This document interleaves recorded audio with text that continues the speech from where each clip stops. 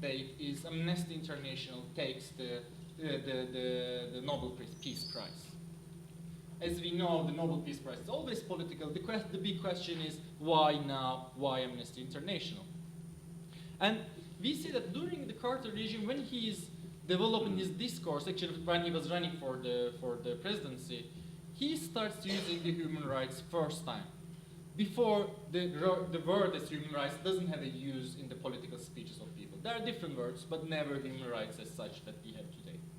And I think very interestingly, these two, the discussion in left, I don't know if we should still call the new philosophers left, but still the left in there and some other countries, and the empire, the America, goes very parallel at the same time. They start, both politicians and the activists, if you wish, or the leftists, the term human rights. Before, there is no such a thing, at least as a term as human rights.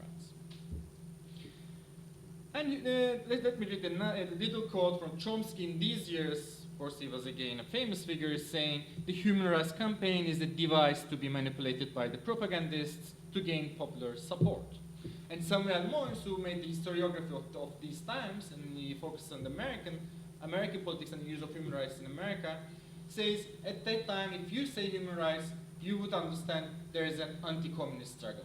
So the human rights discourse through Carter and others was very much affiliated with the anti-communist struggle. As we all know, the main discourse was like the Russians, they don't give any importance to human rights or the individual rights. So the American state figured out this is a very good discourse to utilize against the Soviets during the Cold War. And we see all the Soviet dissidents coming out from America, from Soviets, and finding their place in the media, in American media and American politics. They come out and they talk about how bad the life in Soviets are and how bad the prisons are, whatever. And when you see that American politics kind of invents this device or this discourse of human rights, in parallel with the leftist struggles when they focus on the anti-colonial struggles in Africa particularly, but not only Africa. So, but in this speech of human rights, the one on the left particularly, we can talk about the one in America, the empire, from the imperial point of view, and it's the use of human rights discourses in there, but I will not focus on that much, which have been done by various thinkers and historiographers, how the American, the idea of how it is the legitimate way of bringing justice or bringing peace. I will not go deep in there, I will again come to that point, but let me focus a bit more on how the left, or not only left, but the mainstream left, let's say, the Nouvelle Philosophe, and the people who follow that, who created various NGOs, one of which is the Doctors Without Frontiers, how that NGOs are actually, behind them there's this particular logic of human rights, which tries to save the bodies.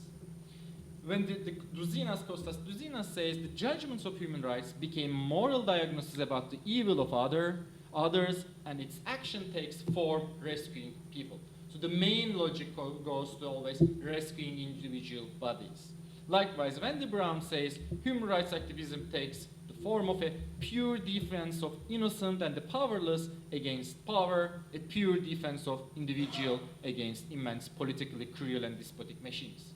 So this understanding of human rights as such created really in 1970s and 1980s. I mean, there might be another historiography to read this parallel with the neoliberalism birth, Thatcher and Reagan regimes and how they utilize all these terms. This is an interesting point, but now I would like to pass to a bit theorize what is happening in there, the saving individual bodies. In my work, I used various philosophers, but one of which is Jacques Rancière. One of his very less known articles, he comes with the term called ethical turn. He says there had been an ethical turn after the Cold War when the Soviets collapsed. So what does this ethical turn mean? What's happening at the end of 1980s? Actually, to my mind, starting from 70s and finds its place in 1990s. The ethical turn for him is what is the material world, what is and what ought to be, gets merged. That means you are not able to separate anymore the real reality and what ought to be, or utopia, or an imagination. When these two merge, it says, the ethics becomes the reign, the power that legitimizes any discourse. In this case, to my mind, it's the human rights discourse. It's a very ethical human rights discourse that gives legitimization to anything. And I will come soon, but my idea in there is when this ethicization happens, when you lose your relation with the real dynamics of the world, at least in discursive level, what happens is you can justify anything you do. And I will come in a minute there. So let me read a little quote from the Rancière. He says, nothing but the simple constraints stemming from the order of things and this growing indistinction between the fact and the law brings an unprecedented dramaturgy of infinite evil, justice, and redemption. So a new theater comes out because of these changes in human rights discourse, which is there is at the one hand the infinite justice, and the other hand infinite evil, okay? And redemption. How we should read this? Let me quote one more person. I don't want to bore too much. It is Mutua, who says he's an American lawyer. He says there's this dictum of the trilogy of the barbarian, savior, and the victim. This trilogy again, very parallel with the one before of the Rancière, comes out as the new human rights discourses, as how the politics are shaped around. Okay. And what does that mean? I think you could imagine when we look at today's world, the infinite evil can be the communist, but after the fall of the communist, it is now the ISIS. You always have this infinite evil. You can't even show it as an image of that. And on the other hand, you have the infinite justice. And infinite evil kind of legitimizes the infinite justice, which is just bombing all the ISIS areas today. Or before it was the Serbian areas during the Bosnian War. Or in different wars, we see even carpet bombing and killing like thousands of people by saying they're evil is now legitimate. And Guantanamo might be another example. In 2000s, we had a disgrace like Guantanamo, and it was okay for the general public. Torturing people, it was okay because they became the infinite evil, which we cannot talk about, which we cannot even imagine about. Okay, and there's this other guy called Robert Meister, who's an academic in America. He says, yes, but there is one more we should add in there, one more dynamic, which is the beneficiaries. There is always some beneficiaries from this structure. And I think it's something important to note. Parallel with this discussion, I think we can think about the peace processes in different parts of the world. Right? And in any peace process, which is actually directed through the human rights law is always in there, kind of. What we see is there is the victims comes out, we see the victims, they become very visible, the barbarians in there, all barbarians, and the justice system tries to unite these two.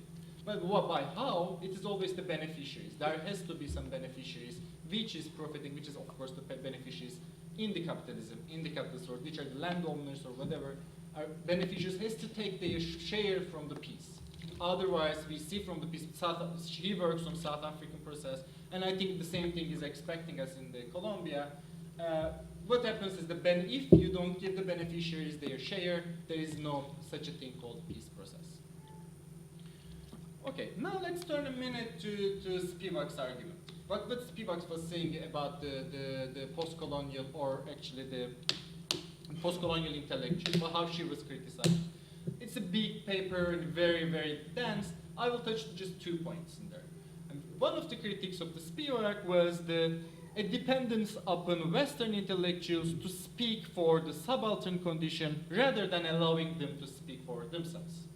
So the Western intellectual, post-colonial, the intellectual, let's say, person like us, maybe in different field of study, comes there and talks, speak for the post-colonial subject. Okay?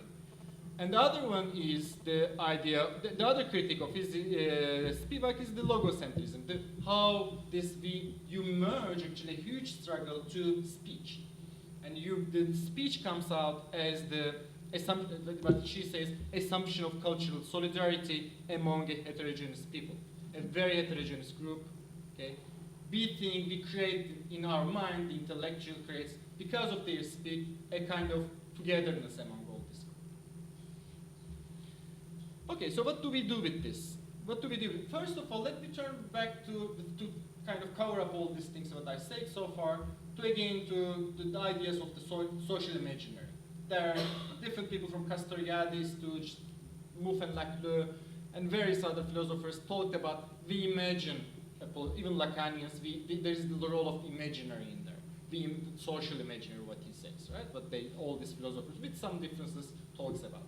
Rancière, on the other hand, says in there is this thing called distribution of the sensible, partage du sensible, which is what makes sense to us.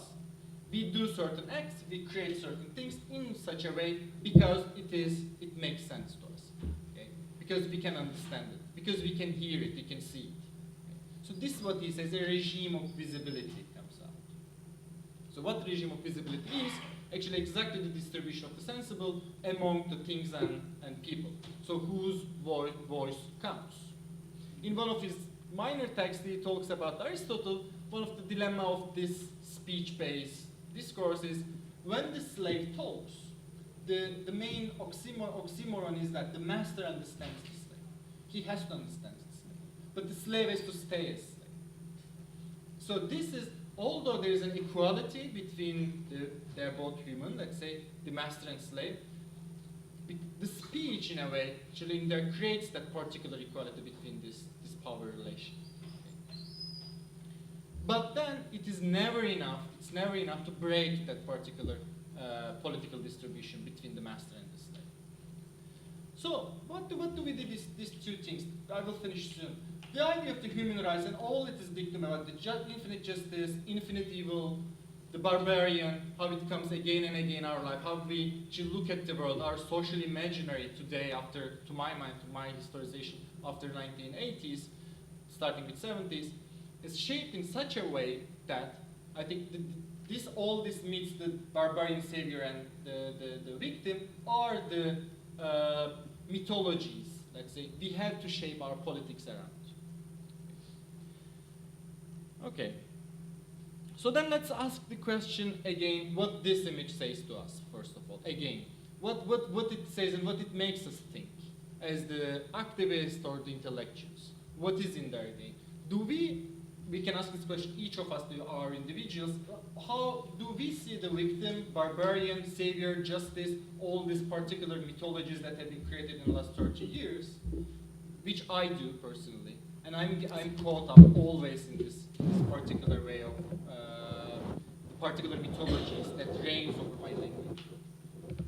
Then what to do with this? How to break that? I think again what I said in the beginning of my talk, this particular image is not about the migrant, it's about us and how we see our world. It should be. How we are always caught up in these mythologies and very historically situated mythologies which are belong to a particular period of life, which is the last 30 years to my mind. And how we, even when we think about, activist sense, what to do with that, we are always caught up in that. And what this brings is, when we speak with the migrant, there is, to my mind, there is no way of breaking this, which is Spivak's argument as well. These mythologies, we always repeat, okay?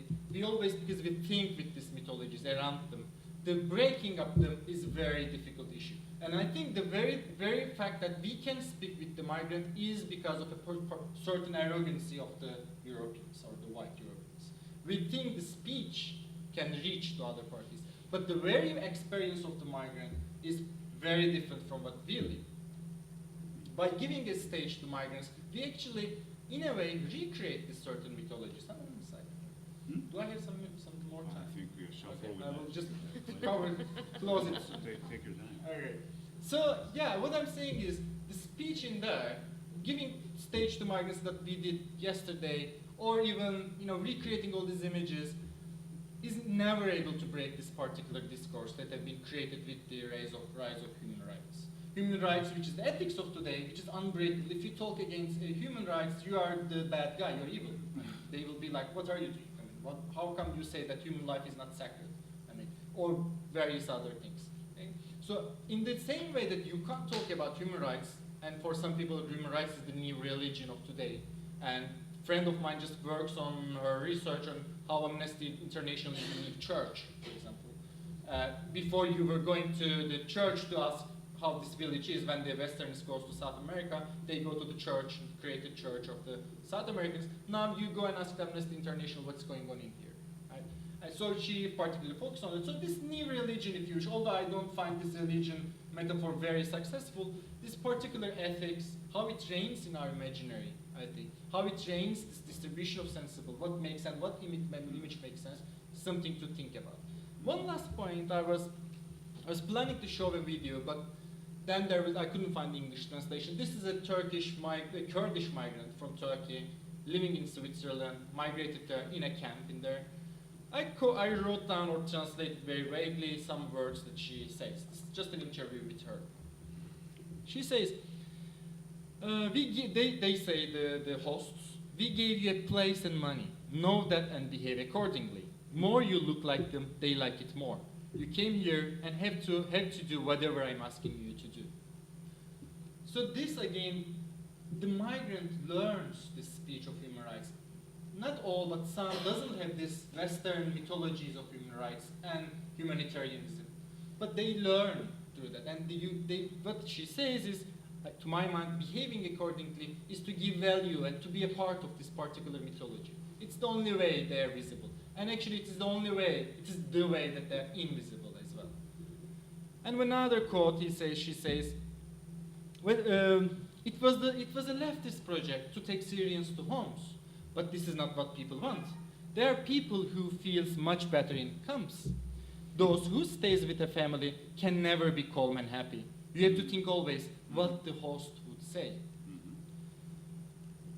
I think that what I'm trying to say is obvious. I mean, this is the migrant who wants to talk, who wants to live, has to find its way in these speeches that I talked about. And one last quote before finishing, she says, I would love mountains, but here they seem like a photo or a picture. All images are confused. And what I'm saying is, we are all confused. And she says actually, the beautiful things seems like plastic and you feel you have nowhere to go. And this plasticity, or the fakeness of the migrant's life in the West, you wish, actually in a way, useful to think of our life and our plasticity of how our mythologies, which have been neutralized, and how we have been caught in this particular way of thinking around certain mythologies. Thank you. Do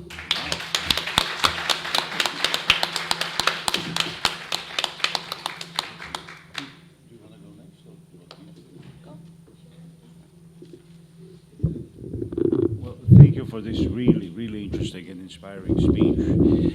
My name is Andrej Grubacic, and I come from Yugoslavia. I teach in United States. I teach anthropology now in United States.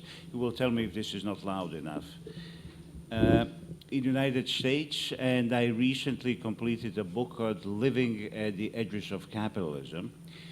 But my talk is going to be, and you will have to forgive me, I'm a historian, so my talk is going to be about history. Edward Thompson, my favorite historian, I suppose most of you know who Edward Thompson was, wrote that history is a field of, and it's forever unresolved, he said this in Stanford lectures, it is a field of unfinished possibilities. And he said we reach back, and we reach back to select some of these possibilities, unfinished possibilities, and we reach back to refuse some others. We refuse some possibilities, we reject, and we select and we further others.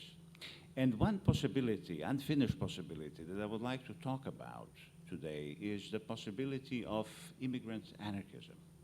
Immigrant anarchism that used to exist in 19th century, in what is often called the long 19th century, the first age of globalization, the age of immigration, mass immigration. And the age that I would say was decisively marked by an entirely ignored, submerged utopia of cooperative, stateless modernity. An idea and even a program of civilization, a stateless, nationless civilization that was built by migrants, by refugees and exiles who called themselves anarchists. But now that you gave me this Nobel Prize, Peace Prize, I have to go back to one of the first American presidents who actually received the Nobel Peace Prize for God knows what, because it was confusing back then in 1905, even more confusing now with Obama. But even then, I actually not entirely sure why Theodore Roosevelt received the Nobel Peace Prize in 1905. In any case, he did us a great favor because he spoke very eloquently about what he sees as a vision of international progress. And he spoke about the need for building what he called a core community of civilized states, an alliance of sorts of national states. They're going to be adjudicated by peace treaties and international law, and they're going to protect the sovereignty of national territory. What was crucial to his idea of international relations, state-centered, I should say, international relations, was the mission to civilize, or responsibility to protect those barbarians who have to be brought up to that stage where they can actually develop states, that they can develop, and these are quotes, or at least rough paraphrases, develop from the state of anarchy in order to be able to embrace 3 Ps, he said: peace, property, and prosperity. It was very interesting. The problem, he said, is that the world is still extremely backward. Now, this is a Nobel Prize speech, right? And this is a quote: "The most ultimately righteous war is a war against savages. The rude, fierce settler who drives the savage from the land lays all civilized mankind under a debt to him. American and Indian, Boer and Zulu, Cossack and Tatar, New Zealander and Maori. In each case, the victor has laid deep the foundations for the future greatness of a mighty people." Due what he called, it was a habit in those days of competitive social Darwinism, the natural perversity of men, colonization becomes not only justified, morally justified, it also becomes completely necessary for the maintenance of 3 Ps: peace, property, and prosperity. Progress, he said, was a fickle thing. It had to be protected. And it had to be protected against people who were constitutionally incapable of governing themselves.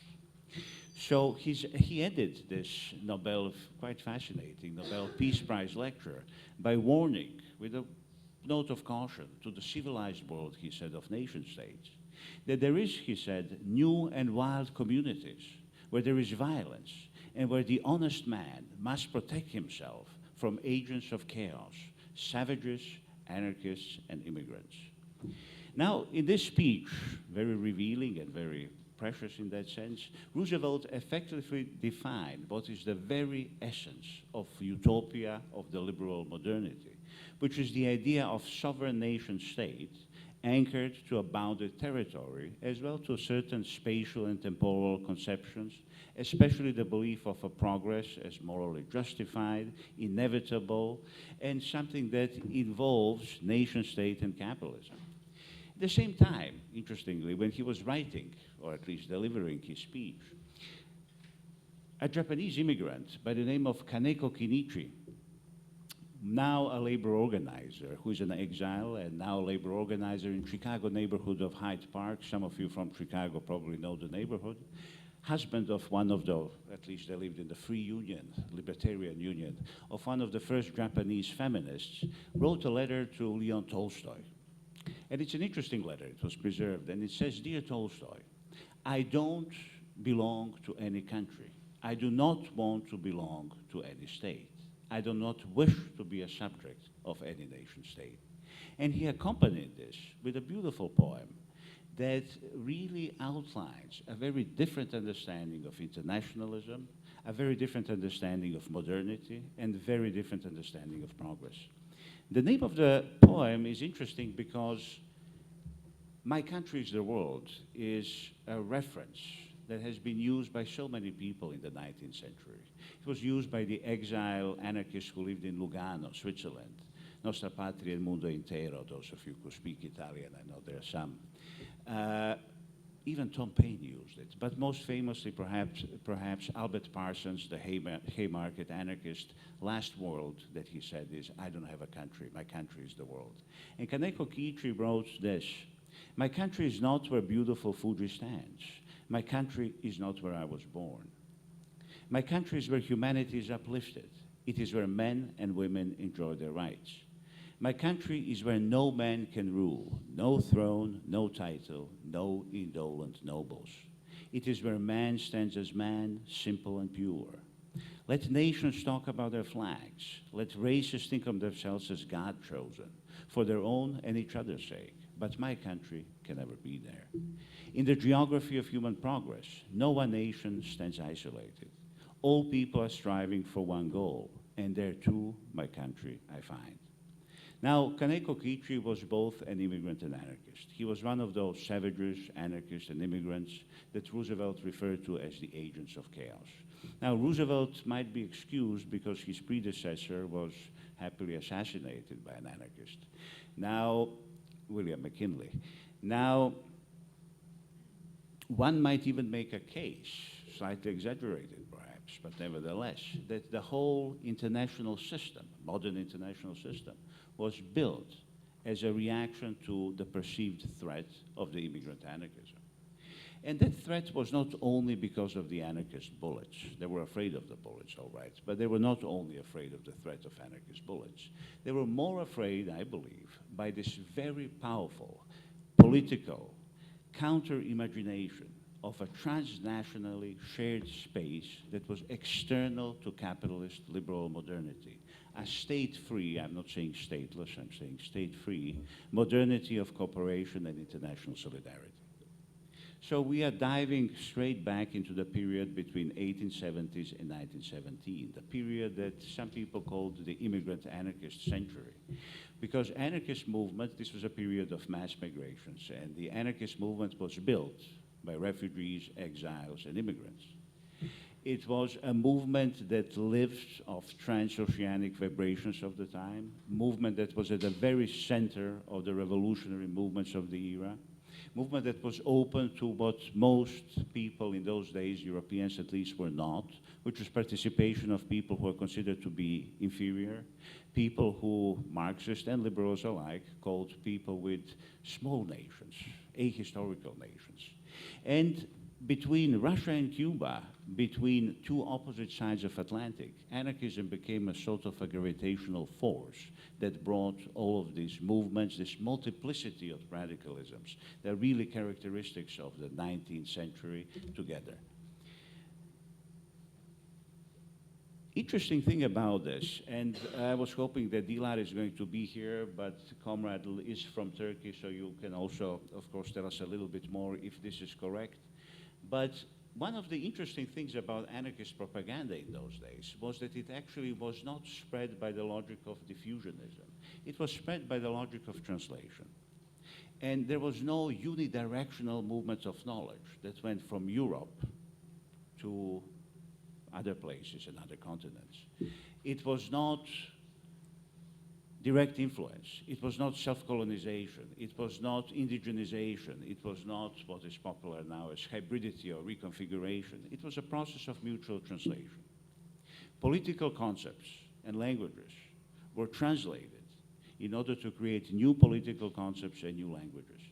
So we have, for example, in Japan, which was a tremendous place for understanding the logic of immigrant anarchism at that time, a word coming from French language, fraternity, being translated into classical Japanese words, which became a classical Chinese word, which became a classical Japanese word. And in the process, meaning of both of these words, foreign and traditional, have changed to denote a very modern term of solidarity. So we have, instead of this unidirectional imposition, we have a multidirectional travel, multidirectional movement of ideas and knowledges. We have a transnational exchange of ideas that is equal, egalitarian. And we have a sense of transnational belonging that actually did not create or inspire any form of cultural nationalism. Quite on the contrary. It created a sense of shared humanity, common experience, shared injury, and a sense that injury to one is an injury to all.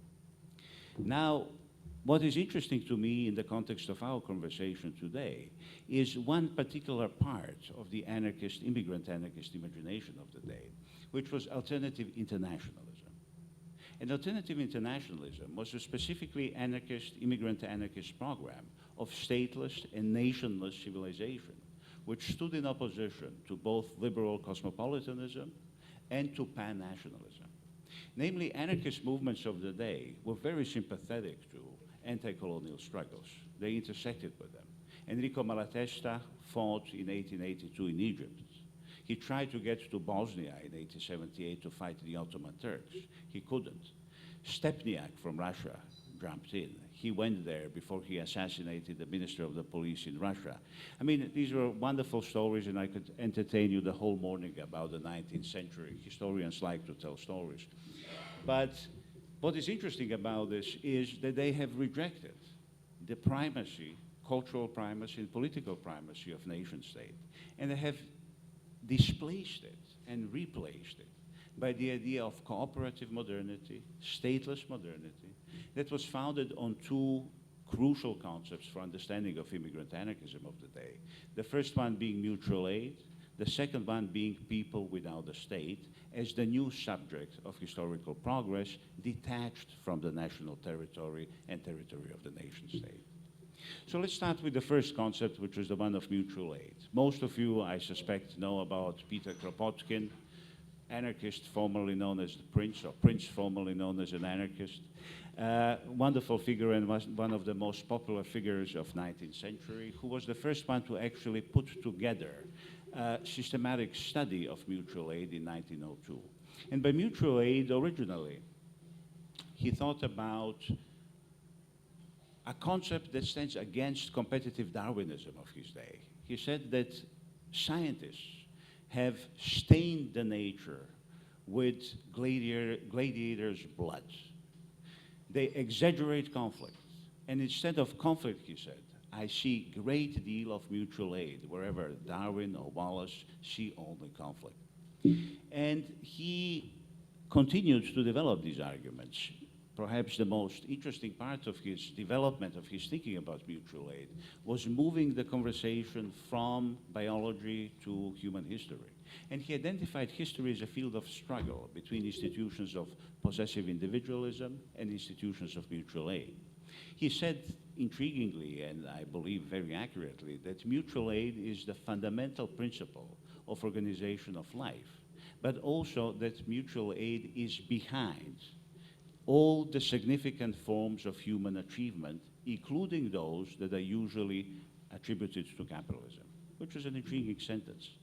In his own version of double movement, Kropotkin argued that in each stage of human development, from clan to proto-state to capitalist state and capitalist form of regulations, social relations are being imposed from above.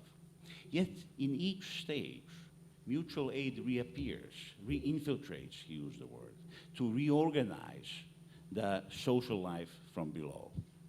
And he said, state and capitalism developed as a departure from the natural tendency towards mutual aid and cooperation. They developed by crushing communal solidarities, cooperative solidarities, but they never developed fully. And this is crucial for understanding Kropotkin and also the notion of mutual aid. Because he identified entire communities whose way of life was more or less independent from the state. These vibrant interstices, as he called them, were to become building blocks of stateless society. So mutual aid, the way that Kropotkin and later immigrant anarchists conceived of it, was not only about solidarity or reciprocity, it was about building community. It was about doing things together. It was not only the key for survival, it was the key for having enjoyable and good life.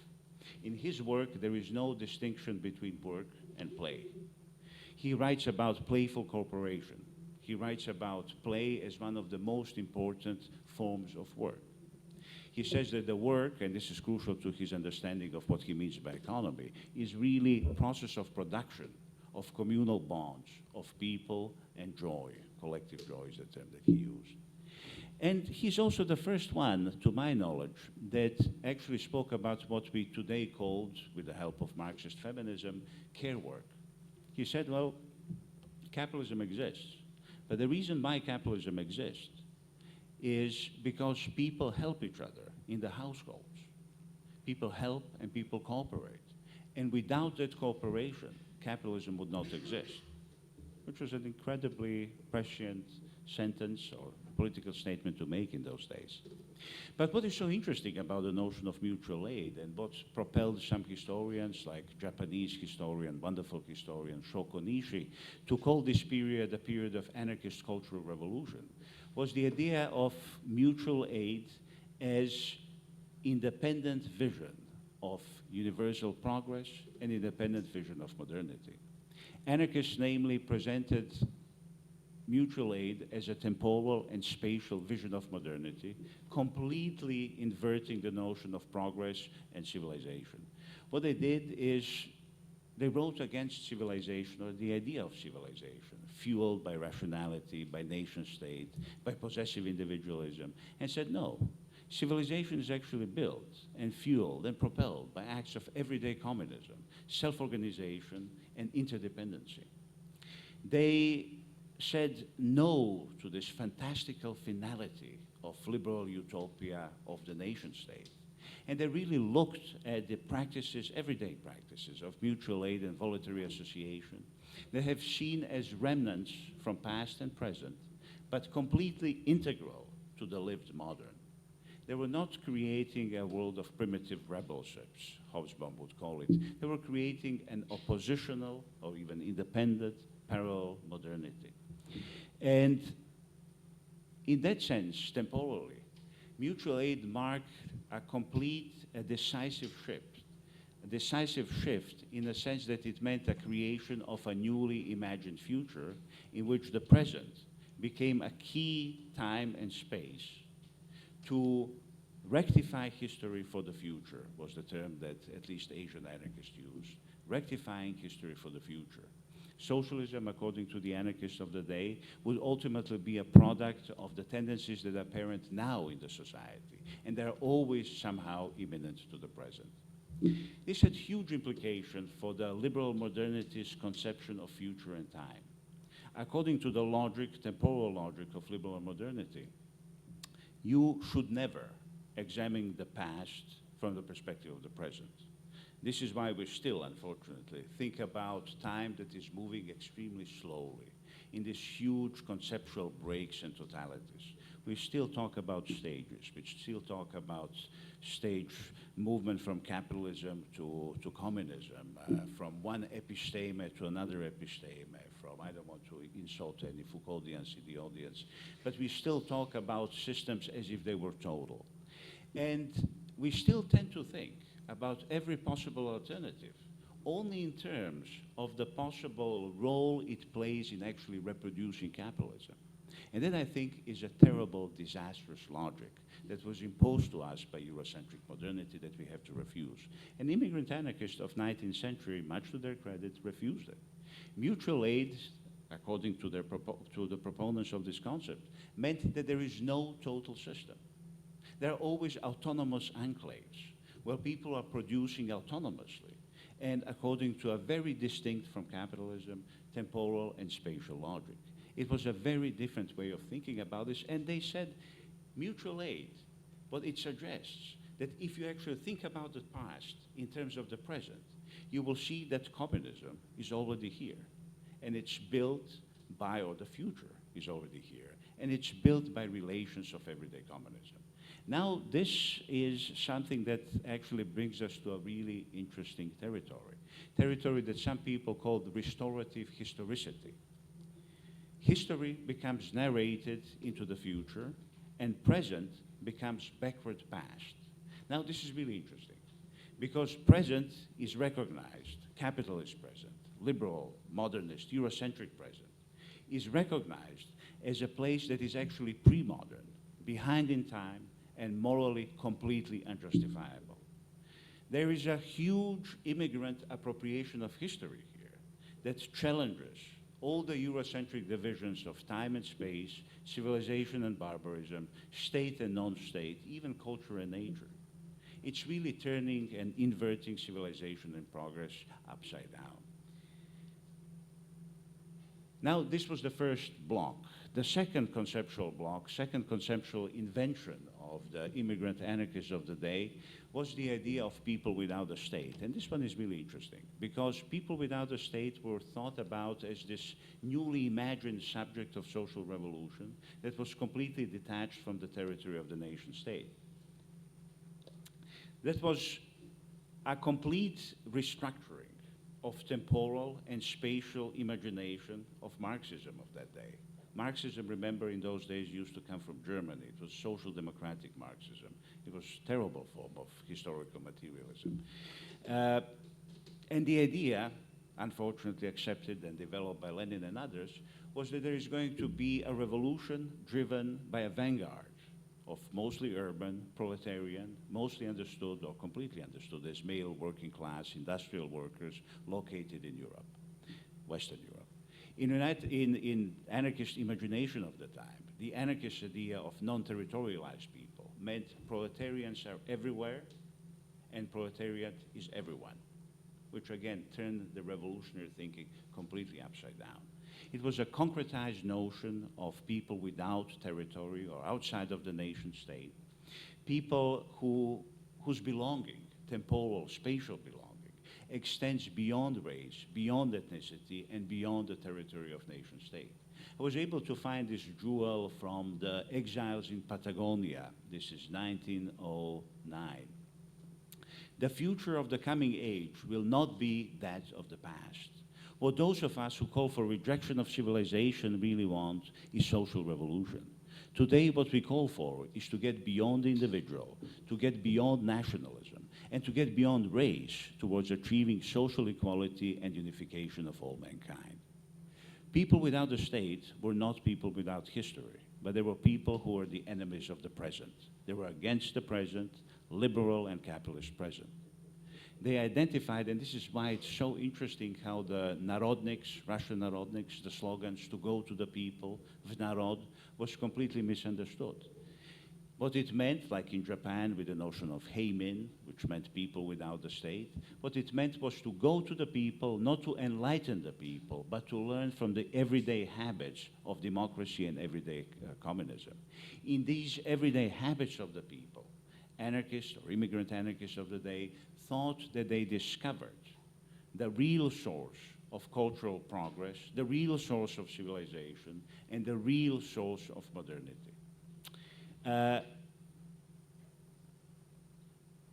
In doing that, people without a state, this new conceptual invention that became really the newly imagined subject of social revolution, was transformed into people who were not protagonists of any national culture. They were protagonists of a very decidedly modern culture. They were not primitive rebels. They were modern rebels able to recreate their surroundings in cooperative way.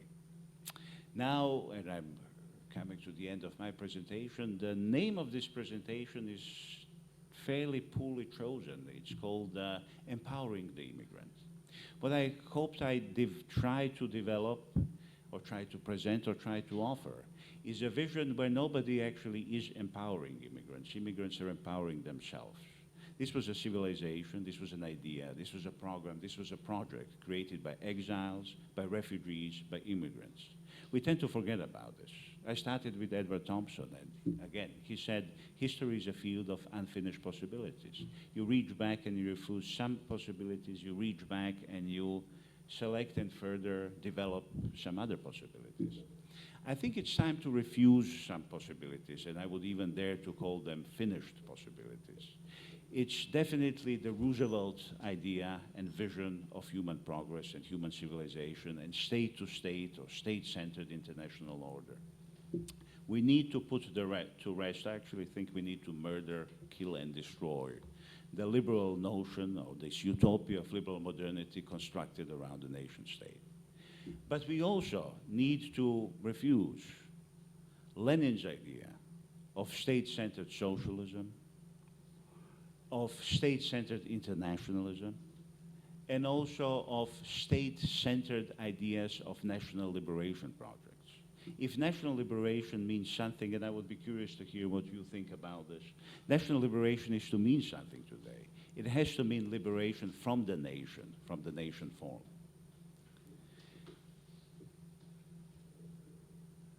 We should, of course, select and opt for some other possibilities, some other unfinished possibilities. And there is a beautiful sentence, a quote, for another Japanese exiled, I can't even remember where now, who said, we need to wake the people up from the utopian dream of the nation state. We need to sweep the world clean of capitalism. And I think it's a beautiful sentence.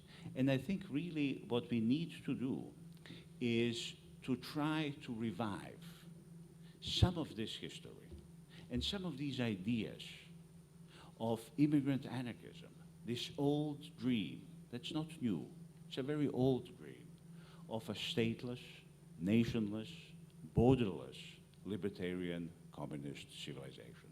Thank you.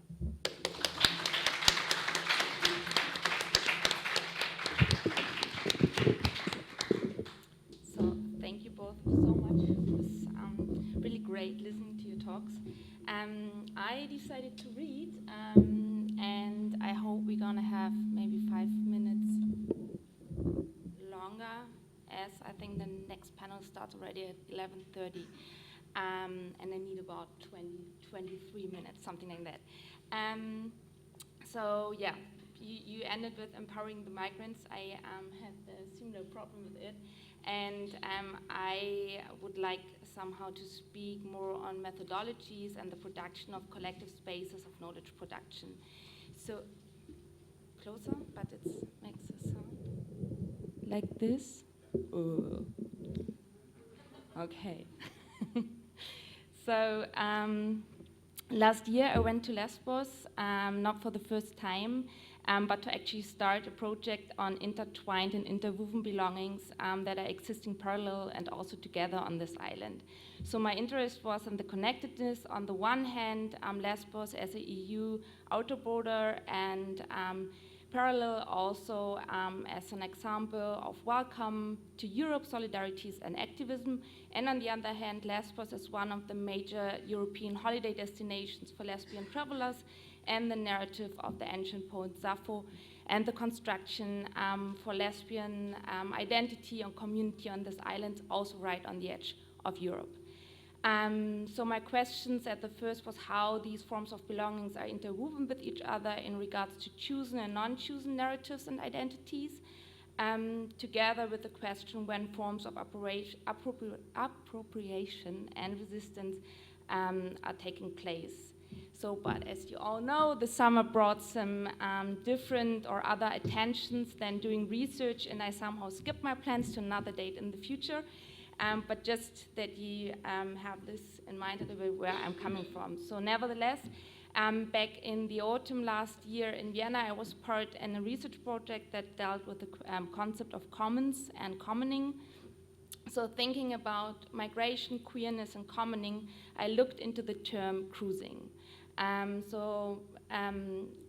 More or from a historical and or as a historical and also political term, but also in reference to José Esteban Muñoz's concept of utopia and the cruising utopia in the everyday through times and spaces, and that might resonate also when we heard before. So today I want to narrate and discuss with you cruising as a methodology and suggesting it as a tool to focus on the relationality of togetherness rather than on the being. So as you probably read, my talk for today I called Cruising, Crossing, Commoning. Crossing is a third term that I'm taking from Jackie Alexander's Pedagogies of Crossing. She's taking the term crossing from the forced Atlantic crossing and different women of color feminisms that are giving the crossing the meaning of breaking through, the crossing that pervades the multiple operations of power, gendered and sexualized power, that is simultaneously race and class, but not limited to the borders of the nation state. So the cruising I'm suggesting today is accompanied by crossing and commoning. My work is mainly based in the field of artistic practice or artistic research, so I'm an artist, as artistic research is often understood as inter and or transdisciplinary. I'm taking the starting point somehow, or it's taking its starting point somewhere in the critique of the so-called disciplines and research methods. So dismantling the methodologies we use to gain knowledge and questioning the current epistemology is one of the main interests in the field, I would say. As we all know, academic knowledge production still has its focus in Western epistemologies and methodologies connected to Enlightenment theories. So how can we, for example, do a critical research on the European border regime if the methods we use are constructed within the frame and right in the center of what we call border regime? We have to consider a wide range of already published texts and practices within the field of decolonizing Black, diasporic, queer knowledge production around a critique on Western ways of research that have been decentralizing Europe as the master narrative, as well as questioning our resources of who and what do we in and exclude what is considered as knowledge and what not. So in my current research, I try to combine a few aspects of queer, decolonial, and Black considerations around knowledge production and methodologies to ask, on the one hand, what forms of relations or relationalities do exist that are permanently challenging the sovereignty of power and especially of borders, what forms of relations are permanently denied and silenced, and which forms are chosen opacity as a form of existence. So the terms cruising, crossing, and commoning are helping me through this, and I will try today to cruise with you around and with these terms. So I will start with the term commons and commoning as a tool for thinking in collectivities, and then introducing cruising as a queer methodologies, followed up by two short perspectives on the term cruising, one from the history of colonial sea trade and the other from a gay practice and queer desire, that are able to imagine queer utopias, and then continue to bringing together common and cruising in the economics, for example, for example in queer commons, and migration and commoning and the concept of mobile commons. We heard yesterday also by my colleague Niki Kubacek a bit about, and I will end with the crossing and commoning that sums up and cruising as a tool for thinking multiple relations together. So,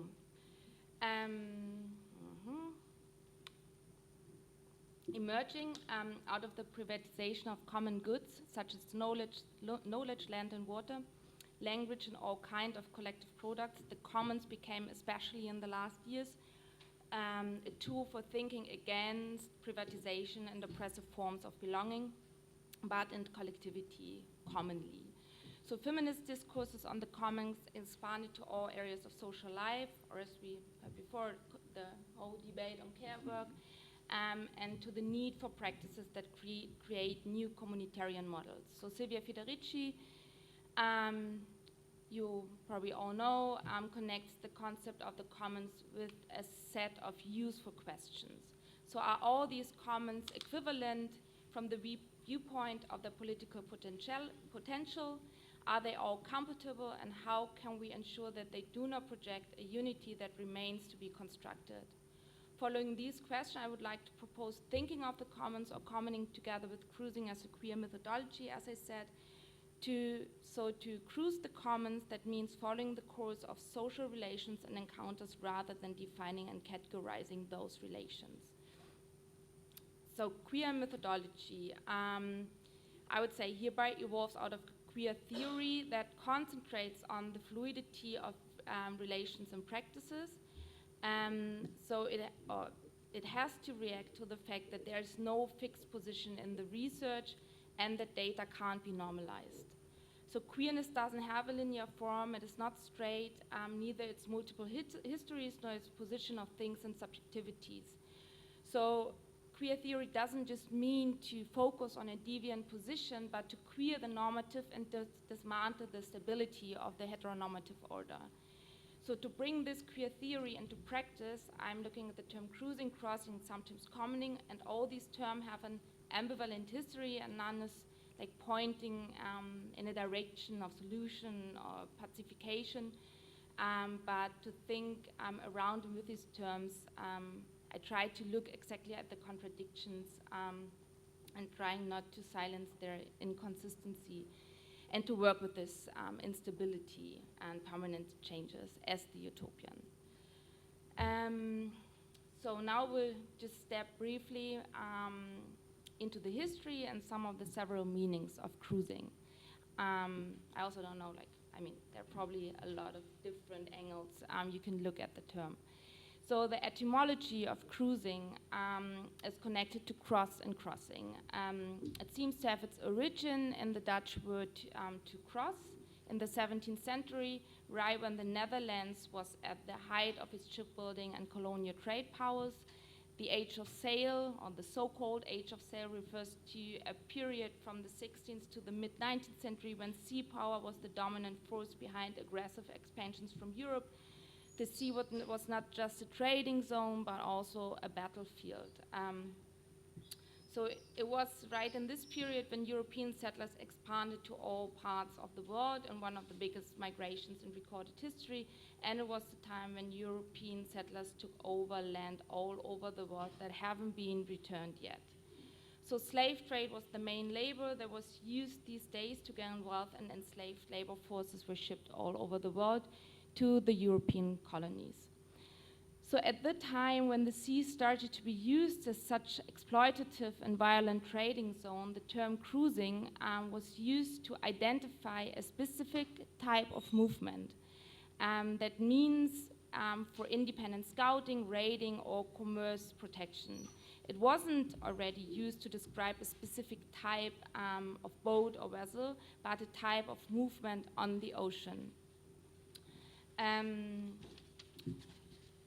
So it was not until the 19th century when vessels, then called cruisers, were built for this specific purpose. The first leisure cruising took place in 1822, and the business of pleasure voyages came to form cruise ships.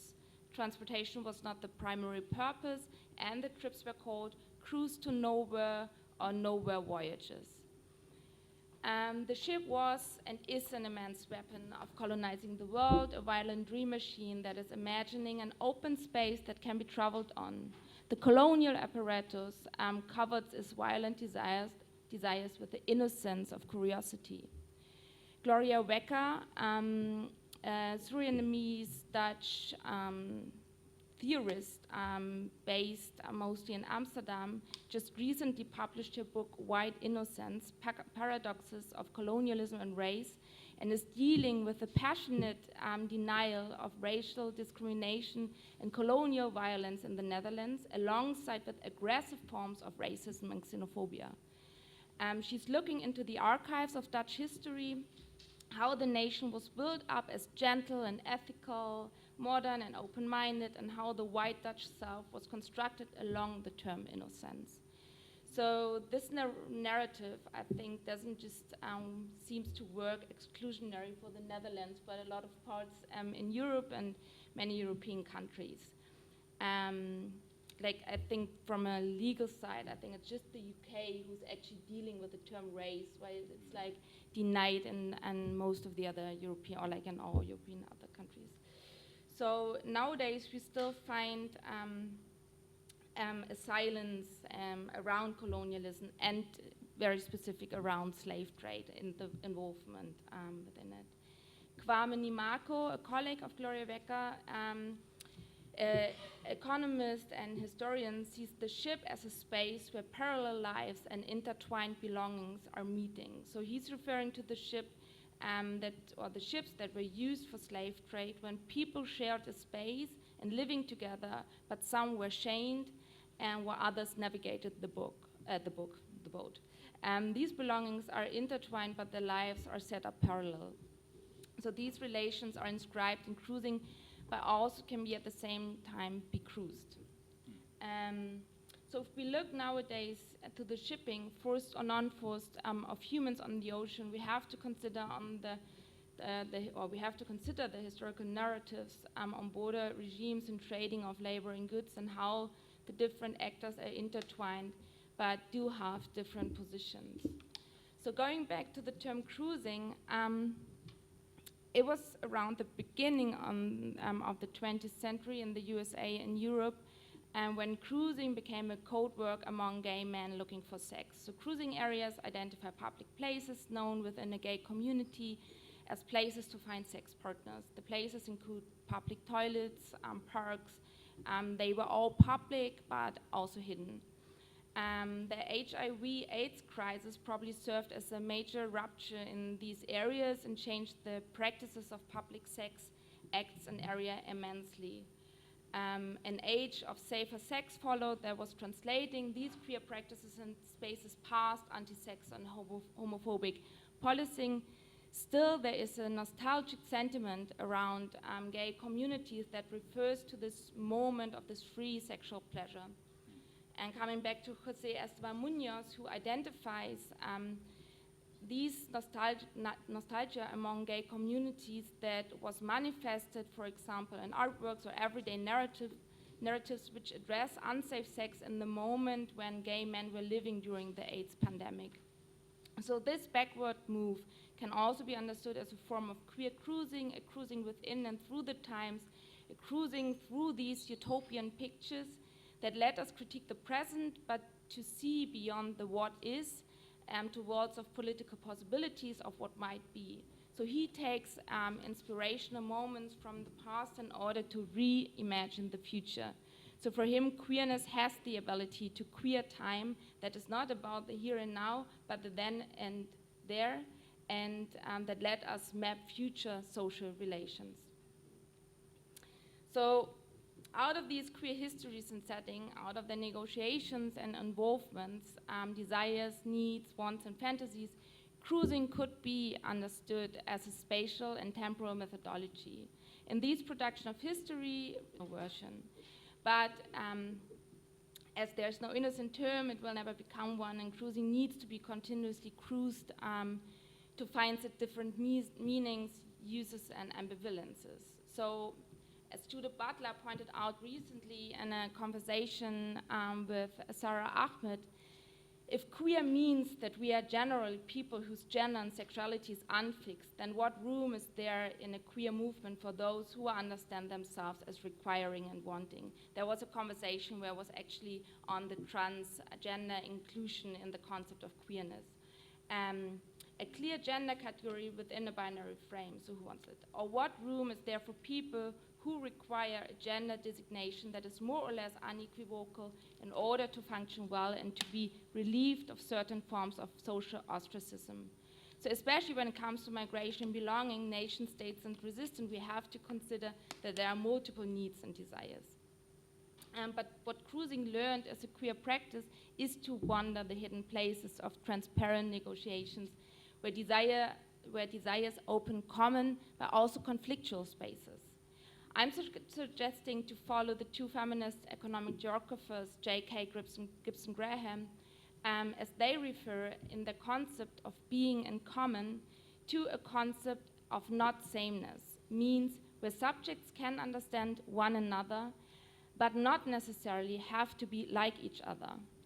So two Austrian scholars, Karin Schönpflug and Christiane Clapper, they developing they writing about the term queer commons that means not only rejecting the individualized and abstract ownership of oneself, so also including gender identities, commodities and land, it also accepts that there is a general interrelatedness and connectedness, a oneness or a world's commons.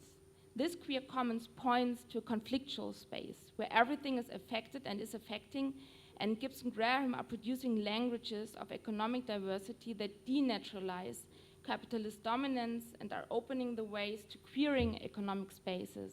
So to queer the economy means in their practice to bring into visibility the great variety of non-capitalist practices that languish on the margins of economic representation.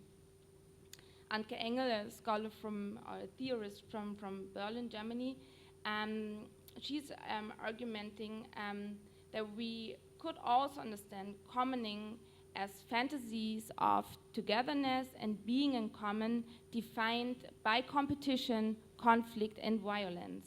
So fantasies of negotiating the precarious threshold between power, abuse of power and violence, and the complex overdetermination of structural and symbolic inequalities and of transformative agency.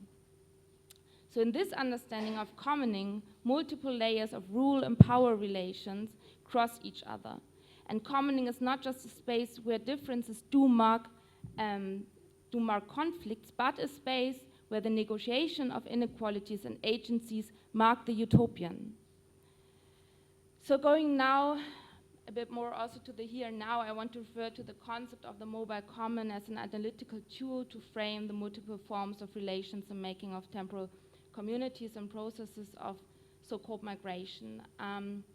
So since migration is not simply a response to political and social necessity, but as a social movement, it is also an important force under current political and social circumstances. I'm referring to Papadopoulos and Vassilistianos, who draw the figure of the mobile commons. These mobile commons exist as a shared and commonly produced space that gather all the knowledges, tricks of survival, caring for each other, and sociability.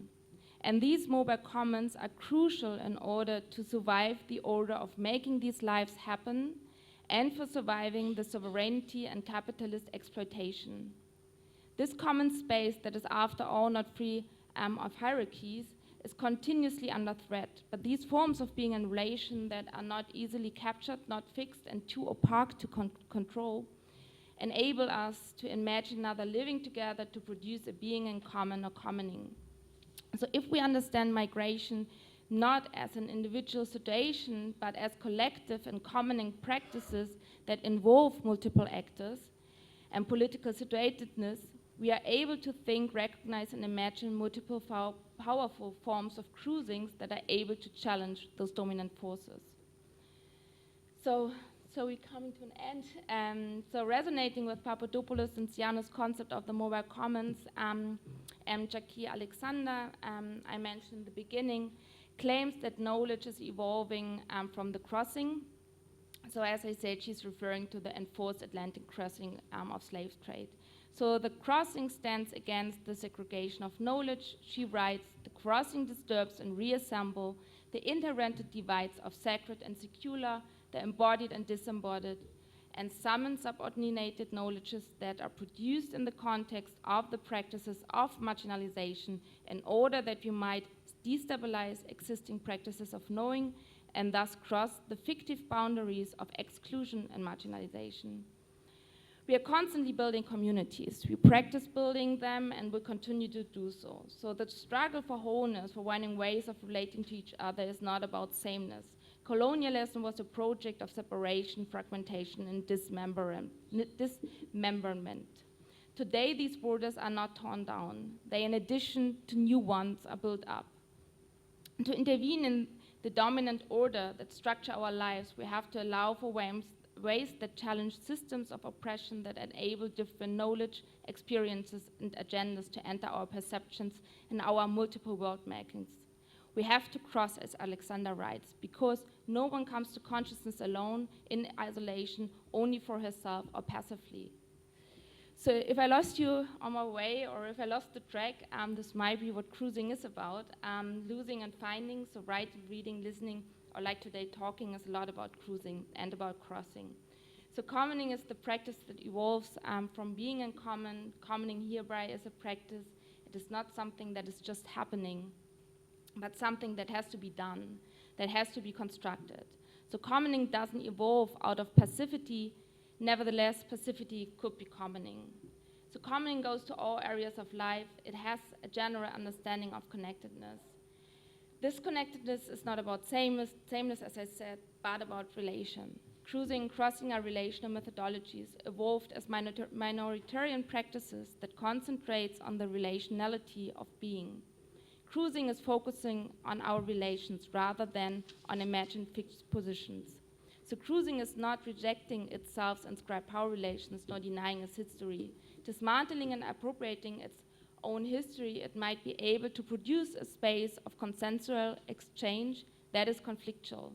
If we look out of the window, we see the sea, and it is more than ever pointing to a space of parallel lives and intertwined belongings, and cruising could be a tool of thinking through and within it. So, thank you very much.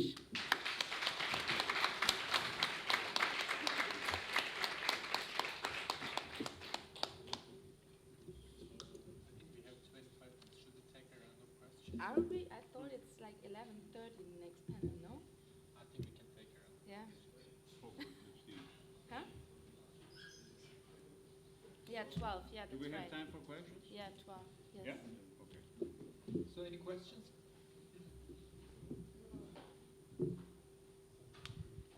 I'll bring it to you.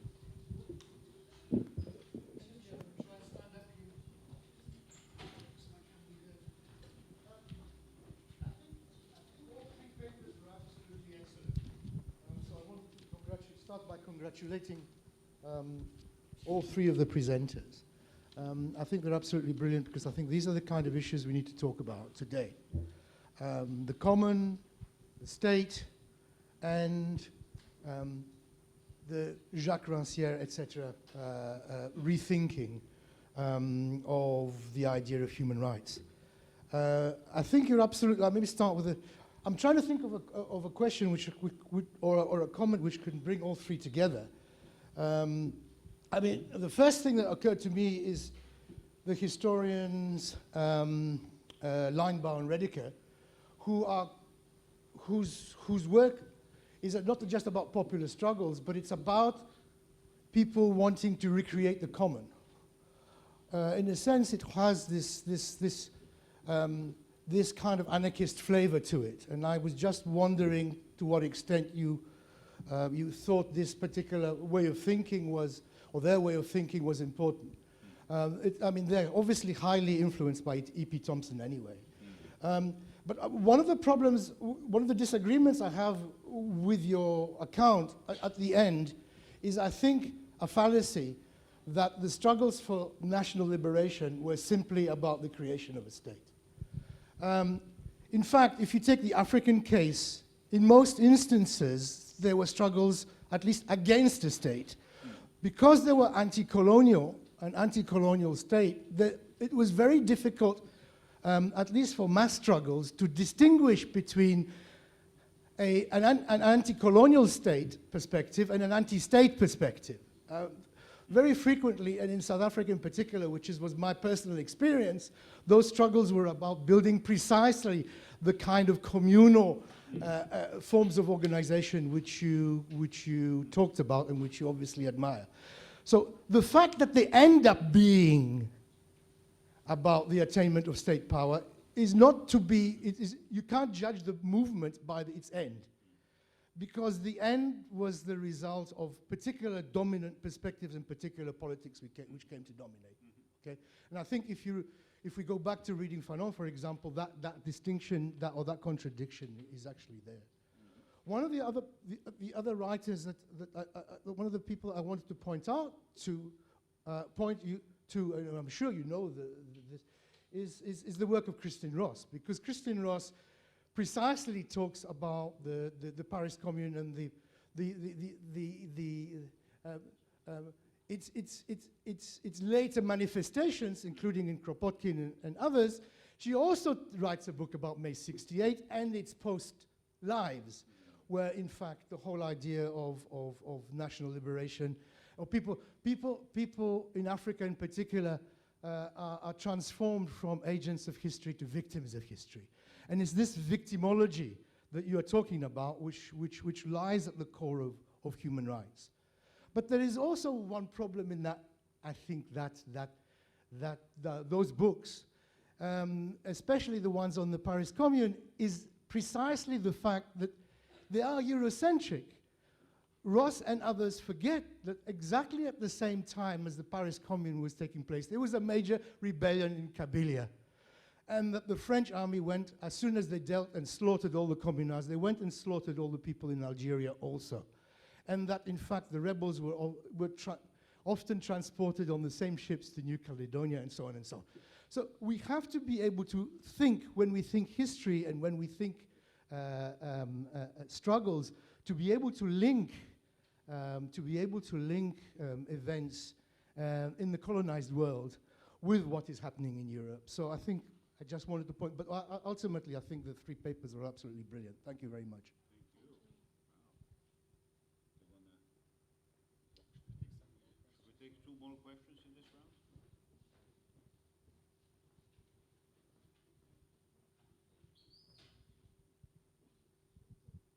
Thank you very much. I found the papers as well very, very interesting. So my questions are more than anything provocations, because I really want to engage in some of the ideas that you shared with us. To our first speaker, Osan, you talk about these mythologies, and my question will be if you can elaborate a little bit more on how you explain which are the mechanisms, the processes through which these mythologies became normalized. And if you can also elaborate a little bit on the notion of implication, to what extent modern colonial production of knowledge is implicated in this kind of, of naturalization of these mythologies. Andre, I really enjoy your presentation, but I really want to ask you something. Why is so easy to get rid of the nation state, but not of modernity? I'm really curious to know why your point of departure is the 19th century, because this is a political and epistemic decision for thinking what you actually want to think.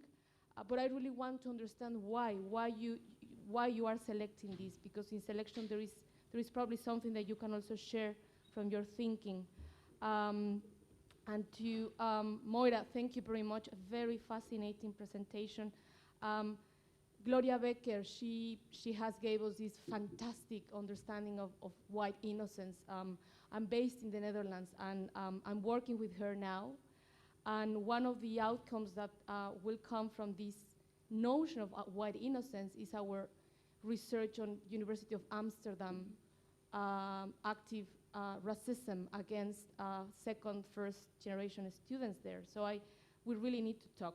But my question to you is in relation to, very similar to what I asked to Andre. You talk about colonialism as, let's say, a dynamic that separate and take us apart. Again, my question, what about modernity there? Why is it so easy to speak against colonialism and coloniality, but not about modernity? Yeah.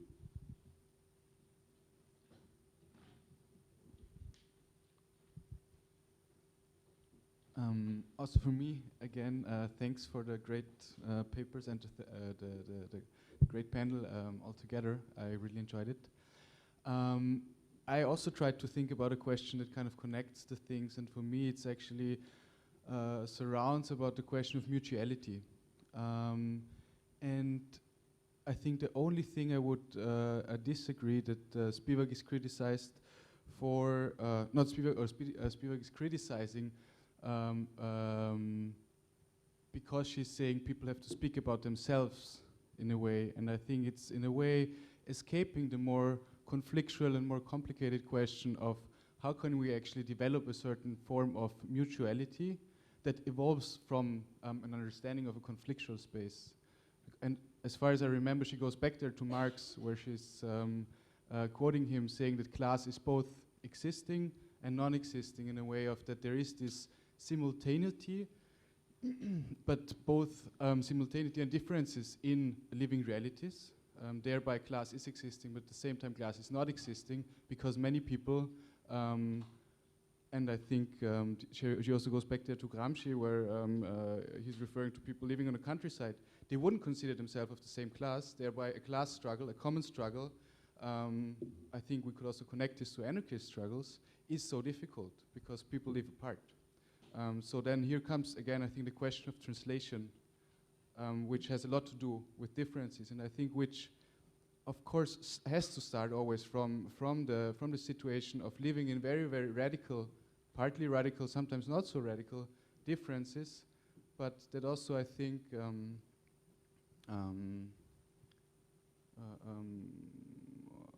puts into question also this: what is this speaking for oneself? Huh? But that is always, I think, inconflictual, and I think it also comes back to the question of national liberation that has to be considered also. So especially Ozan, but I think general, maybe you want to elaborate on this question of mutuality, actually, I think that I found very relevant.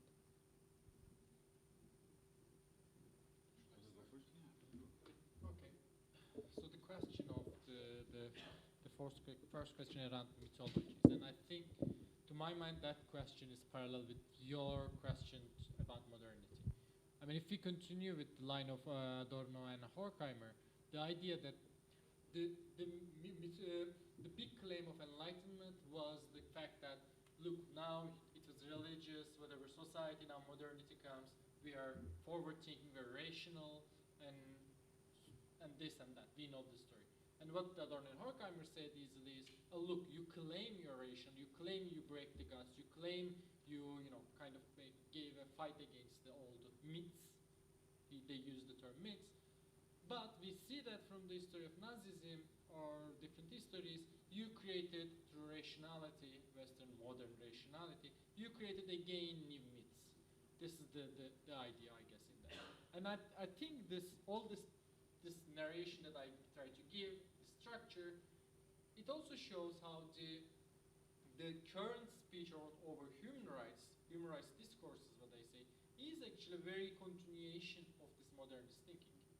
And I think, to continue what you started, there are these myths, and they have always that they were during the time of modernity. And the rationality of the human rights. When we think about human rights, it's very easy that we think, oh, it's so rational. Of course, human bodies should be protected. But then you see, when you look at the history more closely, I think the mythologies are like anchors for the religious, in the religious term, if you wish. We're working in this very similar way how they worked in the religious times before, let's say, before 18th century, before modernity. They continue to do their work still. So maybe we don't call it religious, but still the myths and mythologies are the things that we are surrounded with. And the idea of rationality is very important, comes with mythologies. Rationality kind of neutralizes certain lines of certain arguments. We say it's very rational to protect the human bodies. But then we see that when you look closely, actually it comes close with the anti-violence movement. I mean, we know that now any violent act, even some smashing a window of some shops, very basic ones, they're really physically violent, what I'm saying, is totally condemned. There is no way of justifying any violence, at least in the mainstream speech. And you see that this motif comes with that mythology of human rights, the mythology that comes with human rights discourses. And in the same way, it's very rational that all the discourse over human rights, it's very rational for the subject today is, of course, violence should be condemned.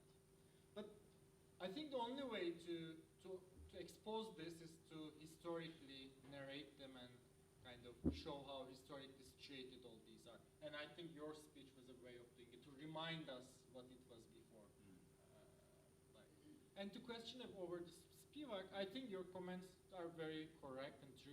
I didn't get into really the discussion over the creation of the subject. And I think it is very important in Spivak's work and various other works. In Spivak's criticism to Foucault and Deleuze, and how the subject is created. And I think I share your critique, and I think it's true. What I try to do is to pick, really, as you see, certain discourse and to connect that very, very vaguely, the Spivak, to the rest of my speech.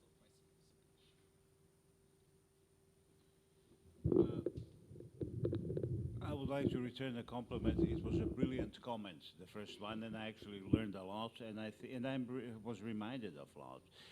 Of course, Peter Limbaugh and Marcus Rediker and their work was seminal in my own intellectual development, as was Silvia Federici's and George Kafensis, and they all belong to a school that thinks about commoning, I think, in a way that you are using this multiplicity of cruising, commoning, and utopian thinking about relating both. Especially Marcus's book, The Ship, which I think is a brilliant way of understanding mobile commons, but also the way of understanding truly the suffering of colonization, as you described it, as separation. And I also agree, I think that you are right, there needs to be more nuance given to what I would call I follow Wallerstein here. He speaks of a series of conversations and great debates within the socialist movements and within the nationalist movements in those days. And he says there were state socialists, there were people who were against state socialism or bureaucratic socialism, and at the same time there were cultural nationalists and political nationalists. And I think what you're trying to point out is to cultural nationalism as a form of a political expression. And I think that you're right. Fanon in that sense is very useful, of course, but I think you made also a crucial point in identifying a blind spot of always falling onto the Paris Commune. I'm a big fan of both books that Christian Ross wrote about the Paris Commune. But Kabila, yes, at the same time. And when I was going through the archives, the main anarchist journal of the time, La Révolte, includes from 1906 two letters. One from an anarchist named Zuli, who lived in Tunisia, who said the following: "There is nothing more repugnant than European civilization." And the other one from the anarchist sailors, who were of course anonymous, that was from 1908. And they say, how is it possible? And it was just a very naive question, in a sense. How is it possible that Europeans actually consider themselves superior to Algerians? And that was the kind of flavor of the anarchist immigrant world that I tried to convey. And in that sense, Paris Commune might have been a part of that process that never really belonged completely to the French or even to the Parisians. It was part of this global revolutionary movement that was a flow, that was part of this movement of translation rather than imposition. I don't know, but I think it's a really interesting comment, and thank you very much. The other question was about modernity, and you know, it really depends.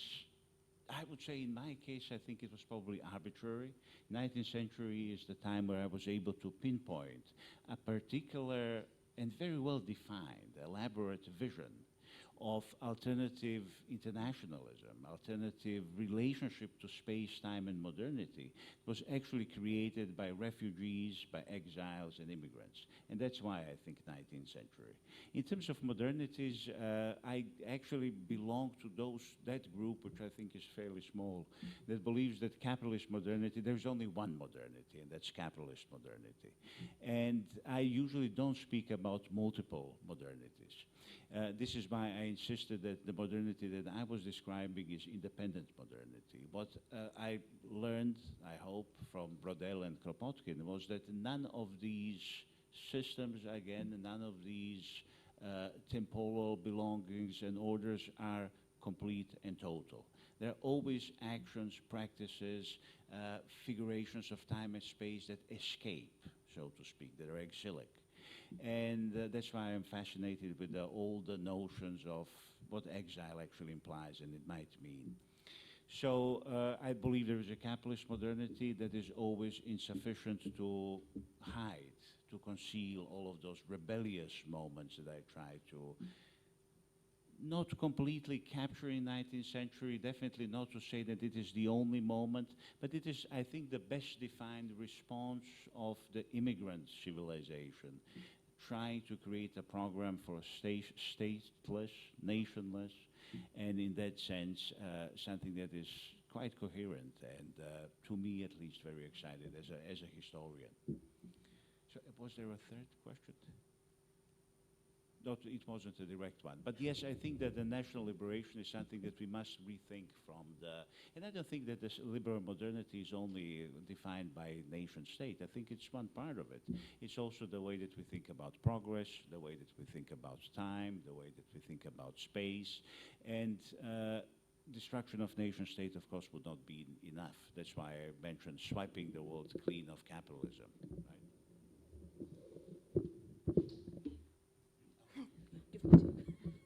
Scarcity and austerity. Thanks a lot. Yeah, I just go to your question on modernity and colonialism. I think for me, colonialism or modernity is also a product of colonialism, or it somehow continues in it. And I would say that especially like when what I try to talk about the separation of knowledge and like how it was actually divided in disciplines, that is also something that is like somehow framed in the term of modernity. And probably also this, yeah, maybe I would just say modernity is a kind of argumentation of colonialism, or like how it changed as a form of, yeah, a tool, maybe, something like that. But I didn't thought about it so much. So thanks a lot. How much time do we have? I think 5 we minutes? don't know, No? actually. 2 to Yeah. 3 minutes? Let's finish it. Let's So, finish? yeah. Oh, okay. We can continue now. Thank you so much for coming. Thank you Mr. so much.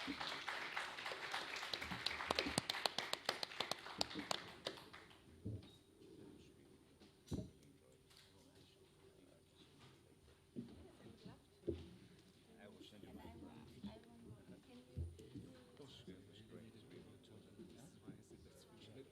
Go to the back and we'll talk. Boa de Sousa Santos, I think it's Boaventura. Santos.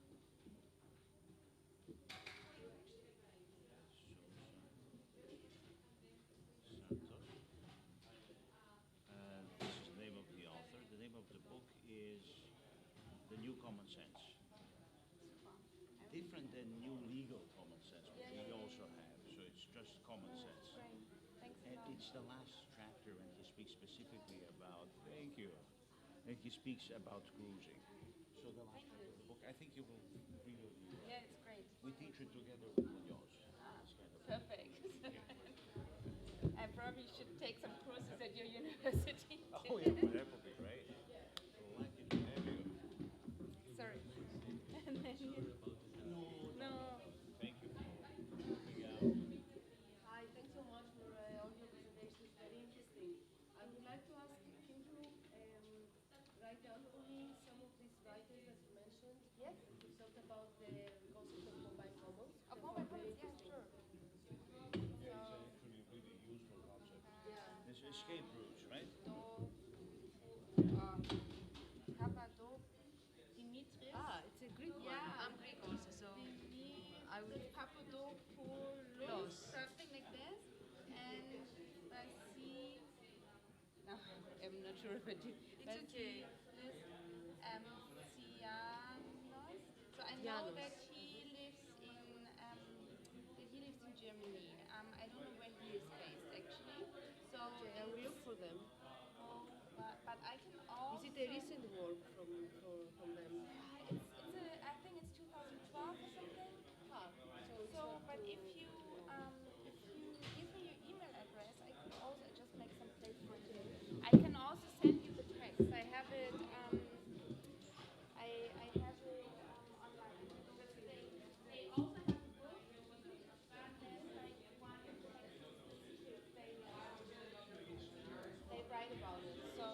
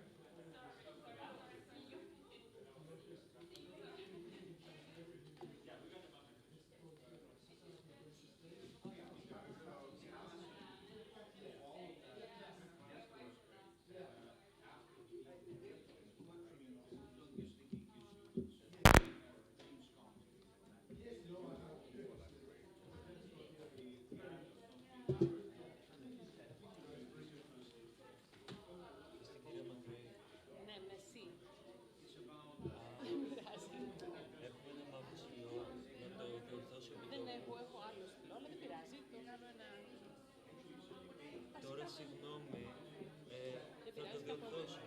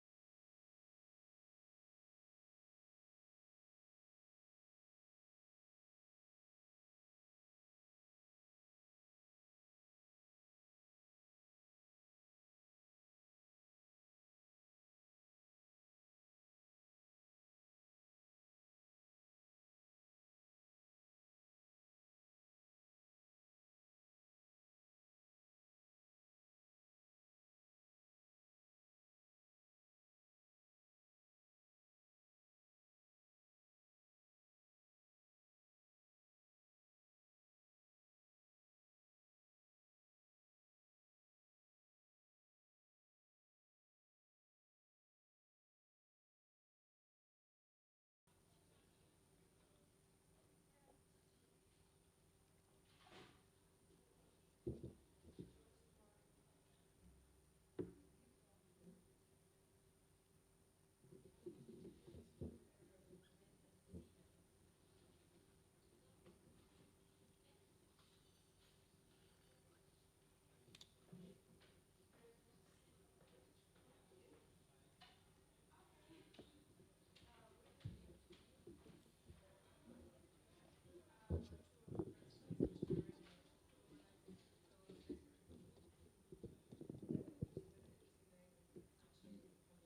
been very interesting watching Notley try to deal with the nastiness of the male patriarchal oil assholes. Kidding. And you know, she actually, policies have not been exactly radical on climate change. She's certainly a welcome departure from the prior government. Hello, I'm Michael. Nice to meet you.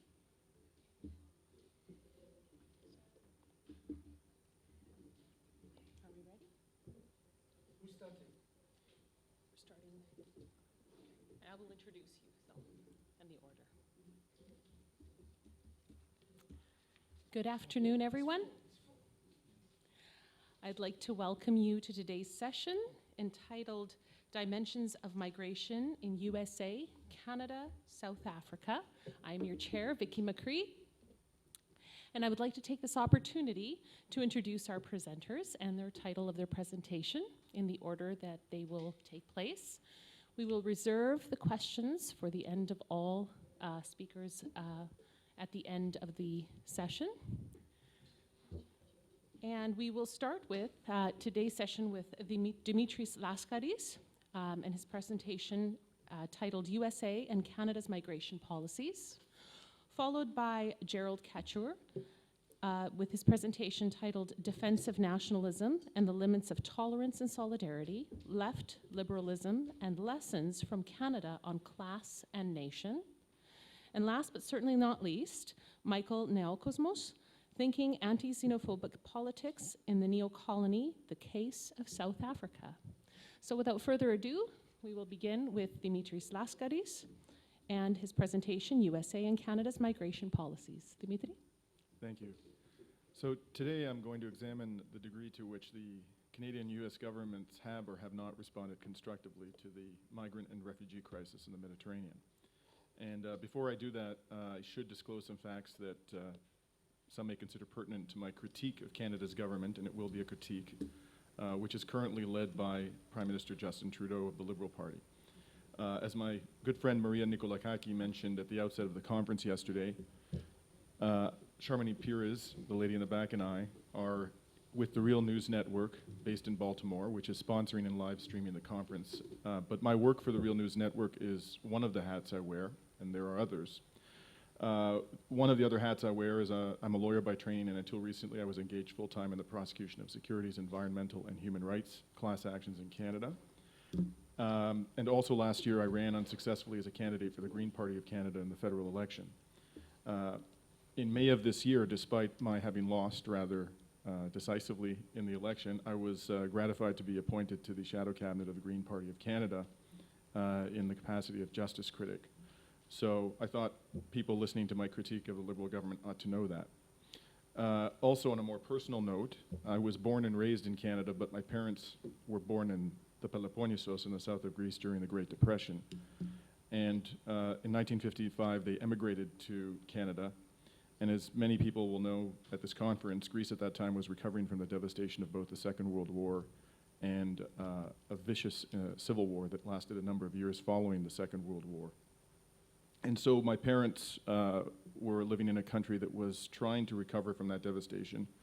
And although their families were poor and they had no education beyond primary school and no money, they came to Canada with the assistance of the Canadian government, which at that time was actually paying for people to come from south of Europe on ships that the government had chartered.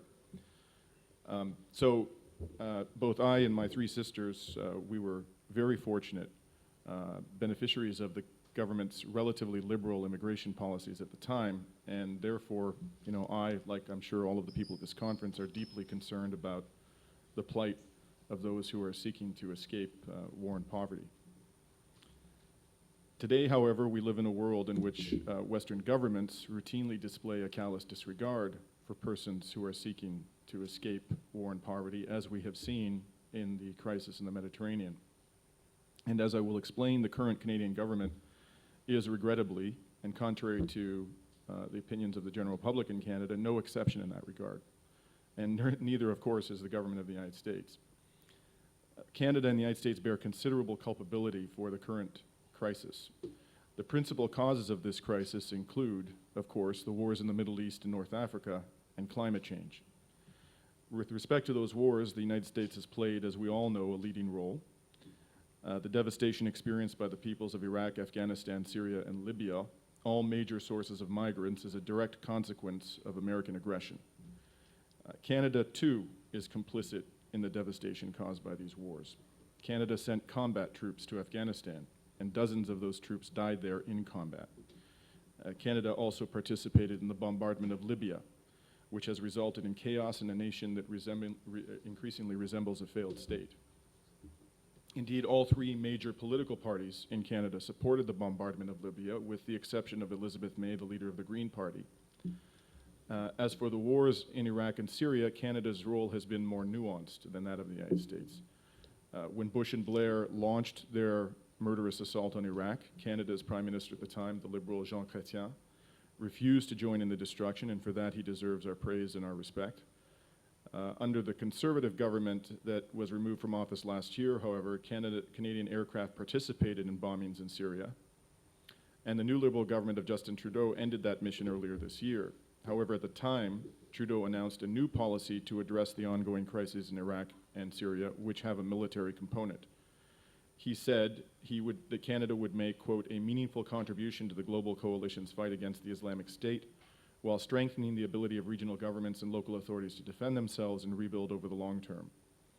On the security front, Trudeau said Canada would, quote, focus on training and advising local security forces to take their fight directly to ISIL. But as we have seen again and again, when Western governments send so-called military advisors and trainers to combat zones, they become embroiled in combat. Indeed, just a few days ago, the Ottawa Citizen newspaper reported that a Canadian Special Forces base near Mosul came under mortar fire and was involved in extracting a wounded Kurdish general from battle. Thus, although Canada's role in the destruction of Afghanistan, Syria, Iraq, and Libya pales in comparison to that of the United States, Canada is complicit in that destruction. In regard to the climate crisis, another major cause of the refugee and migrant crisis, Canada is far more culpable. From 2006 to 2015, Canada's Conservative government actively obstructed meaningful action on climate change by the international community. Moreover, 10 industrialized countries produce 70% of global greenhouse gas emissions, and those countries both include Canada and the United States. Historically, Canada and the US are among the top 3 emitters of greenhouse gases on a per capita basis. Therefore, Canada, as much as any other country, bears responsibility for the climate crisis. Not only do these two states bear disproportionate responsibility for 2 of the main causes of the climate crisis, but they also have an extraordinarily high capacity to absorb migrants and refugees. Canada and the US are respectively the 2nd and 3rd largest states by landmass in the world. Canada has one of the lowest population densities in the world at 3.49 persons per square kilometer. The US has a significantly higher population density than Canada at 32.45 persons per square kilometer, but the US is still near the bottom end of global rankings in population density. Also, the US and Canada have respectively the highest and 10th highest GDP in the world. Thus, from an economic and physical perspective, they are as well placed as any states on this planet to absorb migrants and refugees. So let's look at what they have actually done to address the principal source of migrants and refugees in the Mediterranean, Syria.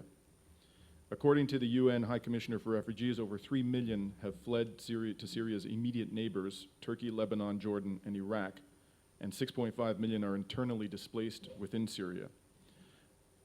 From 2012 through to the end of 2015, however, the US had accepted a mere 2,174 Syrian refugees, constituting roughly 0.0007% of America's total population.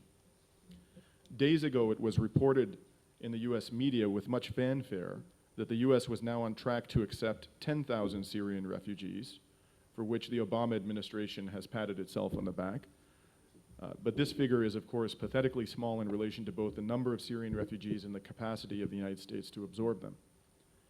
Now, before I get into Canada's contribution, I should mention, as my Canadian friends on this panel will know, that the devastating picture of Aylan Kurdi gripped the public shortly following the outset of the federal election campaign in Canada last year, and therefore the Syrian refugee issue became a significant election issue, probably much more significant than it otherwise would have been.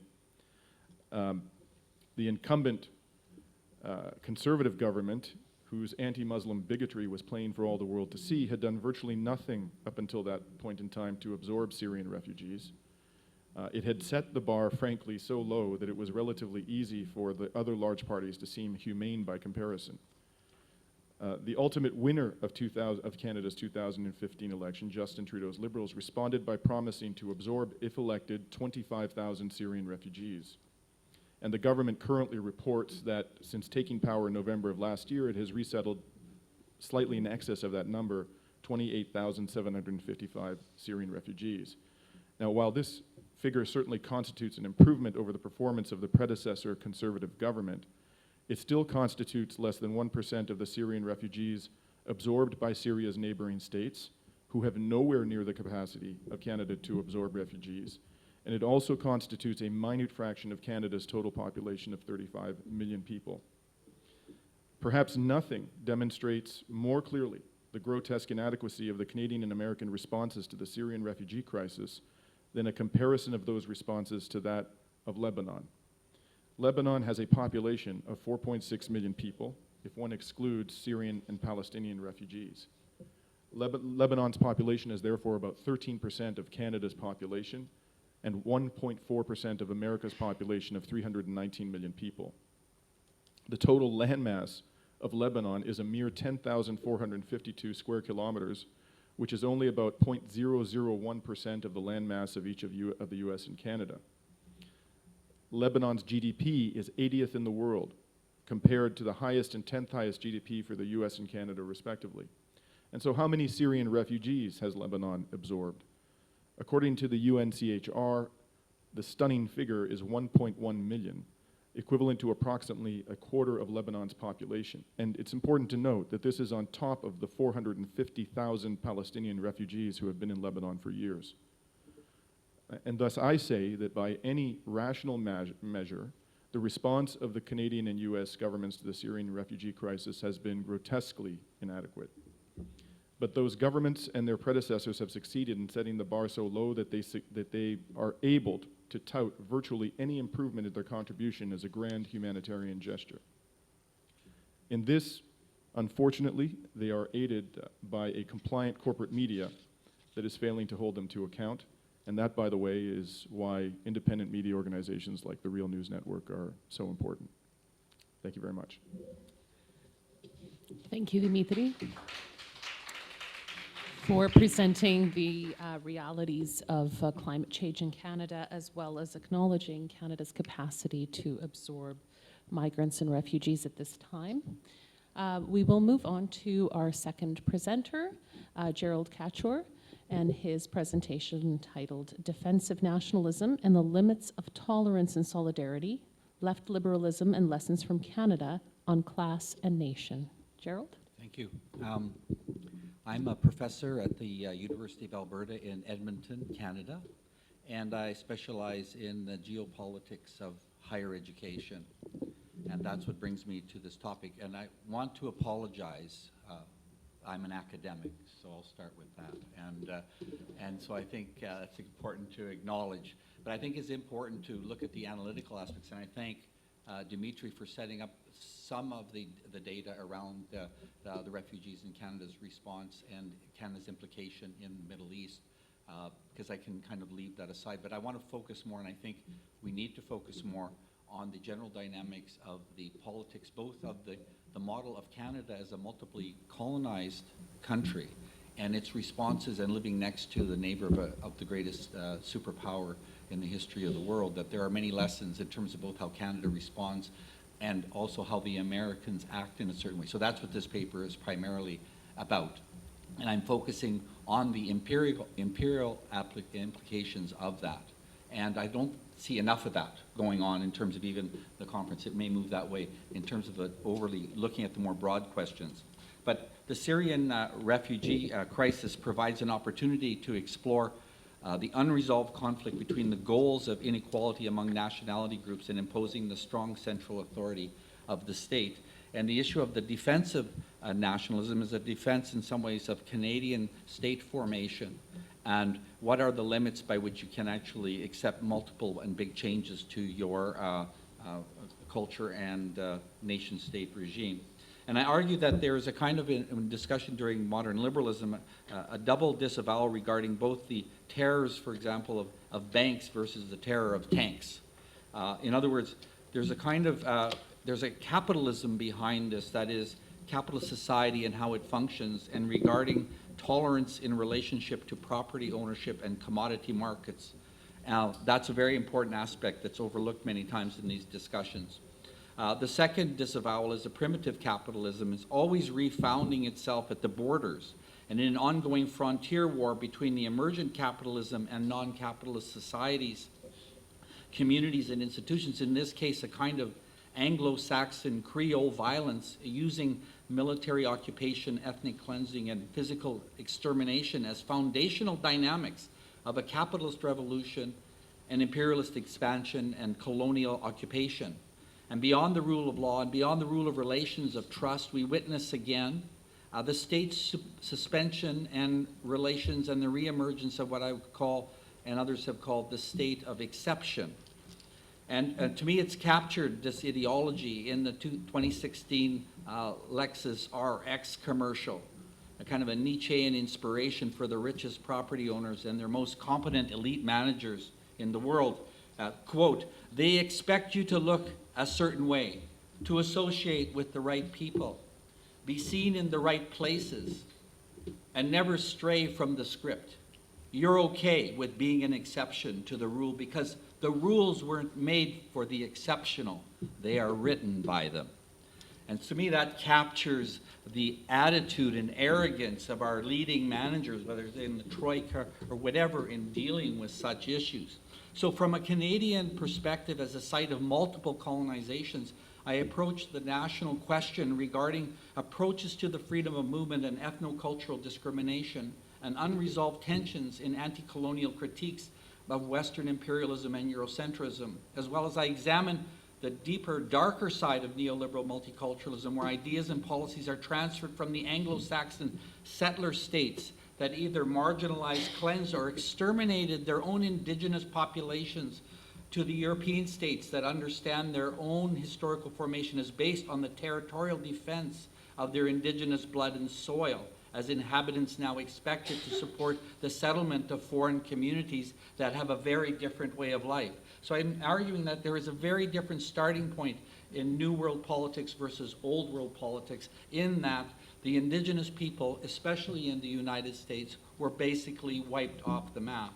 And I think this is very important because the culture that is built above it, even if it's a debate about black slavery and recompensation in vis-a-vis white privilege in the US, needs to acknowledge the basis of this building. And I think the connection to South Africa is very appropriate in a different kind of logic. But I think to leave it at that, I explore the dark side of this Anglo-Saxon policies of where non-Anglo-Saxon states and political societies explicitly understand their own historical formation of their territories based on the blood of original inhabitants or territorial conquest through violence and war, so clearly understand American imperialism as we understand how the U.S. empire of civil society in the origin of the USA synthesizes, transcends, and distills the naval expansionism of the British Empire and continental expansionism of German Lebensraum and Hitler's general plan Ost.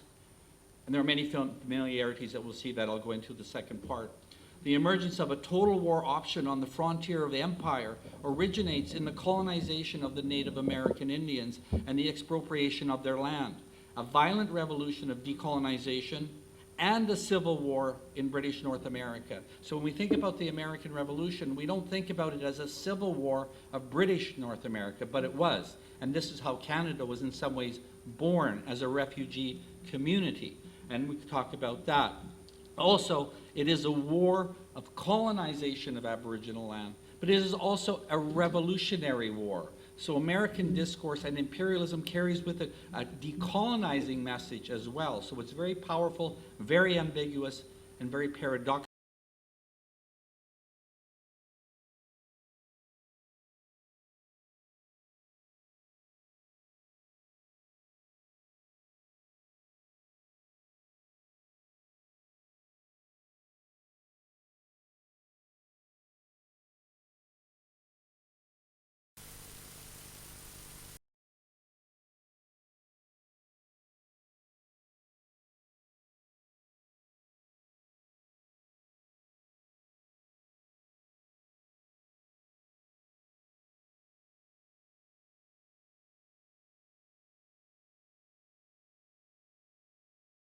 Policies from the New World countries such as Canada and the USA concerning the need for defensive nationalism in Europe regarding migrants, whether immigrants, refugees, asylum seekers from elsewhere, because the history and relations of blood and soil, covenant and contract between Indigenous peoples, Creole natives, and latecomers are quite different. Now, the central part of the thesis is built on three parts, which is one, shatter zones and the creation of them and how the Americans learned to use those shatter zones in their imperial policies. The second is the emergence of what I would call a covenant between the peoples and the different groups who tried to respond to these relations as refugees.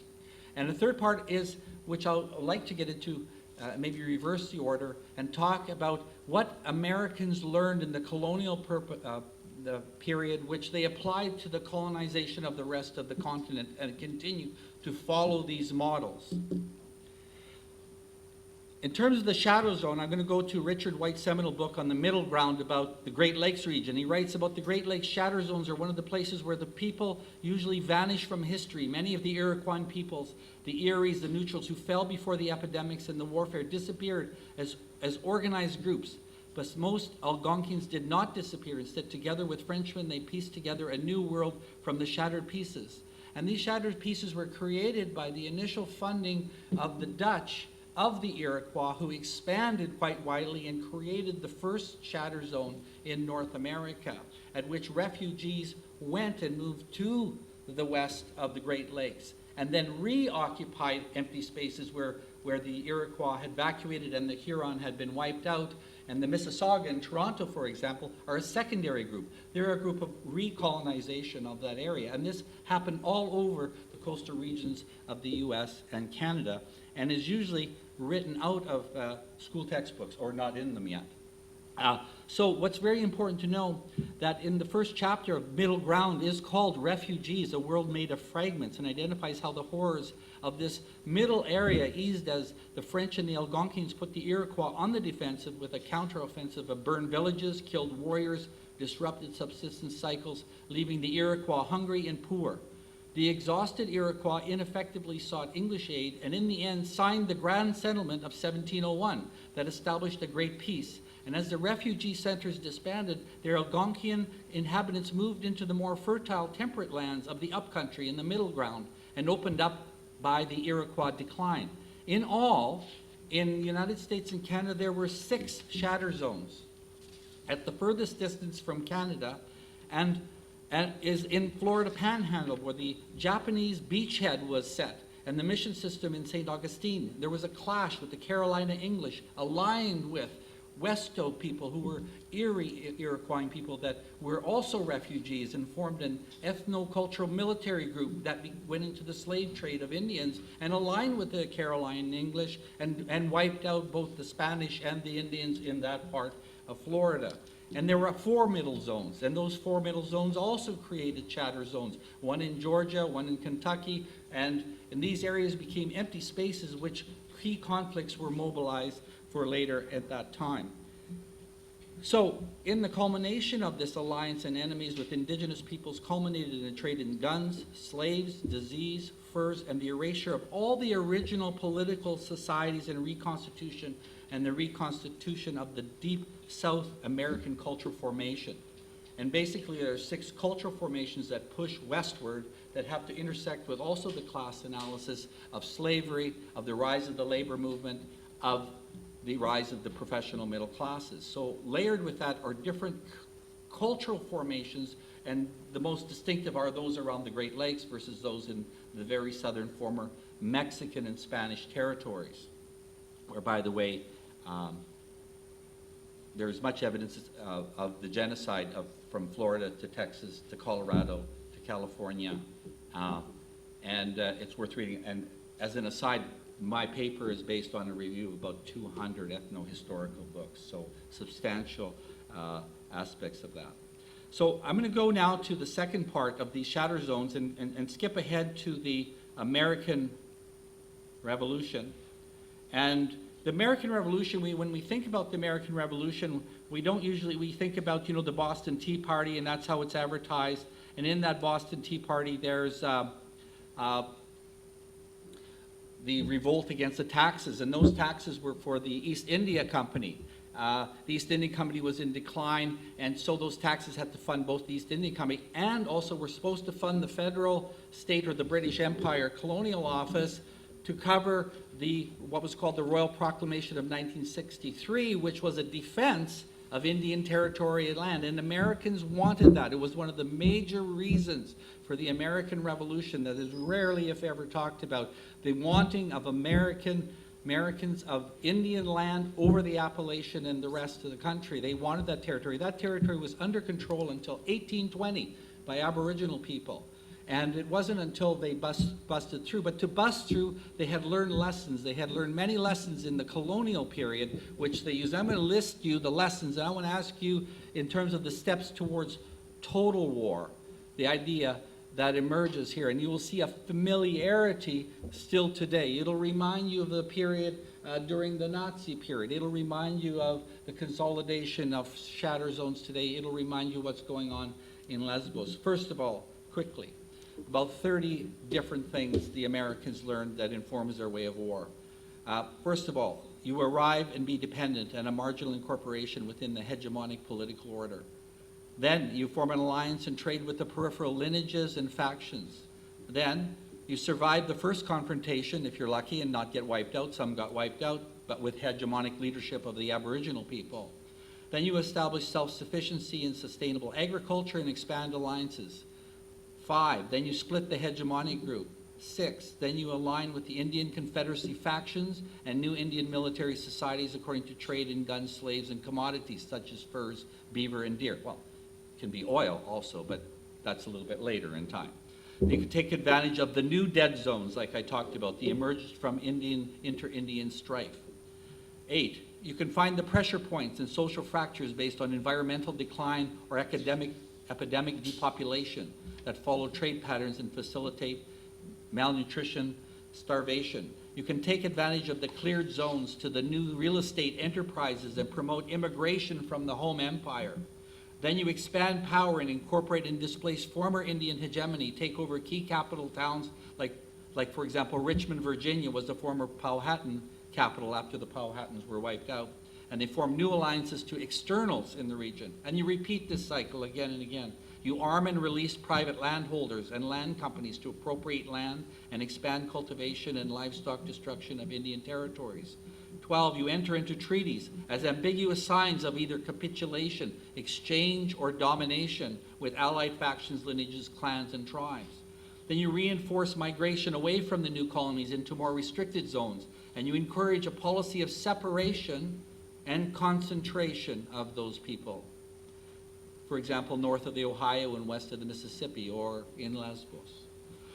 Expect internal lineage splits to co-opt allied indigenous leadership with money, power, new status. 15, ignore treaties already signed with Indian allies. 16, use and fund both regulated and unregulated armies, federal army, state militia, rangers, There's two key sports teams, the Texas Rangers and the New York Rangers. And always a debate in North America about, you know, Aboriginal names like the Washington Redskins and getting rid of that. But the word Rangers meant Indian killers. These were militias that were funded and supplemented to go kill Indians.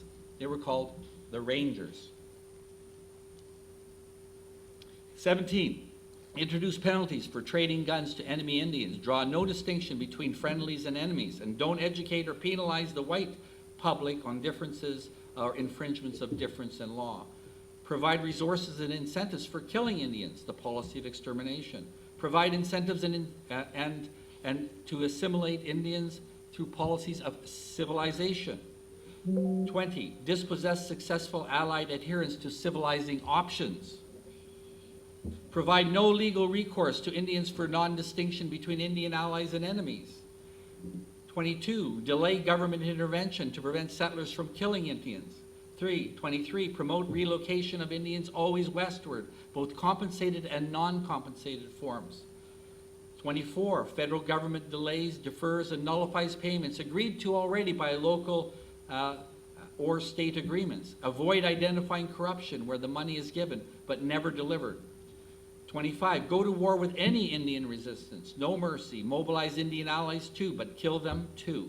Establish payback killings at 10 to 1 and 100 to 1, and include women and children. 26, don't chase down guerrillas. Rather, destroy winter food stocks, let the food shortages create starvation conditions, and allow an epidemic or nutritional depopulation to take its course. That's what a shatter zone is. 27, use competing confederacies, tribes, clans, or ethnic warrior societies as guides or buffers or combatants.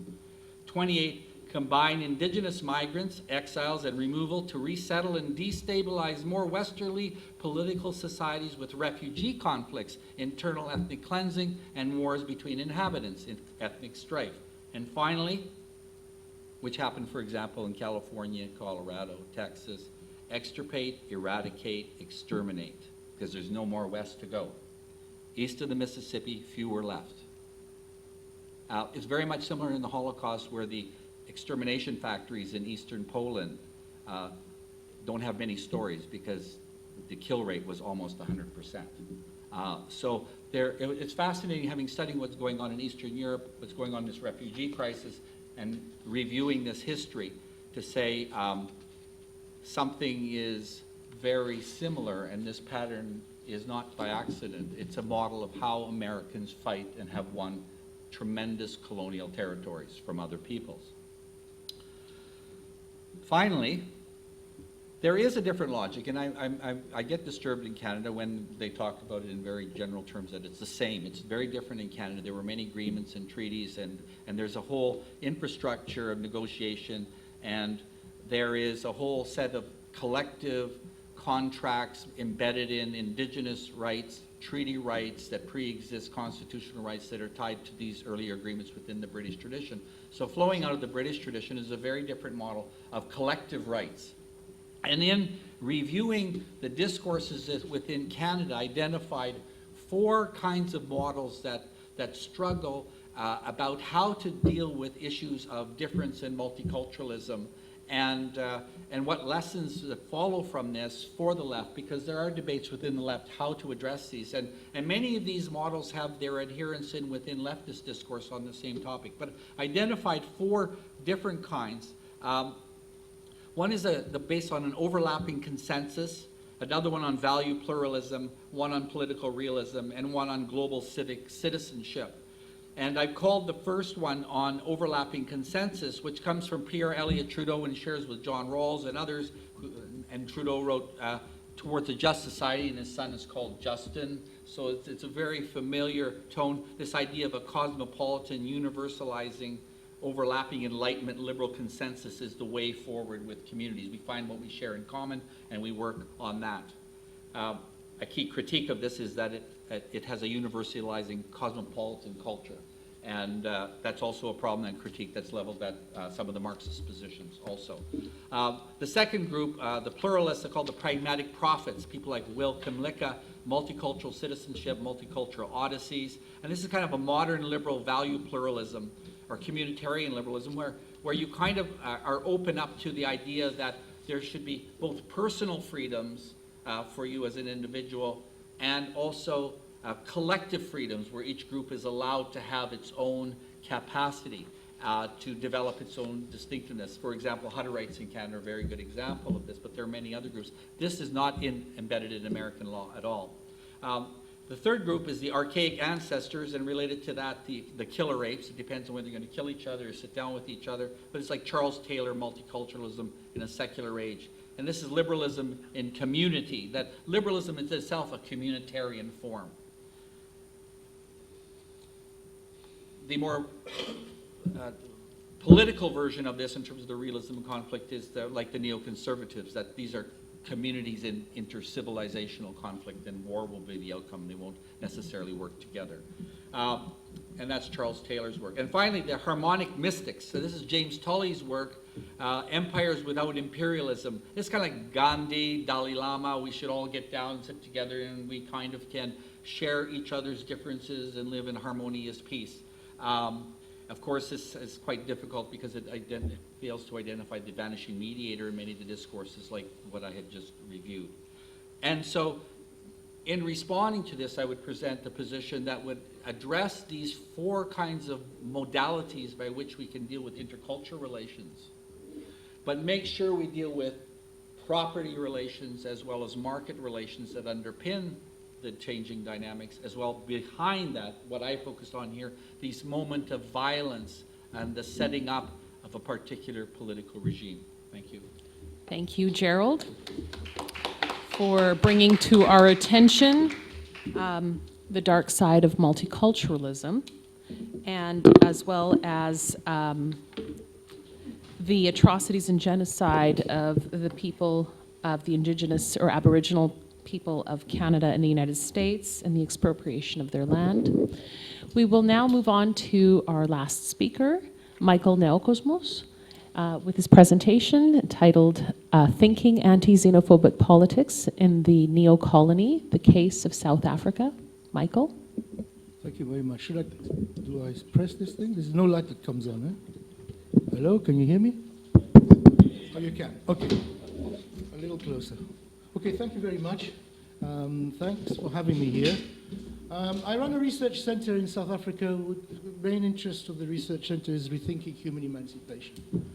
The basic idea behind it is that the national liberation struggles, the promises of the national liberation struggles and freedom, which took place in Africa from the 1960s onwards, didn't provide the outcome which so many people expected.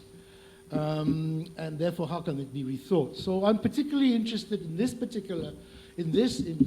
talk to think concepts and categories. Okay, so I'll be talking about the subjective, and I won't be talking so much about the state, although I will return to it towards the end. I think the previous speaker, I'm very grateful to him because he actually showed that the United States is a colonial state. And it's important to emphasize this. Mahmoud Mamdani did a very brilliant, if I remember, a very brilliant speech on this, that you can't understand the history of the United States without understanding that it's a colonial state. And if we start from there, we can at least advance a little bit. Now, the paper is about xenophobia and thinking xenophobia, but what is it? So I'm basically going to make 20 points. Because I was given 20 minutes, I thought. So I thought I would do 1 point per minute, but I might go a little bit over. Being Greek, at least ethnically, you're entitled to do this kind of thing. So first of all, number one, xenophobia must be understood as a politics, not as an attitude of mind. Okay? The central problem in understanding xenophobia is not psychological disposition, but politics. Okay. So that is the core, that is the main assumption. Two, what kind of politics is a xenophobic politics? Obviously, that's the second one. And I think that I would submit there are two fundamental features. A, nationalism, which is obvious in a sense, and B, a conception of the nation which is founded on indigeneity. Because not all conceptions of the nation are founded on indigeneity. We need to understand this. So I think there's these two, nationalism and a conception of the nation founded on indigeneity. Now this concept of the nation, or of nationalism, is one which A, has its roots in colonial capitalism, and B, which is a category of the state power. The previous speaker seemed to have read Domenico Losurdo's book. I don't know if you have read Losurdo's book. Oh, the slavery. On the critique on capitalism, Okay, so on liberalism, a counter history, because this is precisely the kind of stuff that he's talking about the United States and so on. Very, very interesting. It's called, Domenico Losurdo's book is called Liberalism, a Counter History. So if you do have the opportunity to read it, do read it. So his analysis of liberalism shows that precisely that liberalism divides people, he says, between a sacred space, which is inhabited by the free, and a profane space inhabited by barbarians. The barbarian other is excluded from the space of freedom. The white male liberal inhabitant of the sacred space, of course, is the yardstick along which the quality of the other is measured. Number 4, the profane space is close to nature and inhabited by backward, uncivilized barbarians, of course. So xenophobia is a politics of fear of the atavistic barbarian at the gates who is intent on stealing from or otherwise threatening the civilized, whether it is the Asiatic hordes, the Euro peril, the barbarous, oversexed black man. Our civilization, our women, our jobs are in peril. That's fundamentally the core of how xenophobia is thought. The liberal concept of universality, then, is a false universality. It applies only within the sacred space of the free. For instance, if you remember, I don't know how much you remember John Stuart Mill, he says quite clearly, despotism is justified for barbarians. And the reason it's justified for barbarians is because they live close to nature and therefore are not free. So you can go and colonize Indians with impunity and steal their land because they're not free people. They don't know what they're doing on the land. So, you can grab it from them as much as you want. The sacred space of the free is sometimes also referred in the classical literature as the domain of civil society. Not in the sense of its current usage, which is equated with NGOs, but in the classical usage, the domain of freedom, if you like. Here, the rights-bearing citizen can defend his or her interests, rights, as she or he has the right to rights, in Arendt's sense. Xenophobia is a politics founded on the superiority of some, as well, and this is very interesting, on the reduction of political subjectivity to representing social place. It is because people live in social places that they have particular modes of thought. Okay. This is fundamental, for example, to the thought of Jacques Rancière or Alain Badiou, if you are familiar with these authors in some way or other. Now, it's founded on a false universal then, because it excludes. There's no universality of humanity. You can't think humanity in general, because it is based fundamentally on a process of exclusion.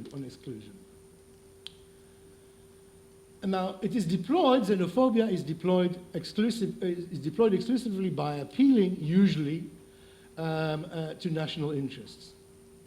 Now, in Africa, these three features, nationalism, indigeneity in the state, and the identity politics to which they give rise, can be seen clearly during periods of transition from mass-based national liberation struggles to the achieving of state power. The classical argument here is provided by Frantz Fanon's observation of the transition from Pan-Africanism, a form of popular universalism in the 1950s and 1960s Africa, to national chauvinism immediately after independence. So what he argues in several comments which he makes in The Wretched of the Earth, for example, is that a popularly constructed national consciousness turns into its opposite, a vulgar state nationalism, as soon as independence and the independent state achieves power. Central in this transition, then, is the state and its discourse of indigeneity asserted by the newly accumulating national bourgeoisie, in Fanon's terms. So the reason, to go into slightly more detail, the reason why Fanon argues that the national bourgeoisie engages in xenophobic politics is because they want to acquire the resources of the departing Europeans. And in order to acquire the resources of the departing Europeans, they stress their indigeneity. We are from here, you're not from here. So the result then is that the idea of the nation, which was originally constructed by people in struggle, collectively, we are the nation, national consciousness in his term, gets transformed into something completely different, into a completely different political discourse. A discourse which stresses the fact that the indigenous only have entitlements. Okay.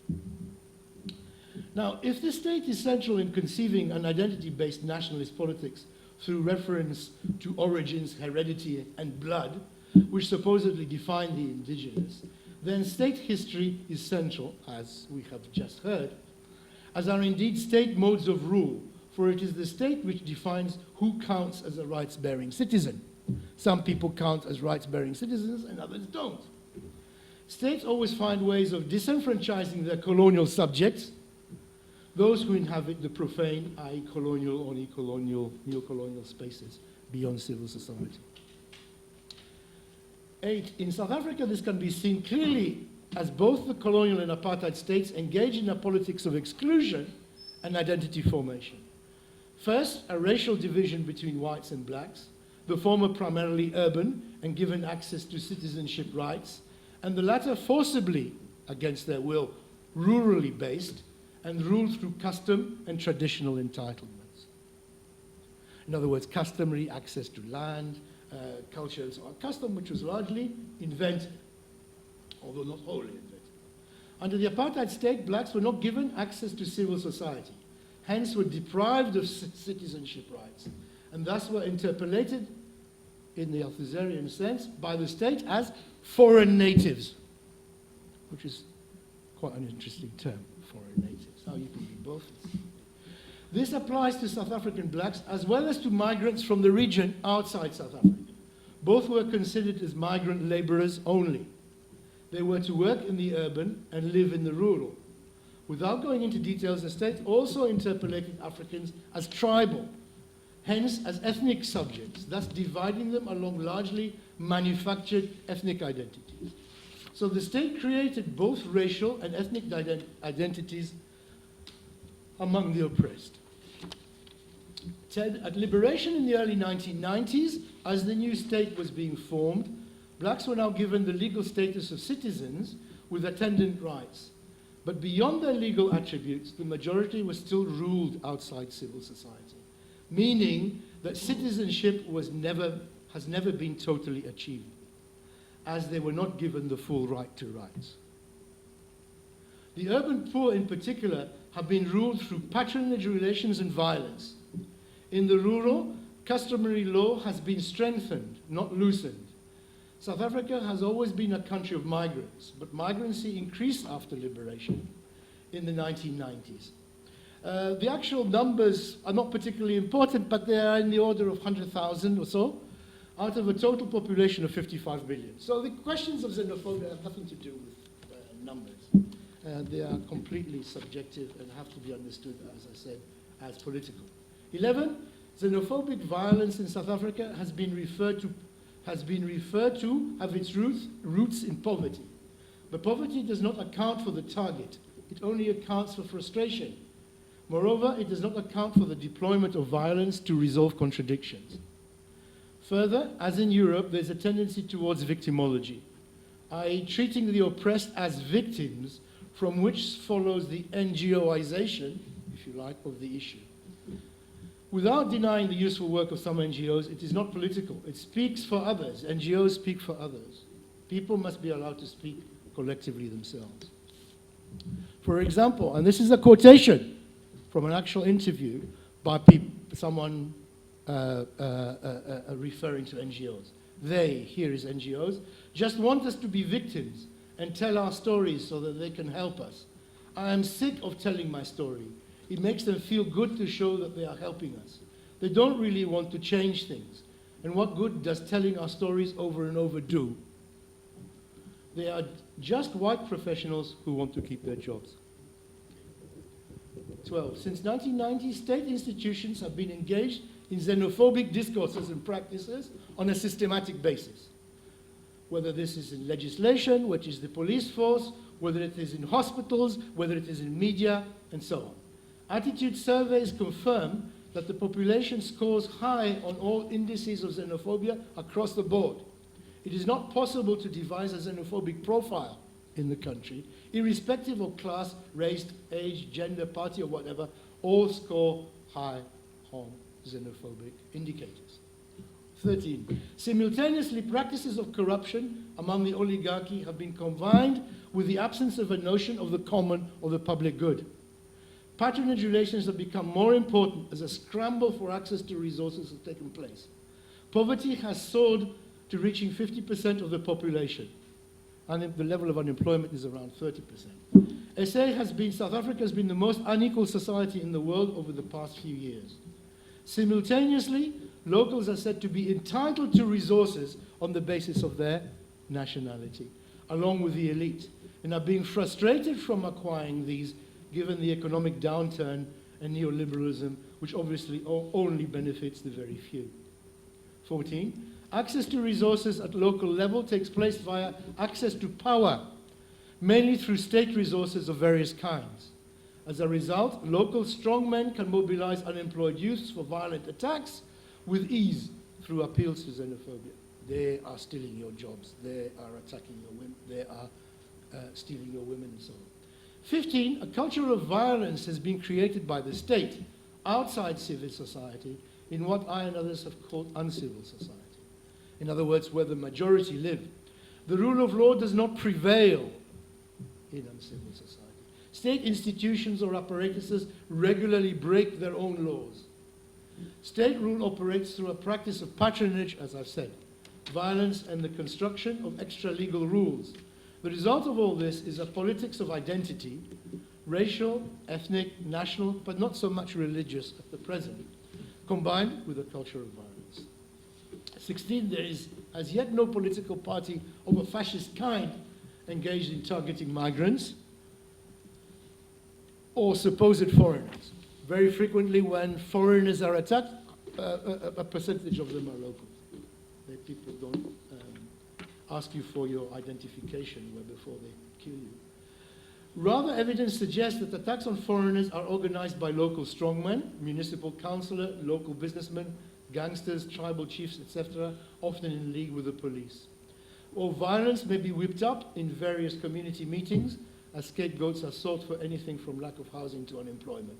At the core is a conception of entitlement by nationals. The nation is supposed to provide for its indigenes. First and foremost, rights have become transformed into entitlements, if you like. This applies to social services also, as people without identification are refused treatment in hospitals, for example. They are seen as thieves, even as stealing our democracy. In other words, the benefits provided to citizens since the 1990s. Major xenophobic pogroms occurred in 2008 and again in 2015. But attacks on perceived foreigners are regularly linked to violent outbursts as people in uncivil society protest against state oppression in one form or another. 17, the politics of identity in general can only be confronted adequately, it seems to me, by a politics of universality. Material conditions have often contributed to this to some extent. For instance, urban shack dwellers belong to different ethnicities and nationalities, all facing similar problems. But it takes a specific political engagement and orientation to transform these objective facilitators into a coherent anti-xenophobic politics which combines with internationalism. And I want to illustrate this finally through two examples. Neither of these two organizations have been recipients of large NGO funding. They are basically small community organizations. The first concerns the community of a place called Hutsong near Joburg, which resisted xenophobic violence in 2008. Here the community was already mobilized politically around the issue of municipal boundaries, and the community focused its anger against the government rather than foreign migrants. In other words, the political enemy identified by the community was not the presence of migrants, despite the low levels of unemployment, because they were already united in a struggle against administrative intransigence. Local activists encouraged tolerance of differences, taking advantage taking advantage of the desire for unity, to be created on the basis of popular organizations and democracy. A quote from one of these activists: "Our democracy should not only be representative, it should be participatory." 19, the second example emanates from the popular organization of shack dwellers from Durban called Abahlali Basem Jondolo. I'll just call them ABM for short. Again, here was an organization which systematically mobilized people against xenophobia in both 2008 and 2015. They have had a successful history of organizing shack dwellers against ethnic politics. In addition to organizing politically, this movement has developed a universalistic and internationalist politics. At its core is the statement, quote, "A person is a person, wherever they may come from." This statement could be called a political prescription. It states that the state must treat everybody in the same way. It has its roots in African traditions of universal humanity and can be noticed as far back as documents from the 13th century. Such statements point to the existence of other conceptions of the universal, which do not exclude anyone. These politics have been organized successfully in the communities where ABM has been organizing. Political events in Durban, for example, are organized together with an organization of Congolese migrants. This guiding principle of universality and internationalism is linked with other conceptions regarding thinking alternatives to private property, overcoming the neo-colonial division of labor, and a certain, although varying, distancing of politics from state politics. To conclude, to my mind, there is no refugee problem. There is no immigrant problem. There is a state problem. There is a problem of neo-colonialism. There is a problem of neoliberalism. The answer is not more NGOs. It is a principled politics of universality and peace. Intellectually, we need to think politics. We could begin, for example, from analyzing the state in some detail and its modes of rule. And I wanted, as we are in Greece, to say it's been a long time since Nikos Poulantzas. Thank you very much. Thank you so much, Michael, for deciphering the political connotations of xenophobia and the politics of fear in South Africa. And I'm quite interested in hearing more about the construct of foreign natives. That kind of struck me. I'm going to open, that is the time. Good. We're right on time, so we do have time for questions. We can take questions from the audience, and we can hear them all at the same time, and then we can open it to our panelists to answer them. Dimitris Laskaris had to run off for an interview with Zoe Konstantopoulou, so therefore he won't be here to answer any questions that you may have for him. However, I can take questions if they are addressed to him, and he can certainly look at them and answer them at another formal or informal time. Yes, please. First, thank you all, briefly, but now two of you are so present, for your very motivated talks. We have seen very, very different scholars and activists from very different walks of life on this conference so far, so it was very inspiring to see radical leftists in academia. I have a comment to Gerald and a question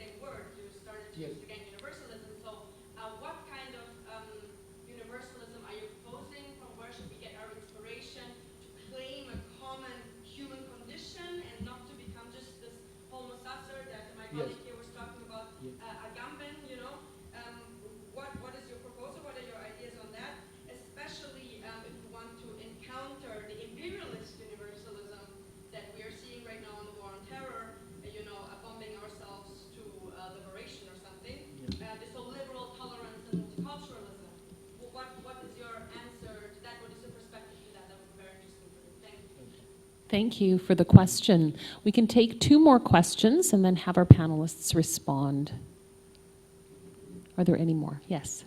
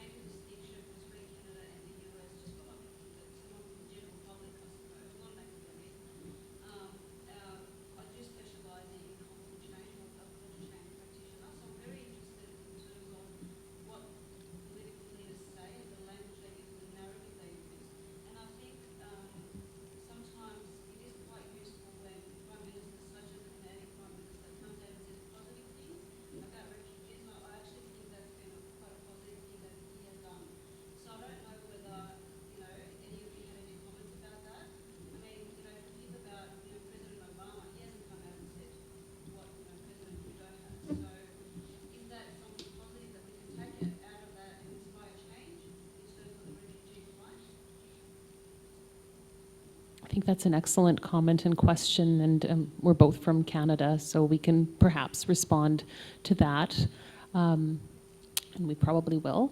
One more question, comment, before we move on to answering these very synthesis-oriented questions. Okay, I guess we can have our presenters respond. Michael, Me? did you want to respond? Okay, yeah, of course, yes. I mean, the question was very interesting. I have to respond. When I talked about universalism at the beginning, I was talking about the liberal conception of universalism. And so it's not all notions of liberalism which exclude. It's the liberal conception of universalism which excludes. And therefore, we need to think about other universalisms. And clearly, there are sources of other universalisms in different parts of the world. It's not simply in the West that you have such notions developing, okay? Now, a universalism must be one which includes everyone. Otherwise, it's not universal, right? Otherwise, it's a con. And it seems to me that that's the problem with liberalism. So, where are we to find it? Well, as I live in Africa, I've tried to, I have found, or I have listened to, what different people of African origin have been saying over the years in their struggles. And it turns out that many of their statements have a universalistic content. Going back, as I said, at least to the 13th century. This is a statement, for example, from a hunters' guild in ancient Mali during the time of King Sunjata, and they take an oath against slavery. And they say, toute vie humaine est une vie. If you understand French, it means every human life is a life.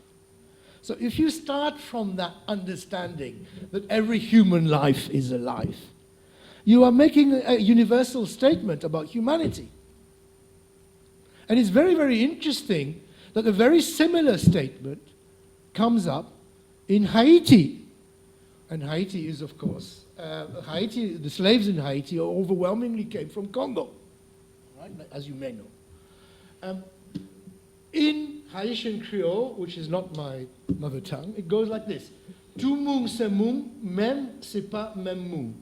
Meaning, every person is a person, even if they are not the same person. This statement was used by Aristide when he was in power. Every person is a person.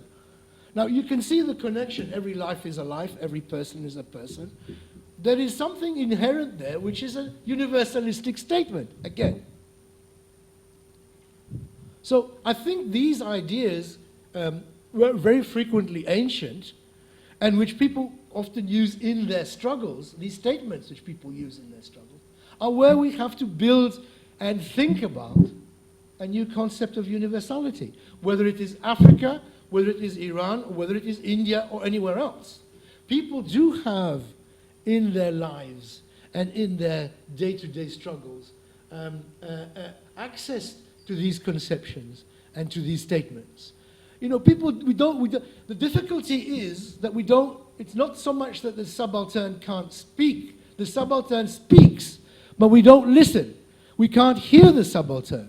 And we can't hear the subaltern because we are obsessed with these liberal categories derived from capitalism. So if they talk in if the language is got a, and then again, you see, I'm making the stupid thing calling it religious. The idiom may be religious to us, but it might not be to them. It might be incredibly political. And yet we don't recognize it as political because we say, oh no, these guys are religious, which is the colonial way of looking at things. So all these struggles, if you read a lot of the subaltern study stuff, it comes across quite clearly. That all these struggles in India had used religious idioms, in fact, political. I just want to make one final point, and to remind people of the colonial origins of multiculturalism. People don't seem to know this, but the British colonial authorities in Africa respected or argued that you should respect the cultures of the colonized. Not that you should smash them.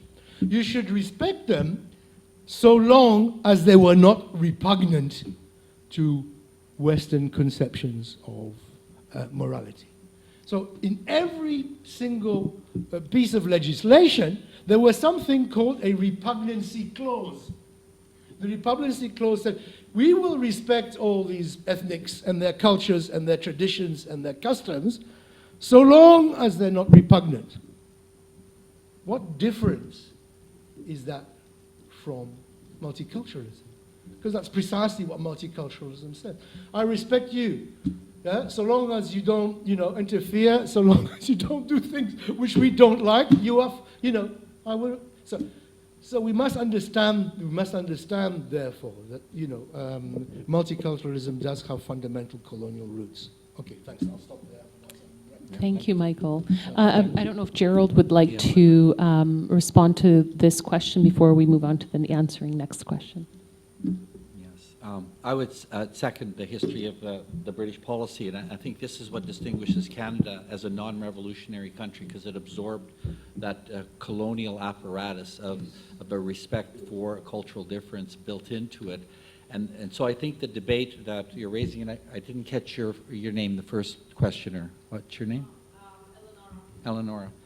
To me, that's kind of the core of your question. How deep are the differences, and how far the universalization discourse would go? So I would second the commitment to a universality, and the relationship, how you determine what that universality would be, is still highly problematic for me. I've read the literature and studied it in detail, post-colonial literature, feminist literature, and very intrigued by the question. And all I can in short say is I don't have an answer for that one. And in some ways it needs to be worked out with the kind of sensitivity and sensibility that Michael's asserting here. And so I think even if you go to people, the work of Hélène Badiou, for example, in the identifying of subjectivity and looking at what is, let's say, an overlapping consensus between different cultures on what is universal. Okay, so that puts you into that first level that I analyze a particular discourse in Canada that Justin Trudeau comes out of. So the second question, Evie, that the question on Trudeau is very much related to that one, because I think in Canada the Liberals have always been better on this than the left. The socialist left have been very bad. When I go and meet, as even my own Ukrainian background is very Anglo-centric, social democratic and socialist movements. Even there are lots of other people from other groups. The Liberals tend more to be acknowledging, I think, this notion of difference and acceptance of multiculturalism, but they're really bad on the class issue, absolutely, right? And so they do reinforce those patterns. So I think Justin Trudeau did tap into that. And I've been not critical of Justin Trudeau for the very reasons that Ebby was saying, that he did present what I would call a very humanistic orientation in terms of accepting the refugees. But behind that, of course, is a specific strategy by a country which has a long history, founded by refugees, the loyalists from the American Revolution, who set up in what is now Ontario, aligning with Quebec conservatives and making treaties in the way that Mike talked about in terms of the colonial understanding of imperialism that the British have. And that combination builds a structure that's very different, that has been assimilated by Canadians in ways that Americans who broke from that. That's what the breaking with the Royal Proclamation was, to get Aboriginal lands. We're not going to follow those rules. We're an exception. We'll just take it by conquest. Conquest is what justifies American rule as well as productivity. Whereas Indigenous, the basis of law and history and first occupation is very important for the British, because they had to claim against the Normans that the Normans weren't really real Britishers. So there's a whole history that Canadian history tags into, that Trudeau has assimilated at a deep cultural level. But he's also assimilated, let's say, from his father's discourse, this universalizing cosmopolitanism of a consensus. So I don't know how deep, I really don't know how deep that multiculturalism goes. So for me, it's like how it will unfold. But if we go to the opposite of position, someone presented like James Tully on deep multiculturalism, which starts from the assumptions of what do Aboriginal communities want, how do they understand law, what is their spirituality? Then we're into those questions that Mike was addressing, and that's kind of my project from here, is to go now into those four discourses and identify how these configurations have emerged within the left discourses and reproduced much of the liberal discourses, but are kind of rooted in a late 19th century European understanding of nativism and nationalism, let's say in Eastern Europe, whether it's the Austro-Hungarian Marxists or whether it's even Stalin and the Soviet notion of nationalities, that failed in some ways. And I think it failed in terms of, because I'm addressing the issue, and it comes with this idea of foreign natives is the tricky word. I think I use the term in my paper, didn't talk about it, but the Creole, I think I mentioned Creole, which comes mainly from Latin America, but the Creole culture are the settlers that came from, let's say, Spain, colonized it, and they intermarried, but they started to see themselves as natives. And as natives, they didn't align with the home country and the monarchy. And so Aboriginal peoples in North America still have a strong affinity with the monarchy. And in fact, these nativist movements, which are the foreign natives, and in North America, they're white primarily, but it's this culture which has assimilated this, but it's also this culture which was the most democratic and the most xenophobic and most racist, and they're the ones that formed the KKK and these kind of organizations. They're highly democratic as white settler communities. And so there's a different logic in North America and South America than in Europe, and I think that's the basis for this discussion of nationalism, which for me was enlightening to see a different start. So my short answer is, I don't know the example and the answers, but I think we can work it through by raising these kind of questions. But I don't think that the Marxism of even the neo-Marxists have worked this out well. I think that the issue of class and nation is still highly problematic. And you know, when you draw on people like Fanon and that, you open up whole new angles that are clearly, is this post-colonial or is this Marxism? So I think working out this position is really important. Fascinating presentations, Michael and Gerald. We do have 5 more minutes if I'm going to be on the exact time. If you have any other comments that you wish to bring forth, otherwise we can convene afterward. Yes, indeed. Well, I think Gerald kind of, captivated the space in that sense. I think he did answer the question in terms of Justin's presence, in friendly, amicable presence, in terms of how the refugees have been received in Canada. And I am also surprised by the lack of Obama's presence or absence rather, in the whole refugee crisis in North America. Of course, this is a transitional time, I imagine, in the United States, and Trump has dominated the discourse and the scene, the political scene. But I do have to say that it's a wait and see situation on how this is going to unfold.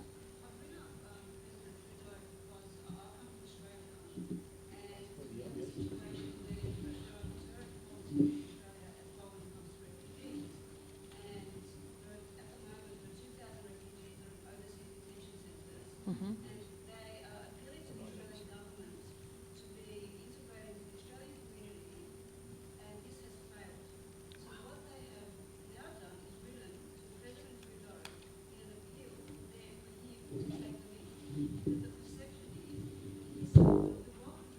Yes.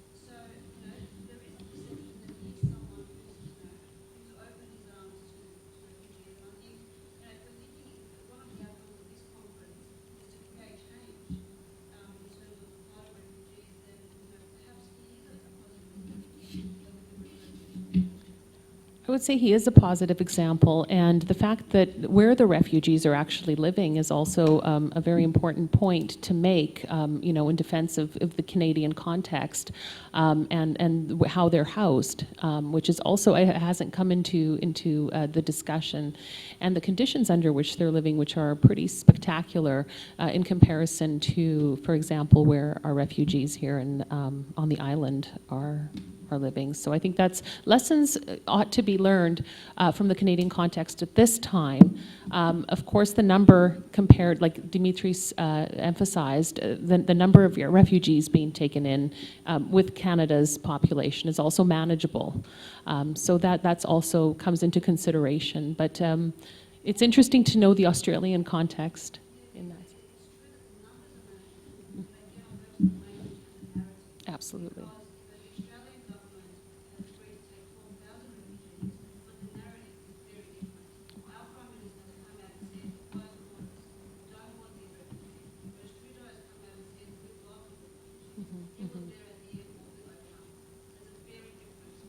Yes, absolutely.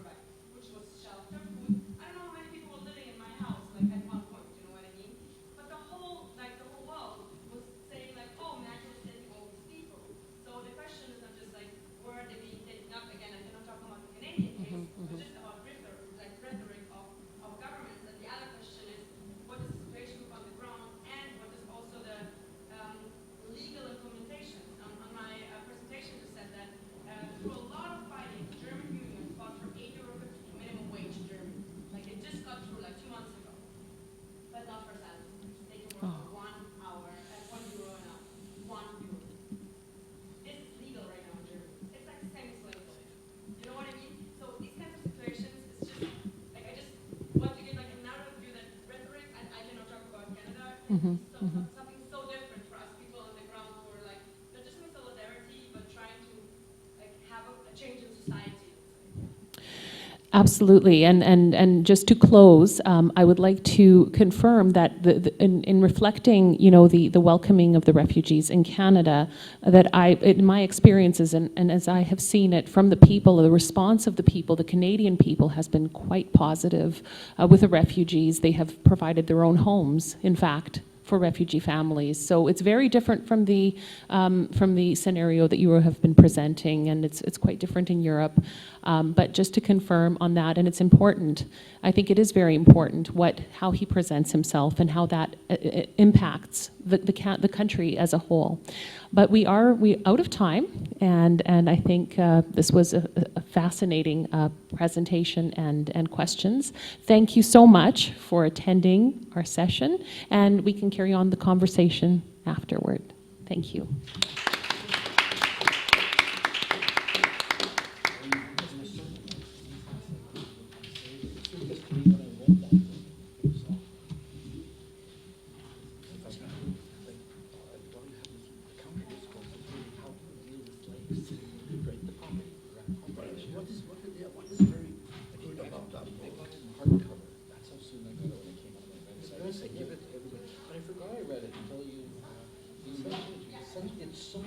It's one of those books I feel like every student interested in politics should read. Yes, no, absolutely. And I mean, this thing about the way the French were different than the British, and how colonial policy worked, and how, because the slaves were away for the French, but at home for the Americans was different than the British.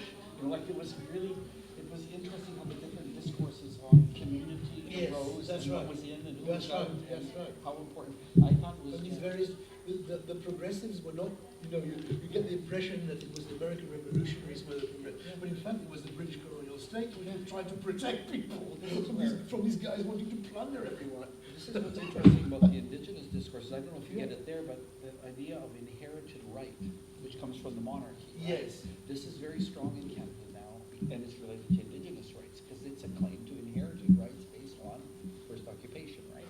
But if you really look closely at a lot of the history, like I was reading, there were first occupants were actually felt even for Aboriginal communities, other communities maybe take their space. What is this book like?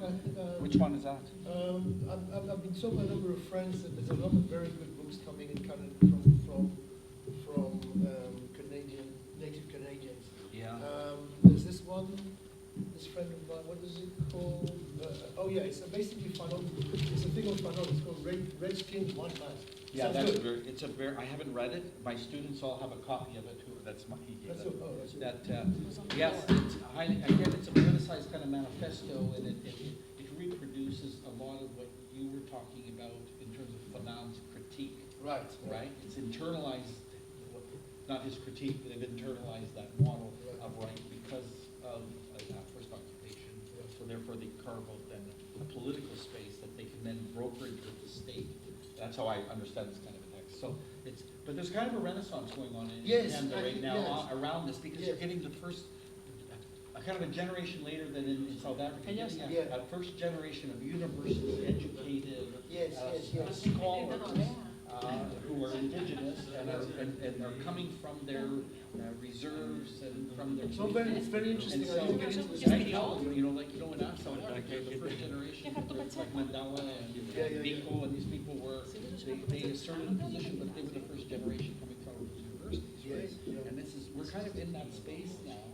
But there's the problem that I have is that they overgeneralize they take the American context because we're colonized by the Americans culturally, and they generalize that to Canada. So they'll talk about genocide the same way as if Texas was the same as Canada, and it wasn't, because it retained its British tradition. And the British said we were going to do it differently here than they do in the US. Right?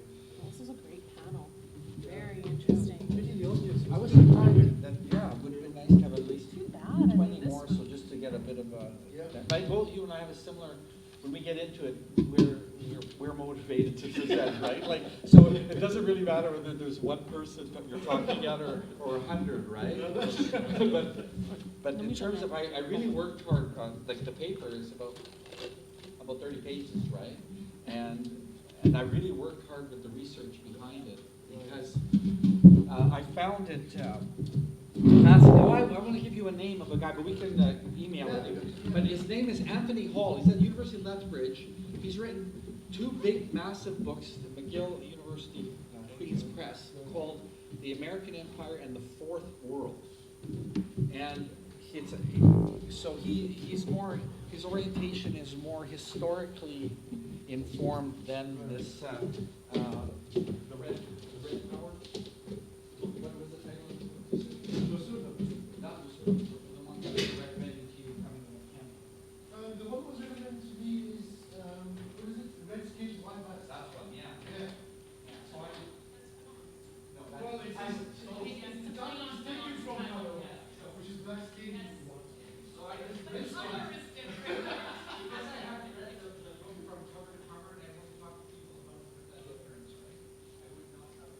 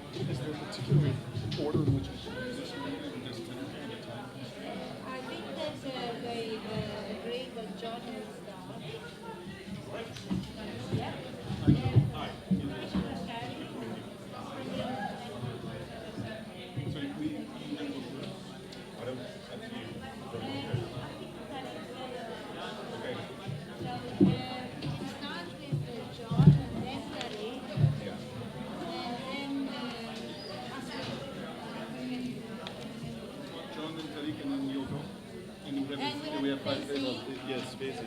So which one of you should go last? I could go last, but you know. Okay. John, we're going to try to limit it to 15 minutes so we can reserve some time for Q&A. Very slow.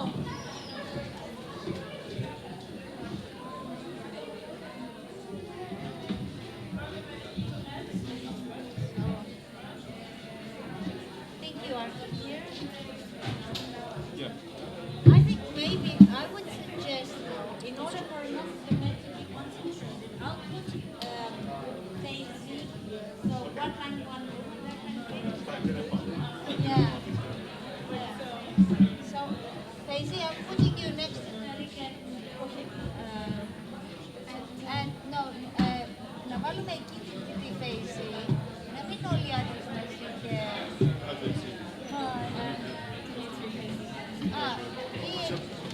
Did you say that you were going to go third and Faisy, or was it? Faisy can go first, yeah, then at the end I'll just So Faisy, we are going to try to limit everybody to 15 minutes. Sure, yeah. 1, 2. Fine, and I couldn't freeze my thing, so I'll just read it off my laptop. I know, okay, we have a question here. We are trying to Where limit should everybody to 15 minutes. I think Derek should And I be will here. signal to you. Bring Derek's, Here. I think I can press it out. Yeah, put I think, How do you want it? Is it okay? You sure?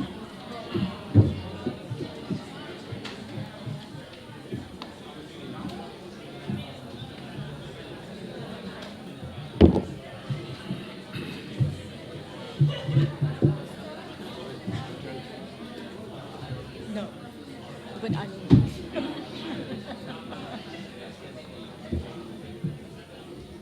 Did you hear?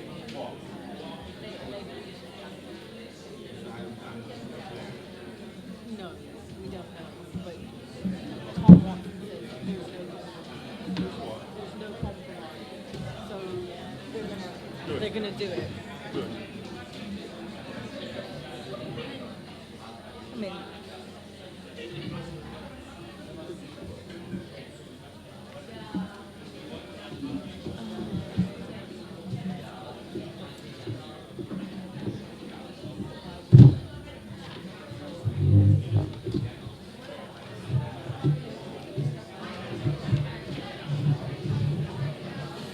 Is there any way to plug this? I've been plugging mine upstairs.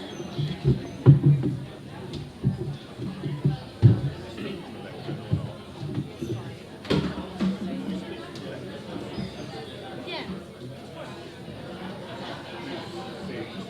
Yeah, you just put, the speaker which is in front of Derek, you put it on the back.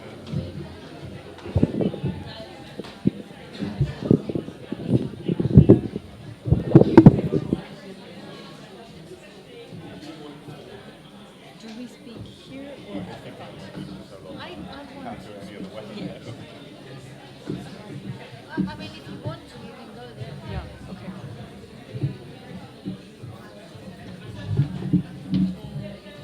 I think there is some water, maybe, bring the water. I mean, I have water.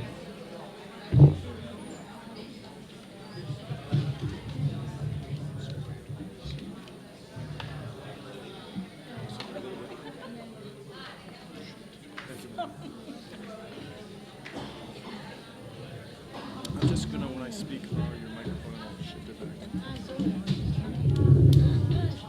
Okay? Is she fine? Can I Change something on this bio here? By all means, I actually should have cleared this with you.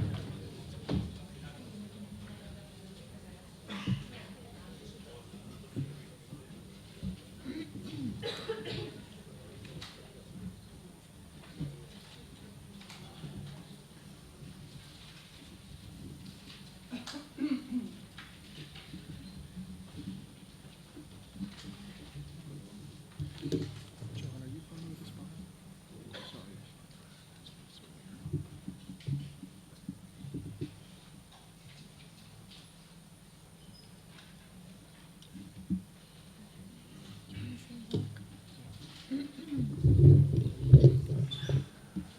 Hello, everyone. My name is Dimitri Lascaris. I'm with The Real News, who is sponsoring and live streaming this conference. It's a real privilege to be the chair of this panel today with such distinguished guests. But before I tell you a little bit about these people, and they probably don't need any introduction, but perhaps for people who are watching the live stream, some information might be helpful. I want to just say congratulations to my dear friend Maria Nikolakaki for pulling this off. This required Herculean efforts on her part, and as is her habit, she rose to the occasion. So thank you very much, Maria.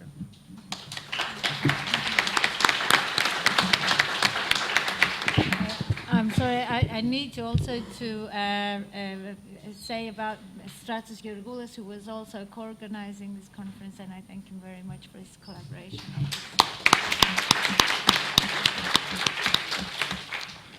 So we're going to begin today with John Rees, and each of our speakers will have 15 minutes because we want to leave a little bit of time for some Q&A at the end. I'm sure you'll have lots of questions. Mr. Rees, for those of you who aren't very familiar with his record, is a political activist, a broadcaster, and a writer who is a national officer of the Stop the War Coalition, a spokesman for the People's Assembly Against Austerity, and founding member of Counterfire.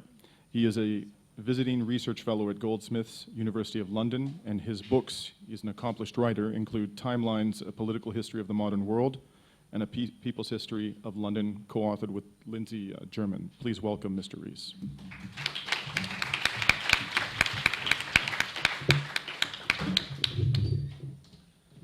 Thanks very much, and my congratulations to Maria and the organisers of the conference. I think it's appropriate, and Tarek and I were speaking in Athens last night.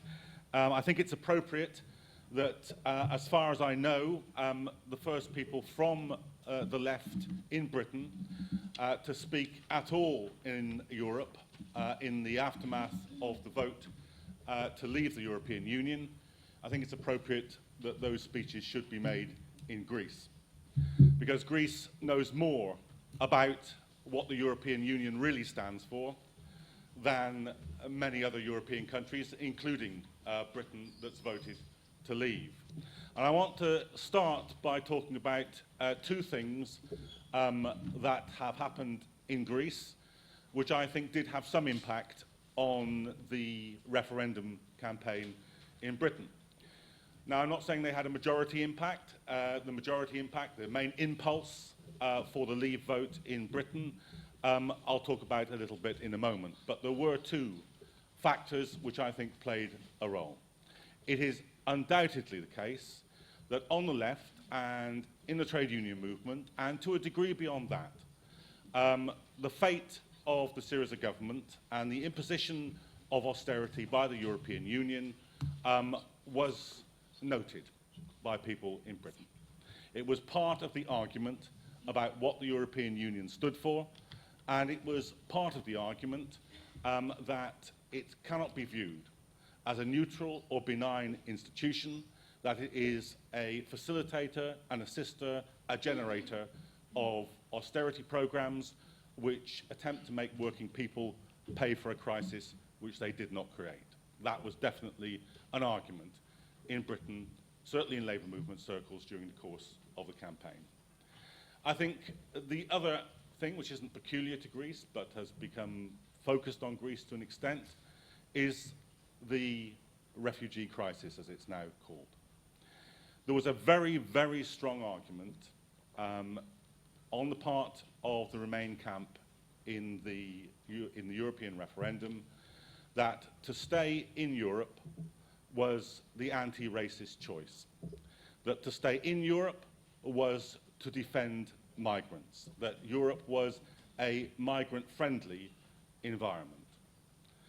Now, that argument was taken up very, very forcefully across the whole length of the referendum campaign, and many of those on the Leave side, myself, Tarek and others, made the point that Fortress Europe is not an opponent of racism or an opponent of the exploitation and oppression of refugees. it is a prime generator of it. Free movement within the European Union is the free movement of people in rich countries, predominantly of white people. Fortress Europe doesn't care if the bodies of black and brown people end up at the bottom of the Mediterranean, and the European Union could not even implement its own quota system to ensure that those refugees that arrived in Europe would be, even according to their own formulations, distributed across the nations of Europe. So that argument was a critical argument, I think, certainly on the left and in progressive circles. It eventually became a much broader argument. Now, as I say, this isn't to claim that either of these two arguments, the fate of the Syriza government and the austerity program imposed on Greece by the EU, or the fate of refugees in South and Eastern Europe, was critical. Actually, in many ways, the reason why 17 million people in Britain voted to leave the European Union, very heavily and predominantly in traditional working class areas, it's more or less a statistical correlate that the poorer and more working class you were, the more likely you were to vote leave, the more middle class and well off you were, the more likely you were to vote remain. It was an ugly campaign, there's no doubt about that. That's what happens if you allow racists in the Tory party to dominate both the Remain and the Leave side of the campaign. There are times in the last 3 months where it felt in Britain as if you were living in a kind of Disneyland for racists. It's true that some of that argument had an impact on some people who voted leave. A minority of people, we know this because the exit polls asked people what was the issue that they found most important to vote on. Only about 30% said migration. 50 or 60% said they were concerned with sovereignty, with democracy, and other issues. But the real truth of the matter is that the vast majority of people who voted leave did it for quite another reason. They did it to give the political establishment in Britain a big kick in the arse. That's why they did it. Overwhelmingly. Because for a generation and more now, working people have seen their industries close, stable, well-paid jobs disappear to be replaced with casualized, 0 hours, no hours, muck jobs, because their housing estates are in decline, because their health service is under threat, and absolutely nobody inside the establishment political spectrum took any notice of them. And when they were given the chance to give that entire political elite the kicking of its life, they took it and they gave them exactly that kicking. And they've created a dangerous, certainly, crisis in many ways, but also a crisis which is pregnant with certain opportunities. Because there has never been in my lifetime a time when the British establishment is now in the kind of disarray that it is now. Because this is the crisis of the state system. A 40-year-old alliance between British capitalism and the states of Europe has been broken. It is the crisis of the state system, because what will happen, I believe, quite quickly, is that there will be a new independence referendum in Scotland, because the majority of people in Scotland voted to stay in the EU, while the majority of people in England and Wales voted to come out of the EU, and this has once again put the question of Scottish independence at the centre of British politics. So perhaps it won't be too long before we are unable to use the term United Kingdom as a description of the nations on those islands.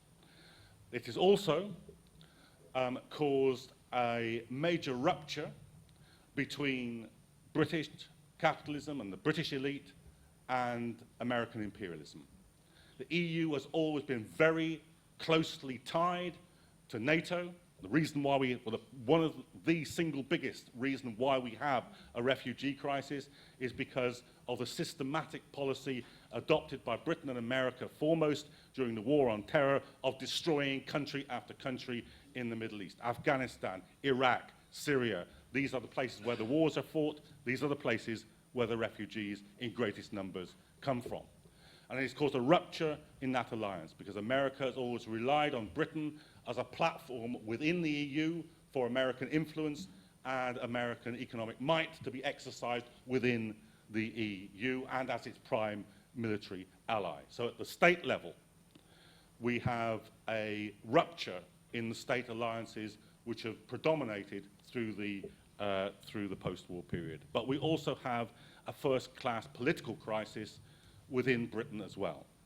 Now, I want to talk, obviously, connected to the whole issue of refugees and of migrants, about the racism in the campaign. I've said it was a very racist campaign on both sides. After all, it was called by the Cameron government on the renegotiated terms with the EU, which were to take away benefits from migrants. The proposition before the British people was to stay in a worse European Union than they'd had, and a more racist European Union membership terms than they'd had. So this existed on both sides of the campaign.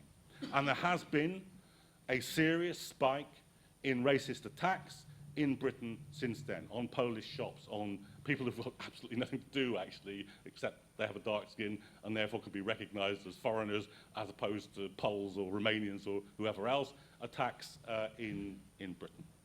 But what hasn't happened, and this is important to calibrate exactly the danger that we face, what hasn't happened, and what we were told very, very powerfully by the Remain camp, is that this would, a Leave vote, would lead to a carnival of reaction on the right wing of the Tory party would be dominant, Nigel Farage and UKIP would be triumphant, but that hasn't happened.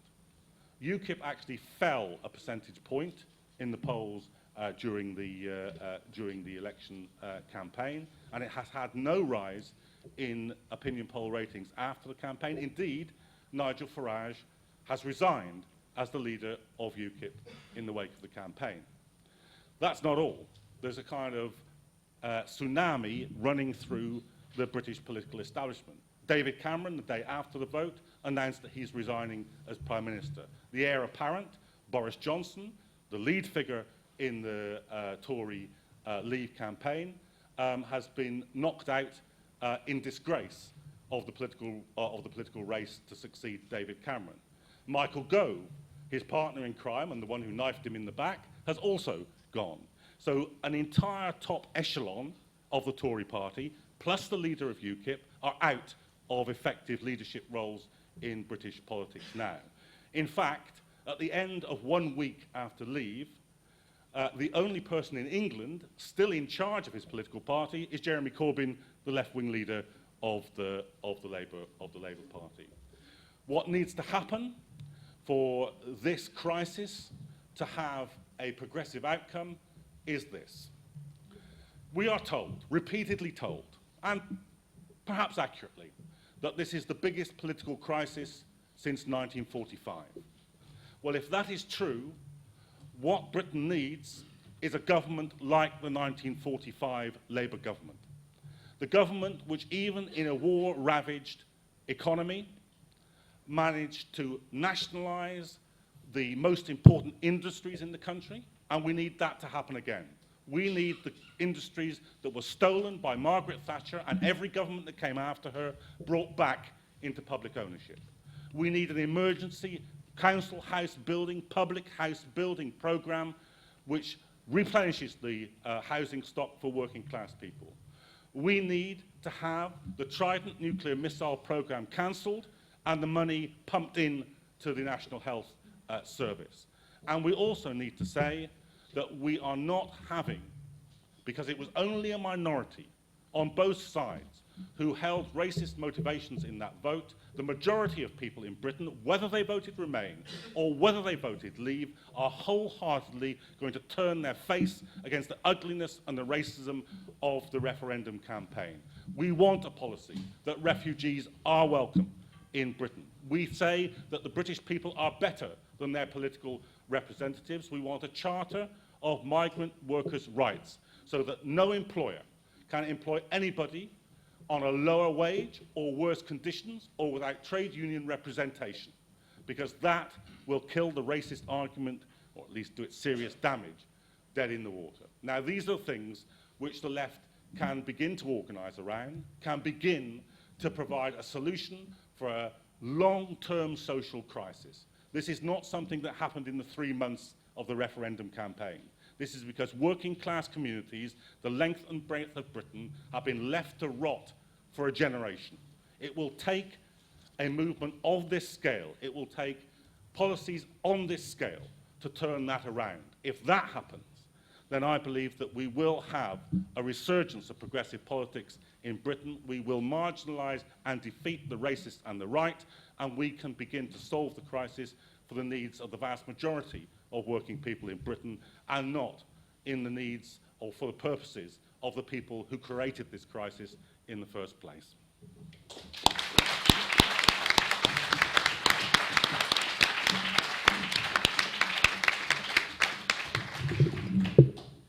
Thank you, John. That was not only an outstanding speech, but also your timing is impeccable. So we'd now like to move to Faizi Ismail.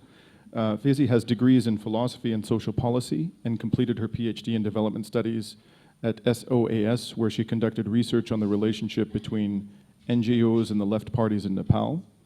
She also taught at that institution, the UCL, the Institute of Commonwealth Studies in Ruskin College. Her research interests include NGOs and social movements, alternatives to neoliberalism and imperialism, and politics and development in Nepal and South Asia. She is active in the anti-war and anti-austerity movements in Britain. Thank you.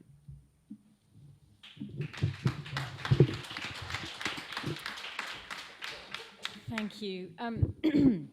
If there was ever a time in history when the EU was left more exposed, I think it is now. It's exposed in terms of it being a neoliberal institution, and as a result, it's exposed because it's growing increasingly unpopular with the populations of Europe.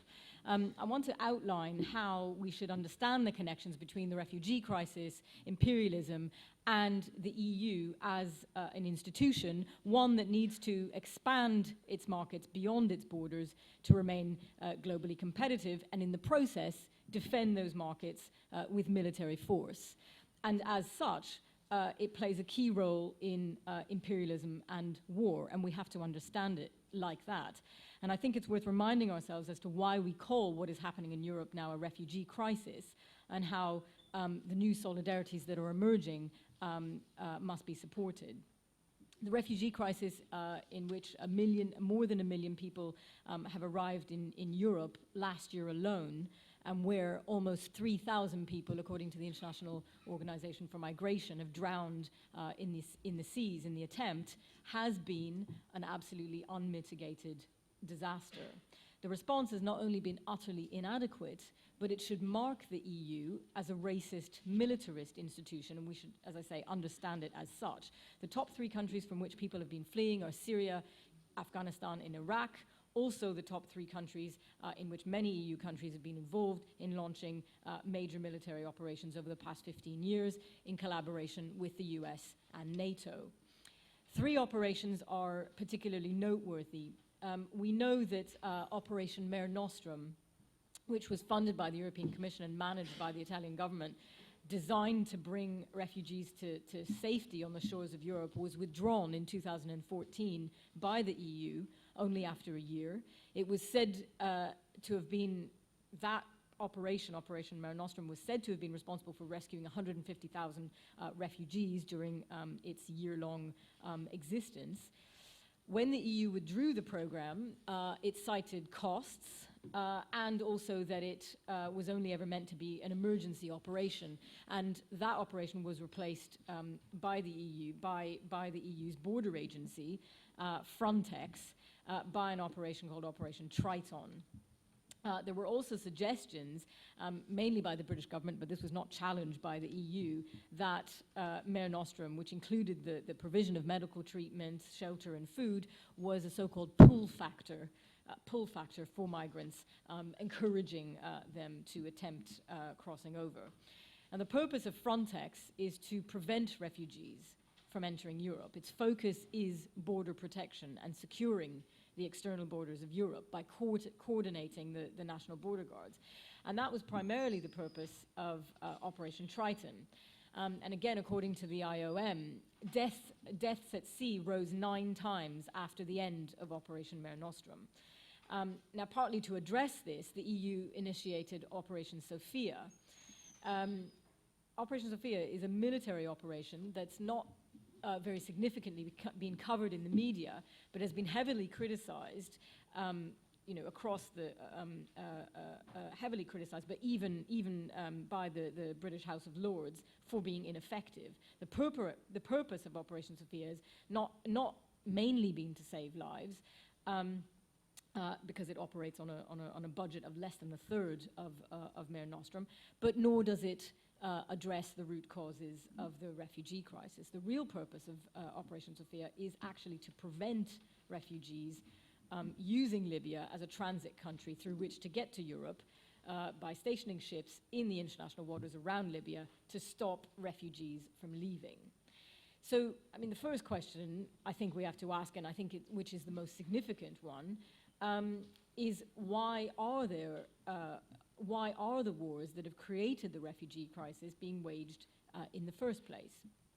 When the nation states of Europe moved towards closer integration after the Second World War to counter the influence of communist Russia and expand trade for both reconstruction and consolidating its markets beyond its borders, Europe, of course, became a strategic ally of the US in promoting the free market through NATO and defending, as I said, those markets abroad. And Britain in particular, after it was replaced by the US as the world's most powerful imperial nation, has had to find its place in the world and chose to promote US interests in Europe, becoming America's biggest ally and thereby benefiting from US support for British capital.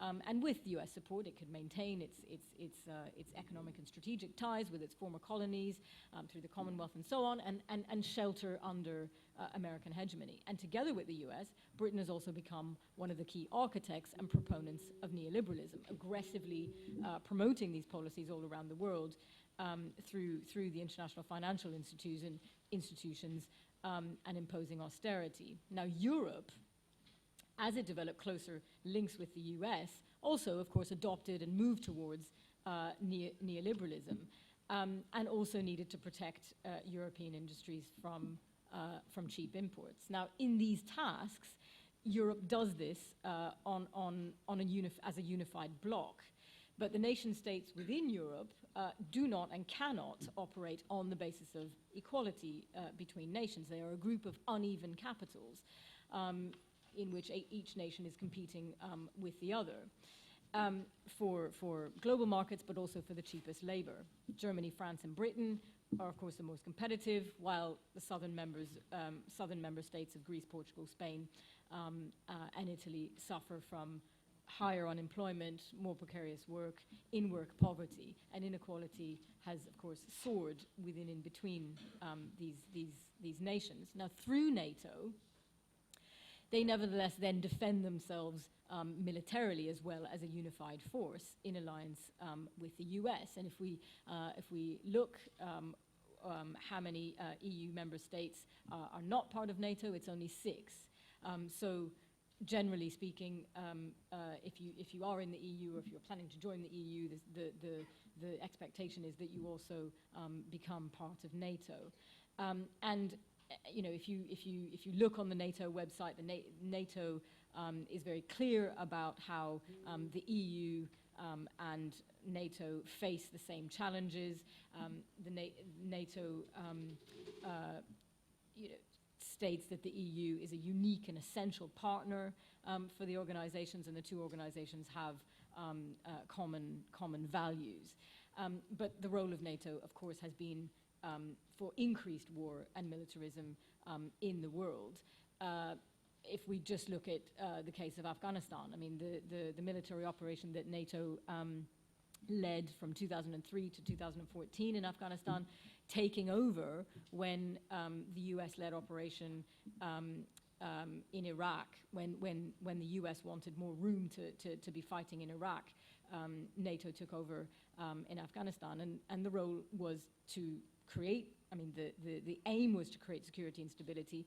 Instead, the Taliban was ultimately strengthened, other militia groups have arisen, the security situation in Pakistan has worsened. That border facilitates drugs, weapons, people trafficking, and so on. And if you look at the social development indicators in Afghanistan, they're some of the worst in the world. Of course, all happening under NATO. Life expectancy in Afghanistan is 60, literacy is 32%, unemployment is 52%. And for those who are in work in Afghanistan, 88% form part of the working poor, earning less than $2 a day. So this is not a record that should in any way be emulated. And I think these multiple crises have exposed the EU. And that's even before we get to treaties like TTIP, which make a mockery of democracy. And of course, as we've heard, Brexit has made the EU weaker. And popular support, it should be said, for the EU is declining across Europe. There's a Pew Research poll conducted that was conducted before the referendum, which revealed that a median of only 51% across 10 EU countries surveyed said that they have a favourable view of the European Union. So that is low. So, and at the moment, it is an absolutely huge and complex political crisis in which Jeremy Corbyn is looking like the only man standing. And it's arguable that Brexit could mean that Britain has less influence in the world, which, given its record, may not be a bad thing.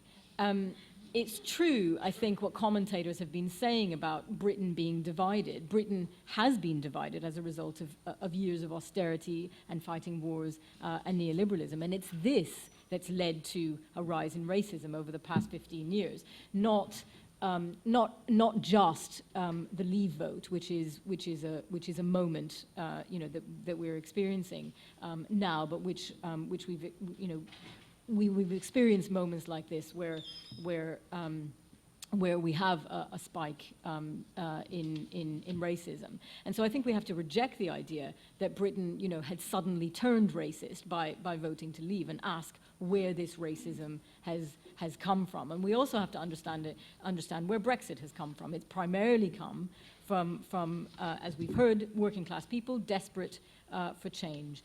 And the opinion polls are very clear. In depressed areas of the country in which industry is being decimated, unemployment is high, living standards have declined, yes, there were high turnouts for Leave. And of course the vote was complicated, and there's undoubtedly a racist narrative on both sides.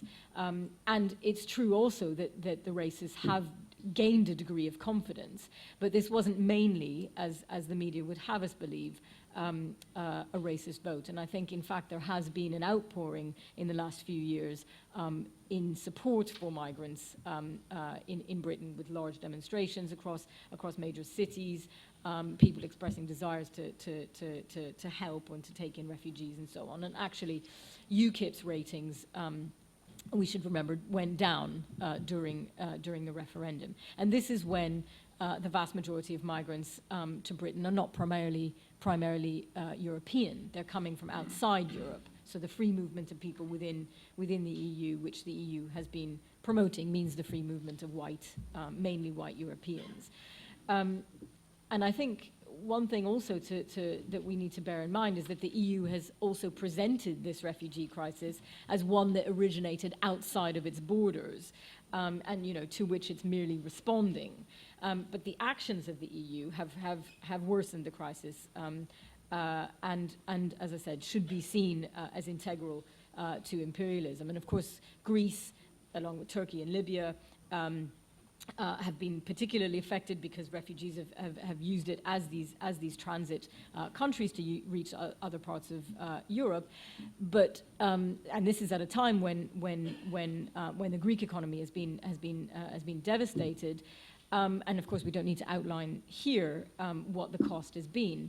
But despite that, there have been, again, outpourings in many cases of Greeks making common cause and solidarity with the refugees. But on the question of the EU, if the Greeks do begin to discuss options for leaving the EU, including discussion in France, Netherlands, and elsewhere, the entire project may begin to unfold. And I think Greece has a particular interest, potentially, in avoiding the austerity that's been imposed by Germany and avoid the status of one of the poorest countries in Europe with the cheapest labor costs. So, I mean, not just for Britain as a result of Brexit, but I think across Europe, I think it's important to focus on how we overcome the increase in racism, but also focus on the solidarities that have been happening between working people, refugees, and others. And there are many things that we can do, including the demonstrations and protests, but the migrants charter that was mentioned, and a whole load of other initiatives. So I think there are challenges, but there are opportunities as well, and I think it depends on all of us.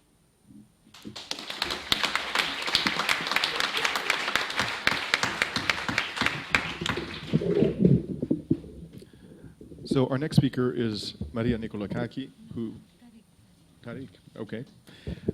It's going to be actually Tariq Ali. Tariq, as many of you will know, is a writer, journalist, and filmmaker. He's a member of the editorial committee of the New Left Review and Sin Permiso, and contributes to The Guardian, Counterpunch, and the London Review of Books. Tariq is the author of several books, including Conversations with Edward Said, Bush and Babylon, Clash of Fundamentalisms, Crusades, Jihads, and Modernity, A Banker for All Seasons, The Obama Syndrome, and The Extreme Center, A Warning. And I can't help but notice that Tariq has literally scribbled his speech on a napkin, which is quite impressive. Please welcome Tariq Ali.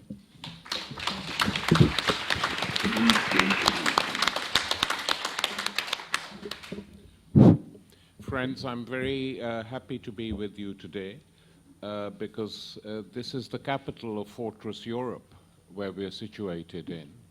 And this is where a lot of dirty business is going on, and where unaccompanied children are being kept in little prisons built for so-called terrorists. So it's extremely appropriate that this is where we're meeting today. Just a few brief points. I totally agree with what my colleagues on this panel have said, so I'm not going to repeat it. I mean, as far as Britain is concerned, some of us on the left argued that Brexit would be a very good thing to punish both the British establishment and the European establishment, which once again waged a campaign of fear to frighten people, hoping that they would be scared off, but people finally took the risk, and not a majority of them not for racist reasons, as John Rees pointed out, but to get some sovereignty. And the reason for demanding that sovereignty was because of what happened to Greece. What is the point, even if we manage to elect Jeremy Corbyn as leader of the Labour Party and he won an election, what's the bloody point if the EU then vetoes every single programmatic demand in Corbyn's manifesto? What are we going to do? So that played a part, subconsciously and sometimes consciously, that the demands of being put by the Labour left in their manifesto, which are a bit more radical than the Thessaloniki program you had, would be impossible to implement. That was clear. So I think all this played a part, and people finally said, we are going to take a risk. We're going to pull out. And the establishment is still in a deep state of shock. Some of them admiring Tsipras in retrospect for ignoring his own referendum and thinking maybe we can do the same too, but they can't do the same because the political costs of doing the same would outweigh the economic costs. and they're not going to be able to do it. But the main argument, the two things will happen. The main argument used by the financial press, the Financial Times, the Economist, and the liberal press particularly, was that the EU was a model. There were no criticisms of the EU. And for young people in Britain, many young people, they have this idealized notion of the EU as something which is very wonderful without knowing anything that happens in the EU at all. That's the tragedy. And I remember, you know, it really reminded me some of this emotional outpouring in London, in particular in the southeast, but particularly in London, by young people of when Princess Diana died and the whole country suddenly became monarchist. And some people were arguing, but Diana's death is going to end the monarchy because it's going to make the Queen very unpopular. And people were gathering in Hyde Park to sing God Save the Queen, which didn't make the Queen feel very unpopular, by the way. So it reminds me of that. Thoughtless, empathy, emotional, without any serious attention being paid to this, largely because because the campaign was so bad, the official campaign. There was no one from the left in a position to explain what the EU was, and just let's look at it on every single front. I don't have time to go through every European country. It's a mess. In Italy, last week, the EU agreed that the Italian banks were in a complete crisis and they could go down very quickly. So, are they going to be bailed out by the ECB or by who? Are they allowed to go down? What is going to happen? On that, there's silence. In France, you see a massive uprising of trade unionists, of workers, and of students against a government which is trying to impose laws to restrict workers' rights, fully backed by the European Union. Fully backed by the European Union.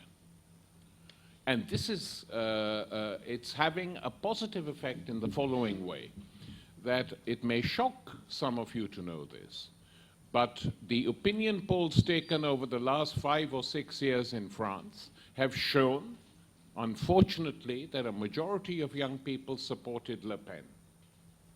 Why? Because they were fed up with their own establishments for doing nothing. That's why they turn in a volatile way. This campaign in France is pulling them back away from that particular solution. So the politics, radical politics, does help a great deal in pulling people away from reactionary solutions which appear temporarily convincing. And by the way, for people who don't know, the French socialist prime minister, I mean, the language he has used is the same as Nigel Farage in Britain. I mean, there's a film in which he didn't know he was being recorded. Someone was filming him walking through the French city of Évry and saying to another friend of his on the streets, "Pas blanc." He couldn't see any white faces on the street. And it worried him. Actually, even Farage hasn't said that, to be fair. Not that I want to be fair to this creep. But that's just the situation. The attacks made on the Romani people, on the traveling people in France, by Valls, soon after he came in, showed how they were trying to win back right-wing votes by going and fighting the battle on the ground agreed by the right wing. And that is what the center-left parties in Europe have tended to do. And that is why, I mean, if you look in, in Germany today, the rise of this extreme right party consisting of members from both the CDU and the SPD, how many did they get? 14% in the last elections. In Germany, which is the dominant power inside the EU, and which dominates the EU. State-to-state relations are useless because the Germans are so dominant economically, politically. If you look at Spain, we haven't had a victory there in the last elections. Why? People are frightened. There is real fear because people don't see another alternative. And one reason they don't see another alternative is because social democracy in its pure form, or even in its impure form, is prohibited. You can't do it. This was the dominant discourse of the EU and the international capitalist class and rulers, that finance, capital, and politics, there was a complete symbiosis together. No need for any politics outside this. So the differences between center-left and center-right virtually disappeared. Virtually, not completely, but virtually disappeared. And you saw it in Greece, of course, in the most dramatic way with the collapse of PASOK. And then we've seen it again here with what Tsipras is doing, effectively making Greece into a state which does the dirty work of the EU. Send your refugees here, we'll send them to Turkey from here.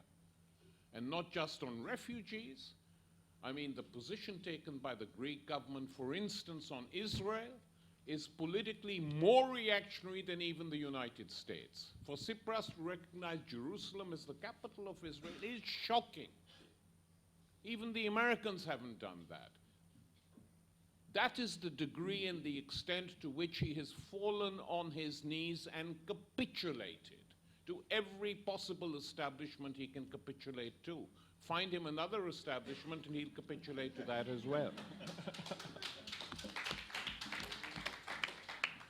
So if you look at the three big countries of the EU, Germany, Italy, and France, they're in crisis. Germans less so, the Italians very much so, and the French equally. If you look at the youth unemployment figures in all the EU countries, they're pretty high. They vary.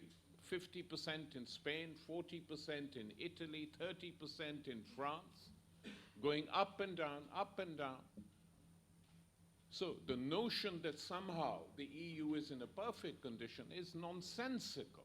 It needs a change from below, and the left needs to have a European alternative. Those of us who voted and fought for Lexit, a left exit from the EU in Britain, argued always we will work with all our European comrades and colleagues and friends and like-minded people to prepare a proper alternative.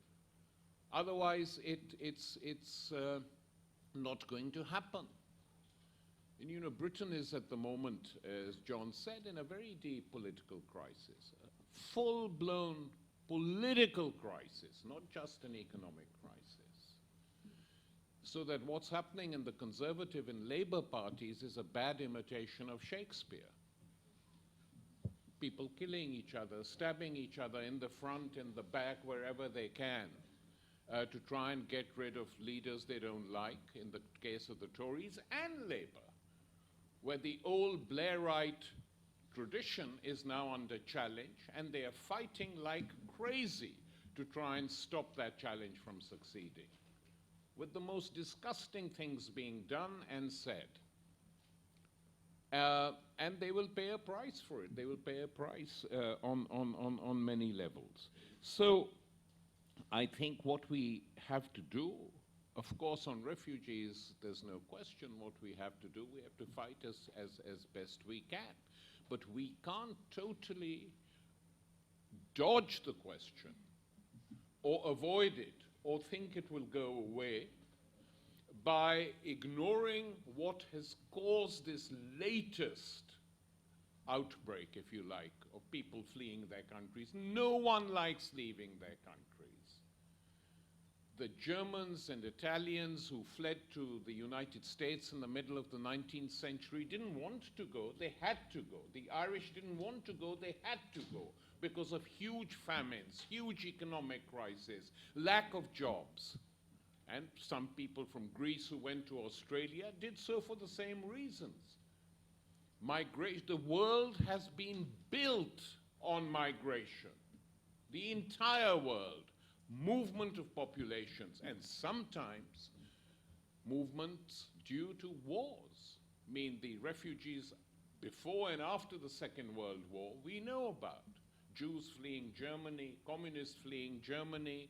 After the war, citizens of German origin being kicked out of the territories which were German and being sent back. All this has been happening.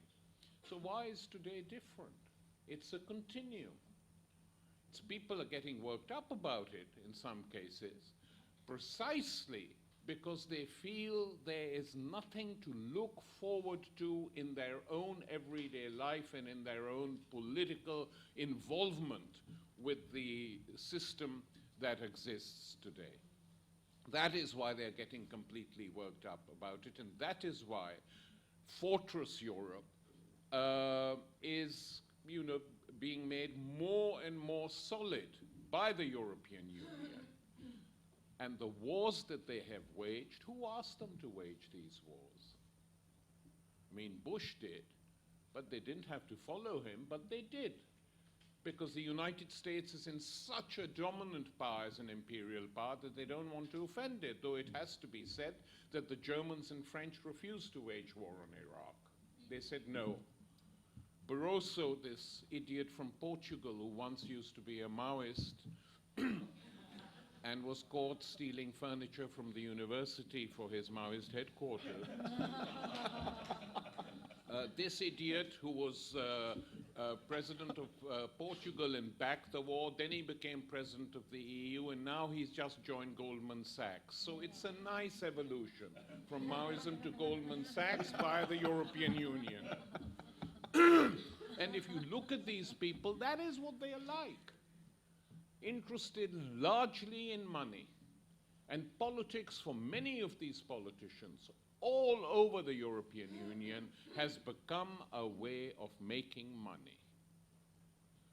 And the Panama Papers have not all been published. Politicians from every single EU country are involved in that. And Juncker, this guy from Luxembourg, which in itself is a tax haven. Just think about it. Luxembourg is a tax haven. Juncker runs it, carried out criminal acts. And he is now, the Germans made him the boss of Europe. Of course, they run it from Berlin, but they need people like that, butlers and servants and people like Dijsselbloem in Holland and Juncker. And Juncker then patronizes people from the smaller southern European countries. He pats Tsipras on his face. Hello, you've been a good boy. And Tsipras is pleased because he's now getting the approval of the European. But that's how they behave. And how they've behaved to Ireland, Portugal, and they are still now saying that the Irish have to privatize their water, despite the largest social movement that country has seen for 50 years. And they're telling the Portuguese, you have to impose austerity, otherwise we'll start fining you. So basically there is no respect in the EU for democracy. They feel they can get away with it, and they can't because of the scale of the 2008 Wall Street crash. No one trusts them.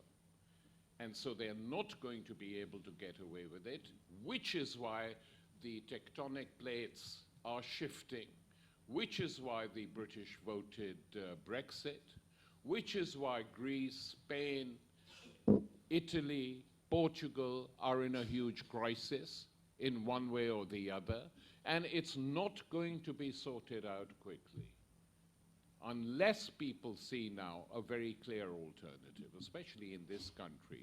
There was the experience of PASOK, then there was the experience of Syriza, a big, big tragedy, because the entire left in Europe had real hopes in Syriza, as much hopes as you did.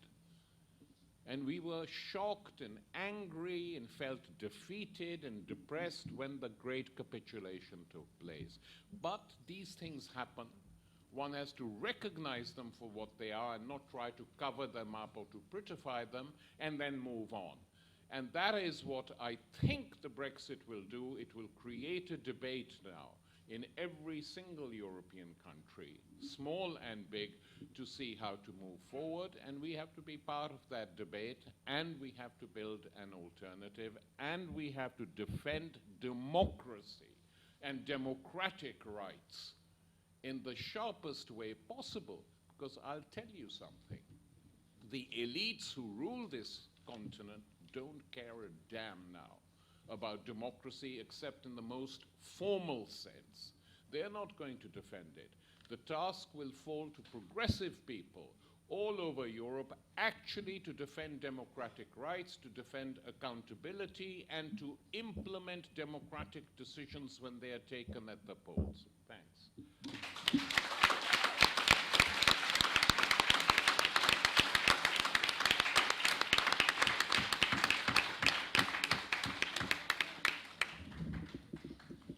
Thank you very much, Tariq. And our final speaker will be, of course, Maria Nikolakaki, who is an associate professor of pedagogy and education at the University of Peloponnesos in Greece. Maria received her doctorate from the University of Athens and is widely considered to be a leading expert on democracy and education. In addition to her PhD, Maria holds 2 BA degrees and 2 MA degrees in education and worked as a postdoctoral researcher at the University of London. Please welcome Maria.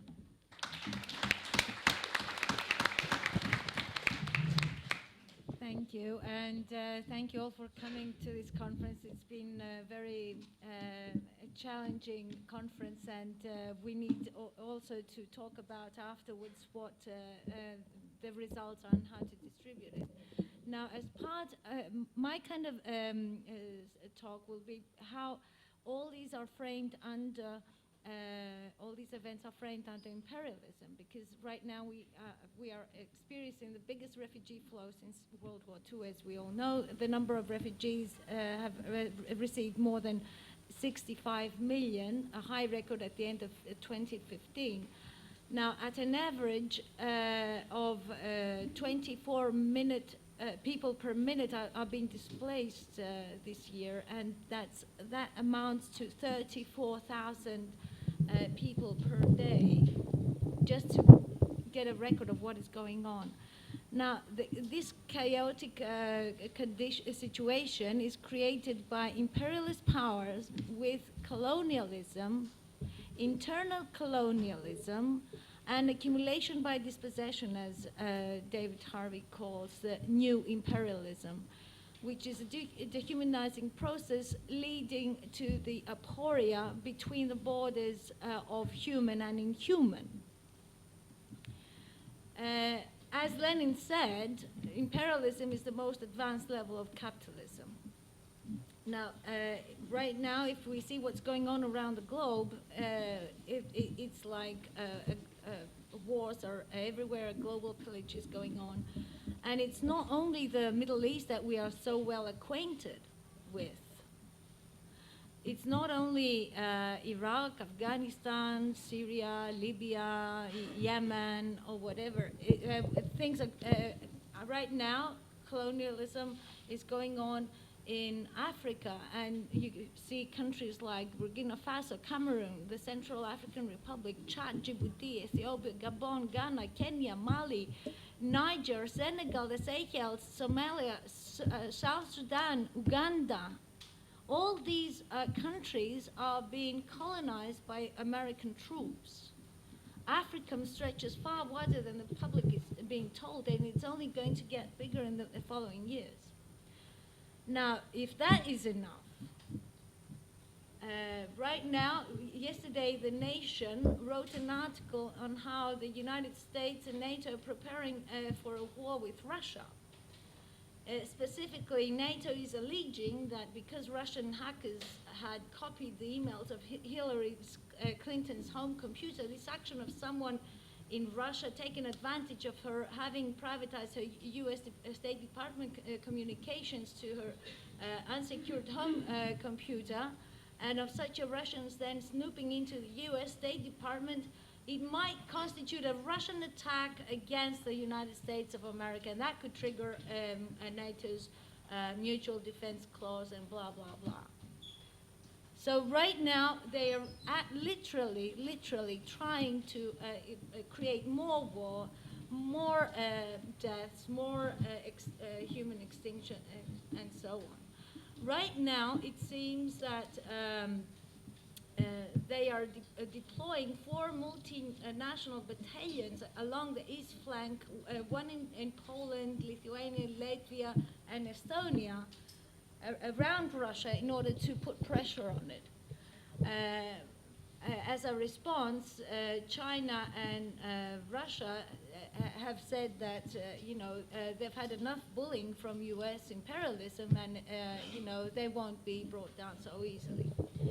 Now, this kind of wars, of course, create refugees, right? This is the dehumanizing effect from wars, apart from deaths, of course.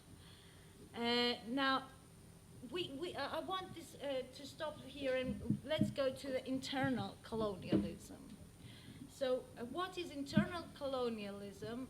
The definition is between uneven development between regions, and how this exploitation of class mainly it happens inside a country. Now we can see at a global level the militarization of police, which is there to enforce just the same kind of colonialism that is happening in other countries. So we see that part of the armory that was used in Iraq was sent to U.S. Police departments. So this kind of imperialism is coming home. It doesn't stay in just other countries that we don't that are far away from us, and we don't really care what this is all about. Last night specifically, 5 police officers were killed during an anti-police brutality rally in Dallas, Texas, shot by snipers. So we see that this is coming more and more as war zones inside each country.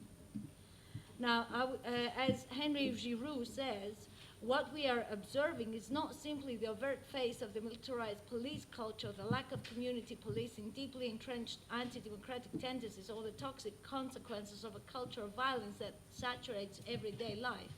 We are now in a new historical era, one that is marked a culture of lawlessness, extreme violence, and disposability, fueled in part by the culture of fear, a war on terror, and a deeply overt racist culture that is unapologetic in its disciplinary and exclusionary practices. Now, if we see what's going on, this kind of culture is being generalized globally through the violence of imperialism. That's the second point. So we have imperialism, we have internal imperialism, and the next thing that I want to put in the agenda is accumulation by dispossession.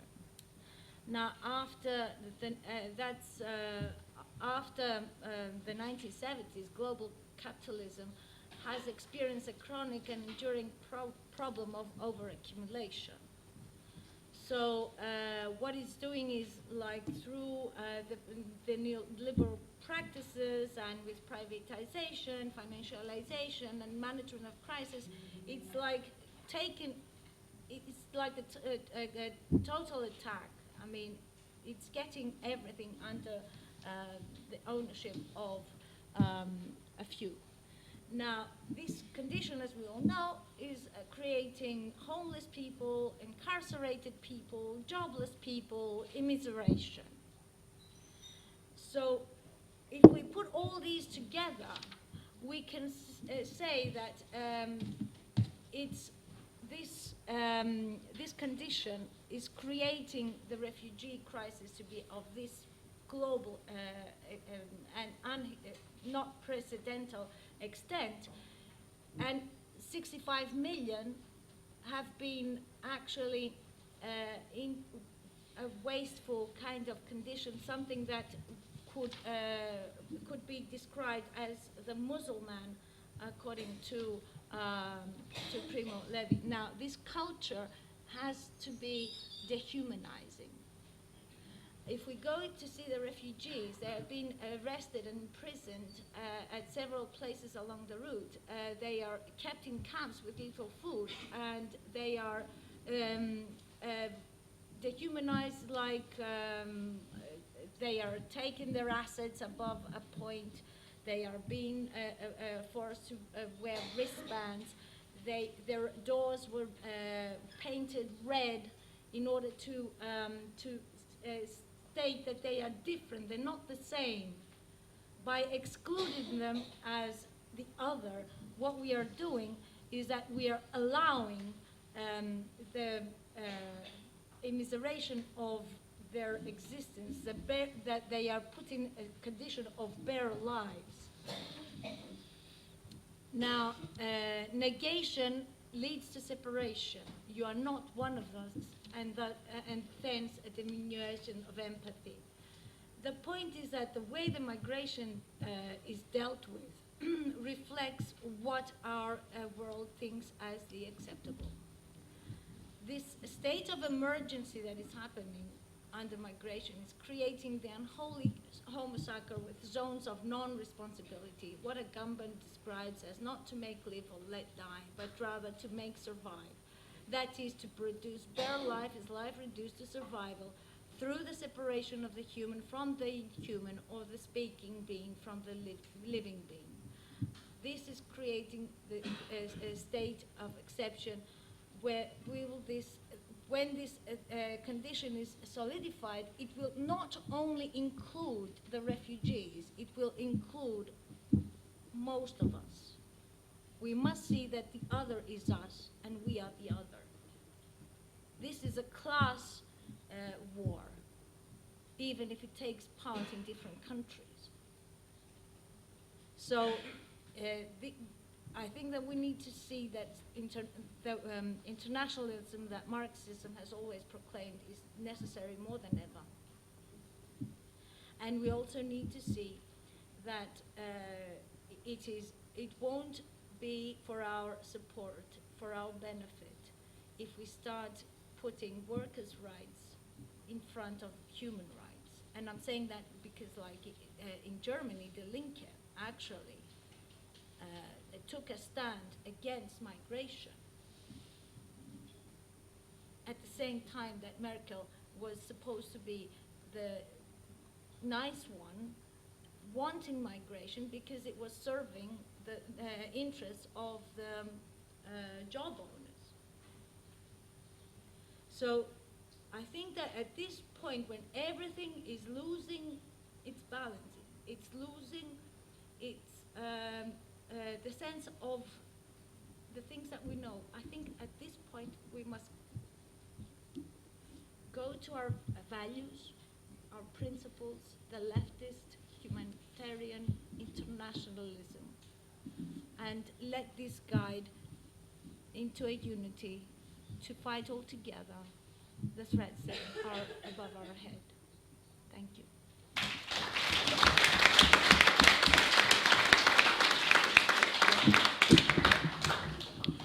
Thank you, Maria. So we have approximately 30 minutes for questions and answers. And the way I'd like to proceed is as follows.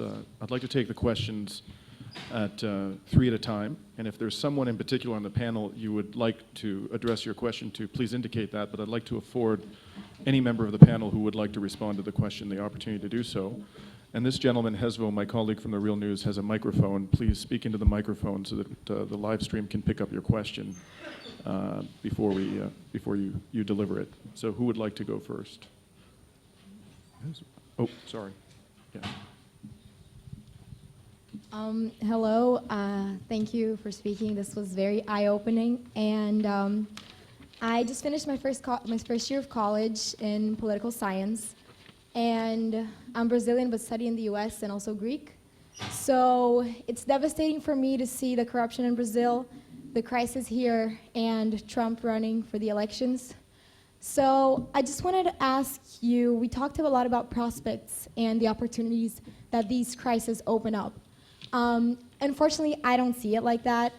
I'm getting very distressed by everything, and I just wanted to know what are the prospects you think for the future generation, and what is it that you would like us to do, and how is it that you would like us to view these crises as opportunities? Thank you very much. Thank you. That's an excellent question. Next, where's Hesvo? If you could pass the microphone up to the, yeah, that's great.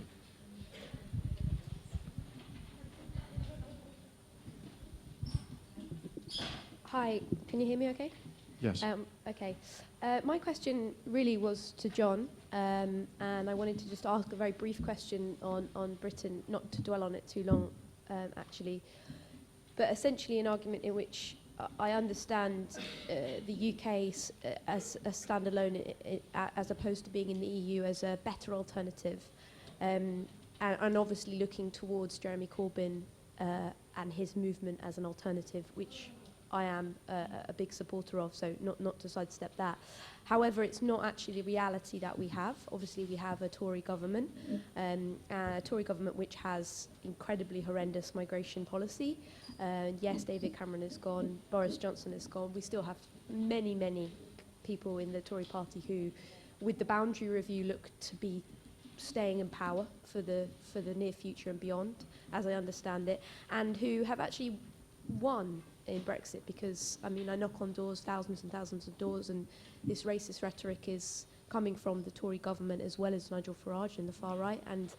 And yeah, I'd like to ask that question, because I know this time last year there was only 100 or so Syrian refugees in the UK, as opposed to many other European countries who've obviously manoeuvred the EU deal much better and been able to allow a much more lenient migration policy. So I was just interested to hear your thoughts on that.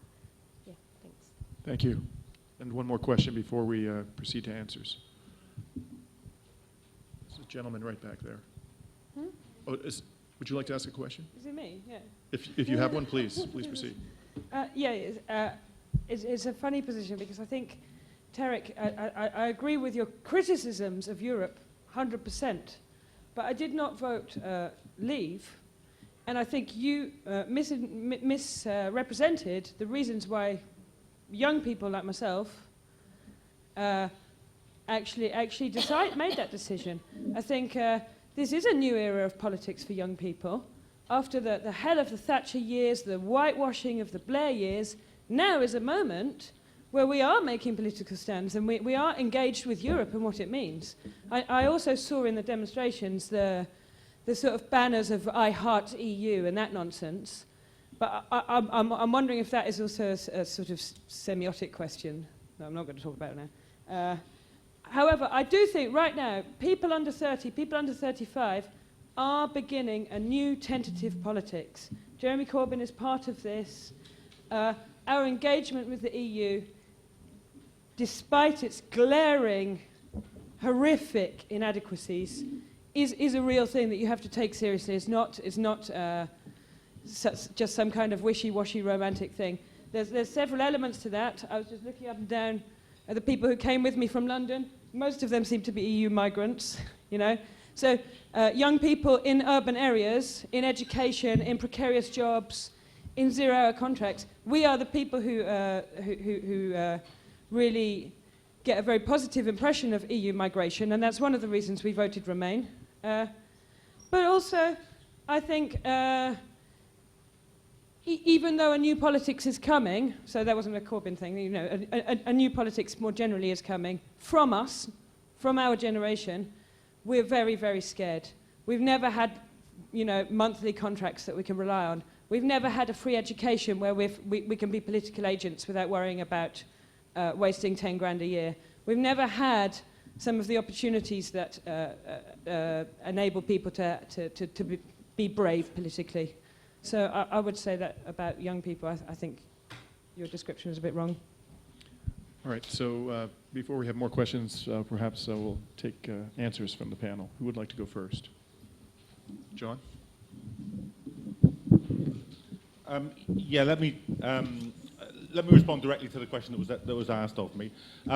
Yes, of course, we haven't abolished the Tory party. the Tory party is still there, but it is in greater chaos now than it would have been with a Remain vote. And we may get, by the way, the key figure from the cabinet, other than David Cameron, who was on the Remain side. Cruella de Vil, Theresa may become the next Prime Minister. She's certainly the front runner at the moment. So I agree with you. The Tory party is there. It is racist. We haven't abolished it. But I like to see a Tory party that's lost a flagship policy, lost its Prime Minister, lost its heir apparent, lost the person who was the heir apparent after the heir apparent. That's a Tory party that's got problems, very big problems. And I like to see, I aim at the eventual abolition of the Tory party, but for now, it being in a huge crisis will do very nicely, very nicely. Thank you. And I just want to point out how deep a crisis it is, because it's not simply that it's just lost a top rank of its cabinet. It's in a very big crisis for this reason. The Tory party is, its purpose for existing is to be the political representative of corporate capital, of big capital. That's what it does. Corporate capital in Britain wants to be in Europe. So now its primary political instrument and its core political policy are 180-degree variants to one another. And that is an absolutely systemic, existential crisis for the Tory party. You can see them now desperately trying to get back to the idea of walking back the referendum result, but I agree with Tarek, they can't do that. It would be too politically explosive. If you want a pitchfork rebellion from the areas that voted leave, yeah, try walking back that vote. So I don't think they're going to find that easy to do. So I think the crisis is very deep for the Tory party. Just to respond to the other question about, that ball's in play. It's up to us to finish that off. Actually, Jeremy Corbyn's actual election results are very, very good. Every single election he stood in, the swing to Labour has been between 5 and 12%. They're now, even in the opinion polls, they're now neck and neck. So I think the chances of this coming out right, it won't be uncomplicated, it won't be linear, it won't be without setbacks, it won't be without defeats and difficulties, but I would say that as a result of the Leave vote, it's probably taken a step forward, not a step back. But that depends on what we do. And this comes to the first question. Expect polarization. That's what happens in a crisis. This is what a crisis looks like. It isn't just that the left wins and the left kind of, I think lots of people who support Corbyn think it was, oh, Jeremy gets to win, then Jeremy gets to stay there till 2020, then Jeremy gets to win an election, then Jeremy passes a load of good policies. No, it ain't going to happen like that. It's going to be a permanent, polarized crisis. The one thing that won't work in this is to try and hold on to the centre, because the centre produced this problem in the first place. So my argument to you would be embrace an extreme radical left solution and start working for it really hard now. Strengthening the trade union movement, strengthening the anti-war movement, strengthening the anti-racist movement, strengthening the left politicians. That's what's going to resolve a social crisis of this scale in our favour. Worrying nostalgically about a so-called safer past, which wasn't safer for, by the way, young people aren't the only people. You imagine coming up to pension age and seeing it being constantly moved away from you, 65, 67, 68. The poorest group in the society are poor pensioners. It's not a youth question. It's a society-wide question. That's why that Leave vote went that way. So this is what you have to do in a social crisis. You expect it to polarize. You expect it to be conflictual. You expect far more extreme forms of policies on both the right and the left than you've had before. Pick a side, start organizing, and start fighting. That's my advice. Faizi, would you like to respond to the questions? Without repeating that. No, I don't think we should confuse the EU for internationalism. I think a lot of people, right, who voted Leave want, don't want borders, want to make common cause with their comrades, with their colleagues, with everyone in Europe. So let's not confuse this kind of internationalism and the sort of fake internationalism of the EU.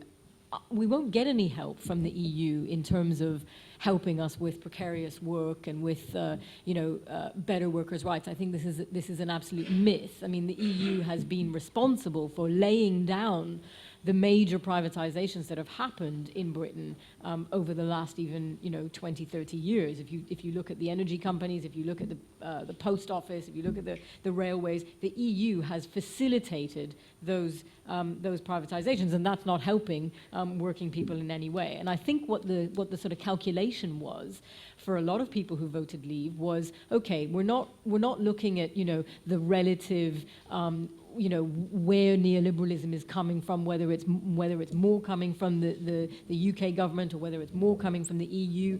We know that it's coming from both of those, both the government and the EU, and if we can kick one of them, then we will, because it's going to have massively damaging effects for the other as well. So I think lots of people, as people have said, had that opportunity and they took it. And if you talk to people and if you listen to some of the interviews as to why people, working class areas and so on, or depressed areas in the north and so on, outside of, richer places like London and Edinburgh and others, people said we just wanted to change. We just wanted to change, and you don't. This doesn't happen very often.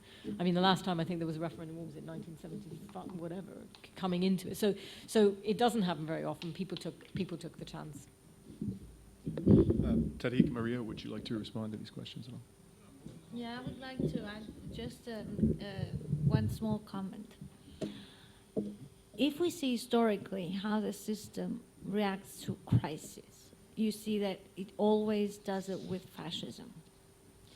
Now, this kind of fascist response also appeared in the UK. You can't ignore it. But on the other hand, this will always be the card that they play. Now, if you want to get out of the cage, they will always put you bulldogs to fear and not to go away. You have to take the challenge. You have to take the risk. And as John said, there is no, the extreme center, as Tariq calls it, has been revealed. So right now you have to take a side.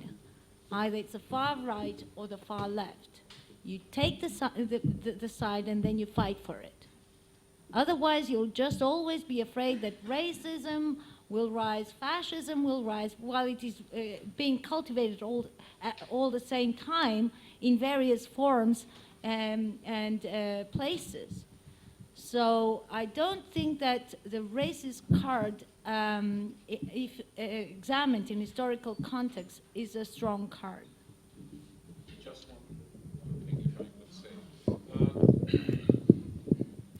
Look, one of the things which has been very positive in recent years has been young people from different European countries moving around, learning more about other countries. I don't deny that. And of course, the other thing you have to consider is there are lots of British people in Germany, in France, 1 million British people live in Spain. So the deal that will be done will be to maintain the status or even give dual nationality, that's being discussed, or permanent rights to people who already are in this situation, either non-British Europeans in Britain or British people in the other European countries. That deal will be done. It's in the interests. It's being discussed, and it's in the interests of everyone.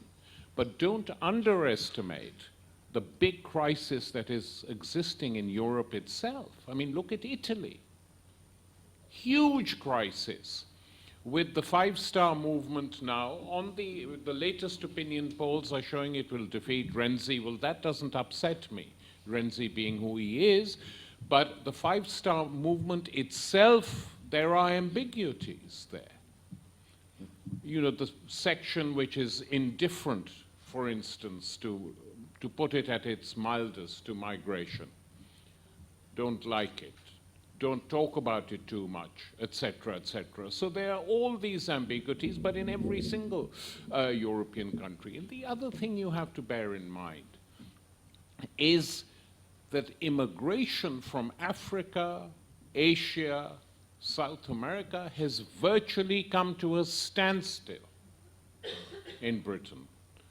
So when people think of their own conditions, they should just also understand the number of people who are not allowed into the European countries, all the European countries. And that is something which never comes up. Third, on the question you asked, of course there are many young people, very intelligent, who identify for the reasons you do with the free movement of labor and the right to move around and the right to get jobs wherever you want. True. But there are also large numbers of people, and I've heard them speak and write, who are coming up with deeply reactionary things on the Remain side. One woman who was interviewed carrying a banner saying, free movement of labor, and when she was interviewed and said, what do you think the European Union has given Britain?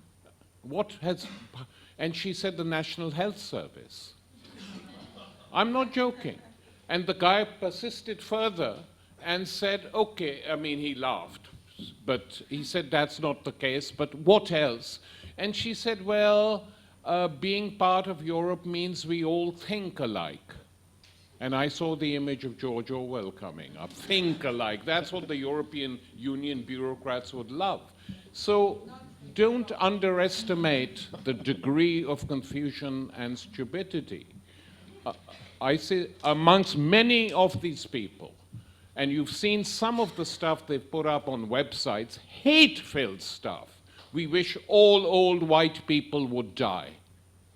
I've seen that. And that is racism too. So it's not the case that it's a simple issue. It's a complicated issue. And there are problems on both sides, as we've acknowledged. But these problems are not going to be solved by the European Union. Of that, we have to be sure, which is why many of us voted against it, and for good reasons, like you, some voted Remain. Nothing is going to get better automatically. And to the question posed by the person at the front of what should young people do, young people have to decide what to do for themselves, because, old people die off. They shouldn't be killed off, but they will die off. And so each generation has its own problems to confront, has its own world to see, and how it does it remains to be seen. But the idea that the decision to vote Remain, which is to vote for the status quo, was a correct one, I doubt very much myself.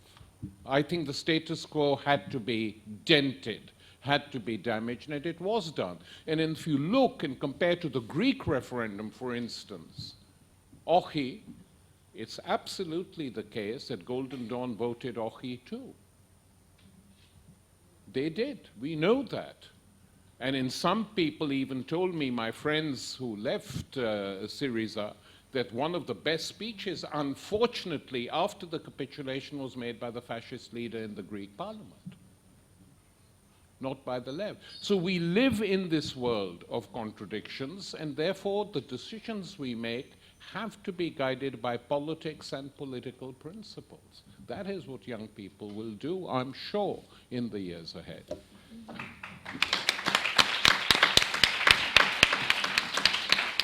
So we'll take 3 more questions. The gentleman with the microphone, please. Yeah, up here. So it's 25 years that I'm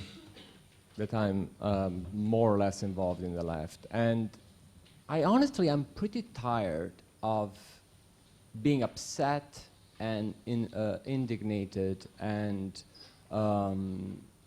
angry toward a system that is out there and is negative and is massively trying to kill us and always oppressive. I understand, I agree with the analysis, but what it seems to me that in 25 years we'll still keep doing the same thing, which is just point the finger to the scapegoat that come to be very, very convenient at that point.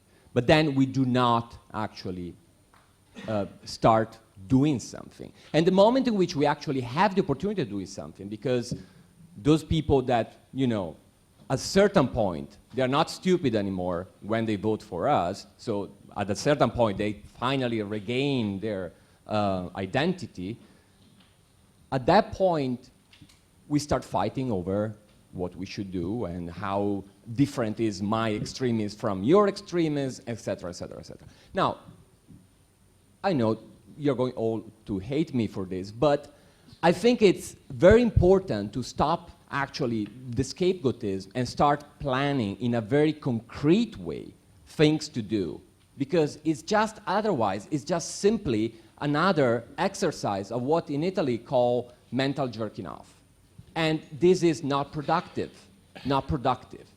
Not productive when you are against something, and not productive especially when you actually are in power. So, please guys, let's try to start making some concrete plans. And that will help immensely a lot of causes. Thank you. Zoe, did you want to ask? Could we bring the microphone down here? We have privilege to have Zoe Konstantopoulou, the former Speaker of Greece's Parliament, with us today. And Zoe's going to be asking a question.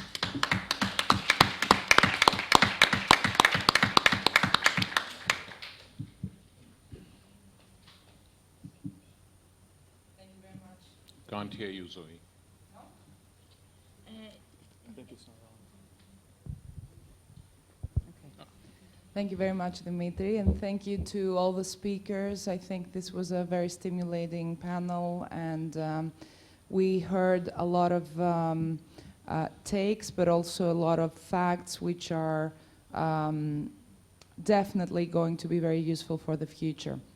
I just wanted to make two short comments and a proposal. So I'm cheating a bit. This is not a question. First comment. I think the outcome of the British referendum is of extreme importance. It's of extreme importance because it shatters the power of the EU establishment. And it does so at a point in history where this establishment is clearly and bluntly and blatantly operating as a totalitarian regime aiming at enslaving European people. So it was of extreme importance that at this point in time, less than a year after the coup against the Greek people, a coup which was initiated by the creditors, by the EU organs, but perpetrated and co-perpetrated by the Greek government subsequently and up to now, it's very important that this regime is taken a blow. And it's very important that this blow emanates from the people. It emanates from a democratic procedure. I think this is an angle of this historic fact which needs to be repeated and underlined. I also think it's very important to underline that most of EU policies carried out during the last decades have been carried out in the absence of democratic procedures, in the absence of procedures through which the people were asked, and lately in a complete defiance of the people's mandate. What happened in Greece was an ultimate undemocratic show-off on the part of the creditors, on the part of the EU organs, and it's about time that the people take their future and their destiny and their rights and their lives in their hands and demand their own sovereignty, which is the people's sovereignty. It's popular sovereignty and not national sovereignty. And this is also a point to be clarified. Second comment, I wanted to compliment Tariq Ali's references to specific persons who serve this regime, this totalitarian, undemocratic regime. I think it's very important to personalize things. It's very important to talk about who serves the regime and through which methods and with which criteria. It's very important to know that Mr. Juncker, for example, has been the Minister of Finance and the Prime Minister of a country which operates as a tax haven, a country which has allowed multinational companies to gain dozens and hundreds of billions of euros at the expense of countries like Greece, who are now asked to pay a debt which is not their own. Multinationals never paid taxes to Greece because they were protected by the Luxembourg tax haven regime. And the same goes for Mr. Dijsselbloem's country, the Netherlands. Mr. Dijsselbloem is the Minister of Finance of the Netherlands, and he's responsible for this tax haven regime, actually investigated upon by the European Parliament Commission. I think it's very important also that we, who serve the truth and transparency and justice and accountability, take on our shoulders the task of shedding light to the Panama Papers case. This is a case that the system, the interests, the elites will do everything to cover up.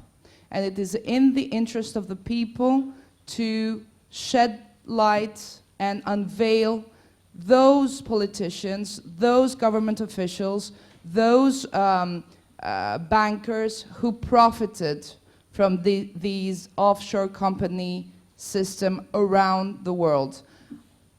Therefore, I end with the proposal. I do propose that there is a specific initiative as a follow-up to this excellent conference, talking about transparency, talking about criminal operations on the part of government officials and multinationals and banks at the expense of the people and at the expense of democracy. I believe that Stratos Georgoulas, who is co-organizing together with Maria Nikolakaki this conference, has a lot to contribute to that effect. And I believe it would be an excellent second step to move forward and also to give the people more power, because knowledge and information and access to true facts is power. Thank you. And one more question before the panel responds. This lady right here. Thank you. Thank you all for this very interesting discussion, both the speakers and the audience, and for depicting this bigger image, bigger picture of the political situation in Britain, but also in Europe.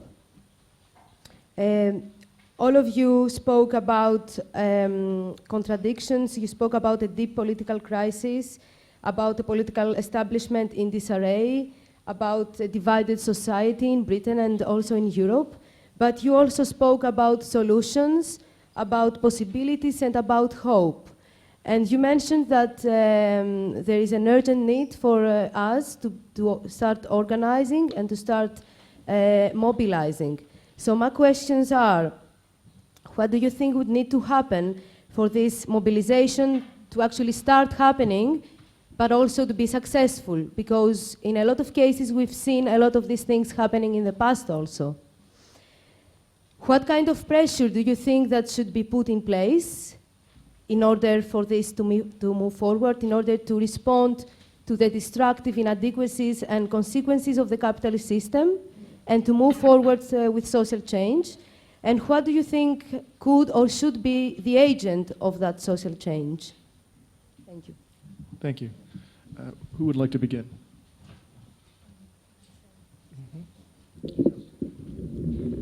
I mean, just on that last point, I mean, in terms of mobilizations and pressures, the two movements in Britain that have helped to sponsor this conference has been the People's Assembly Against Austerity in Britain and the Stop the War Coalition, which are two big movements that are happening in Britain. And I mean, in a way, for young people, you know, who don't know what to do or are distressing. I mean, these are very good examples of what's happening. They organize all kinds of things, not just demonstrations, but I mean, you know, a few weeks ago they organized this thing called the Convoy to Calais, which was delivering aid, but also very symbolically was saying to the British government and to, you know, the French government and to other European governments that, you know, we are doing something that you should be doing. We are sending messages of solidarity and so on. And you can see, I mean, a lot of these mobilizations will necessarily happen at the level of